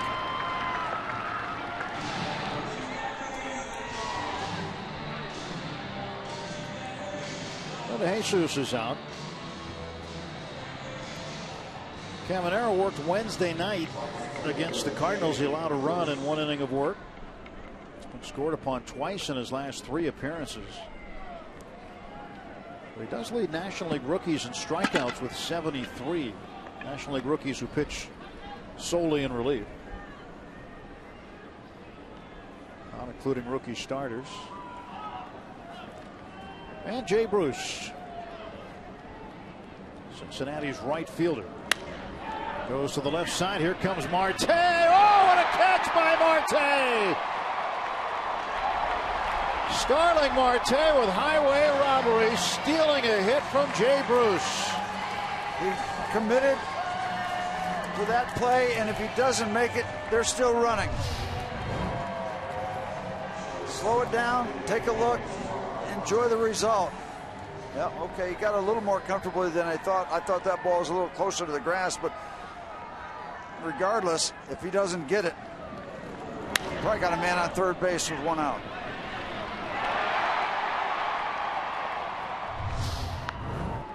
Two outs, and Suarez the batter. Strike 1 to him.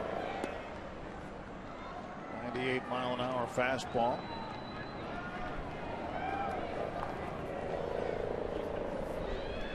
.284 the average for Suarez. He takes inside. Remember, Zach Cozart, starting shortstop, missed most of the season due to injury and surgery, and that opened the door for Suarez to play a lot. Missed off the inside corner. And you'd have to think, Steve, next year, getting Cozart back, getting Hamilton back, getting Mesoraco back, and this lineup is just going to be improved offensively. Now they have to do something about the pitching. Yeah, they'll be the buyers shopping. Caminero falling behind Suarez. 3 balls, 1 strike.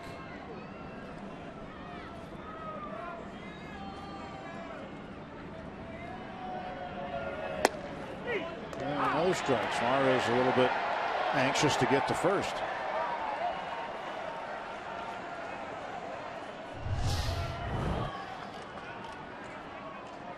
And he got a call. Sure did.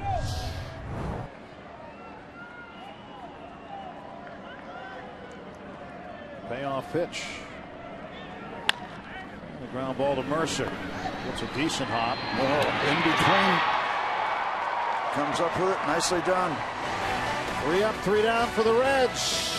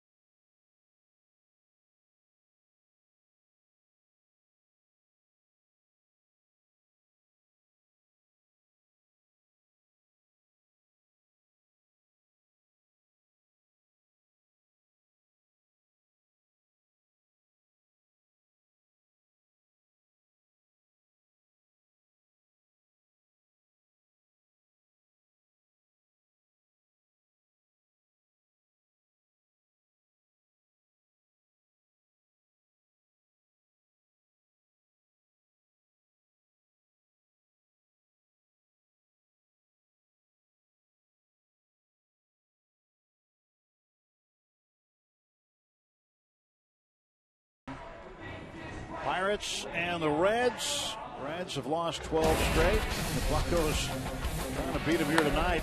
Down 4-0. McCutchen in the 4th inning leads the inning off with a 411-foot home run.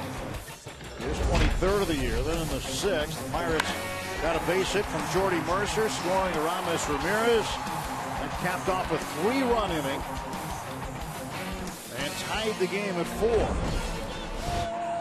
The Pirates have had the go-ahead run on base in the 7th, in the 10th, and in the 11th, and have been unable to get them in. Now we'll try their luck in the 12th with Josh Harrison leading off. And Ballister's pitch misses for ball 1.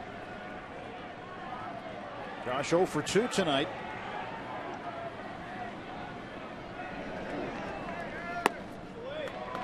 Two balls and no strikes.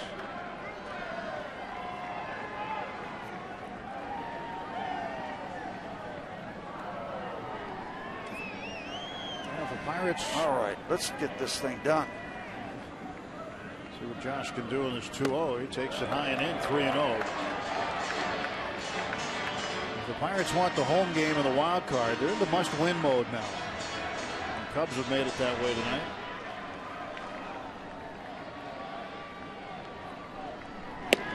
Strike. It took a while for Clint Hurdle to say must-win game. He said it the other day against before the Cardinal game. On game 1 of the doubleheader. Line shot. Suarez with a catch. 1 out.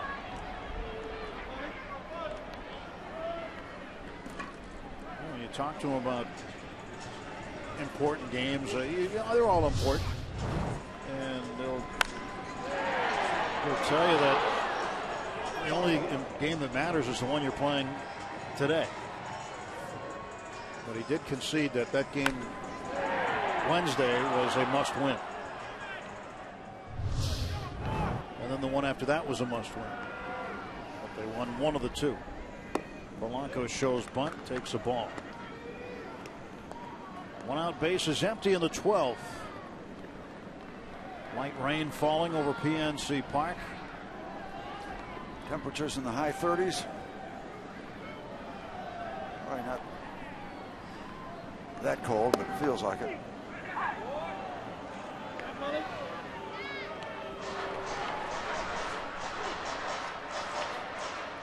I just checked. It's 47. Feels like high 30s. It does. Well, the rain and the wind doesn't help It's much. a little raw, I would say. A little raw. A lot of hardy folks sticking this one out. 3-1 to Polanco.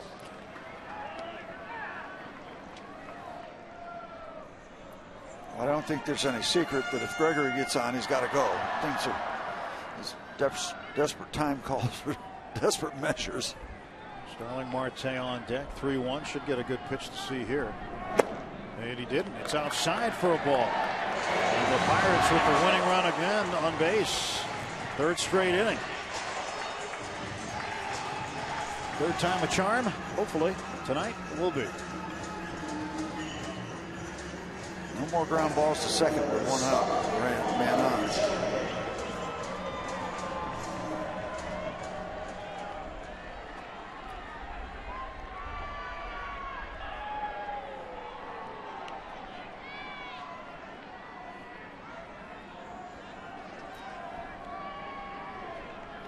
Pitch to Starling. In the air to right. Bruce going back. It is gone! Oh, baby! Walk-off homer! Starling Marte! Parte! And the Pirates keep the Cubs away. Oh, wow! Friday night rocks. A 6-4 winner as Marte picks up his 19th home run. And so huge a win for the Pirates. You had to expect that Arrieta was going to beat the Brewers. Not that it was a given, but close to that. And the Pirates falling behind early and coming back, tying up, grinding out. This Pittsburgh Pirate bullpen, phenomenal in front of the home run. Phenomenal. Caminero will get the win. Ballister the loss. A 6-4 win tonight. And that win we talked about, carrying the ball toward right field, slicing the opposite way from a right-hand batter.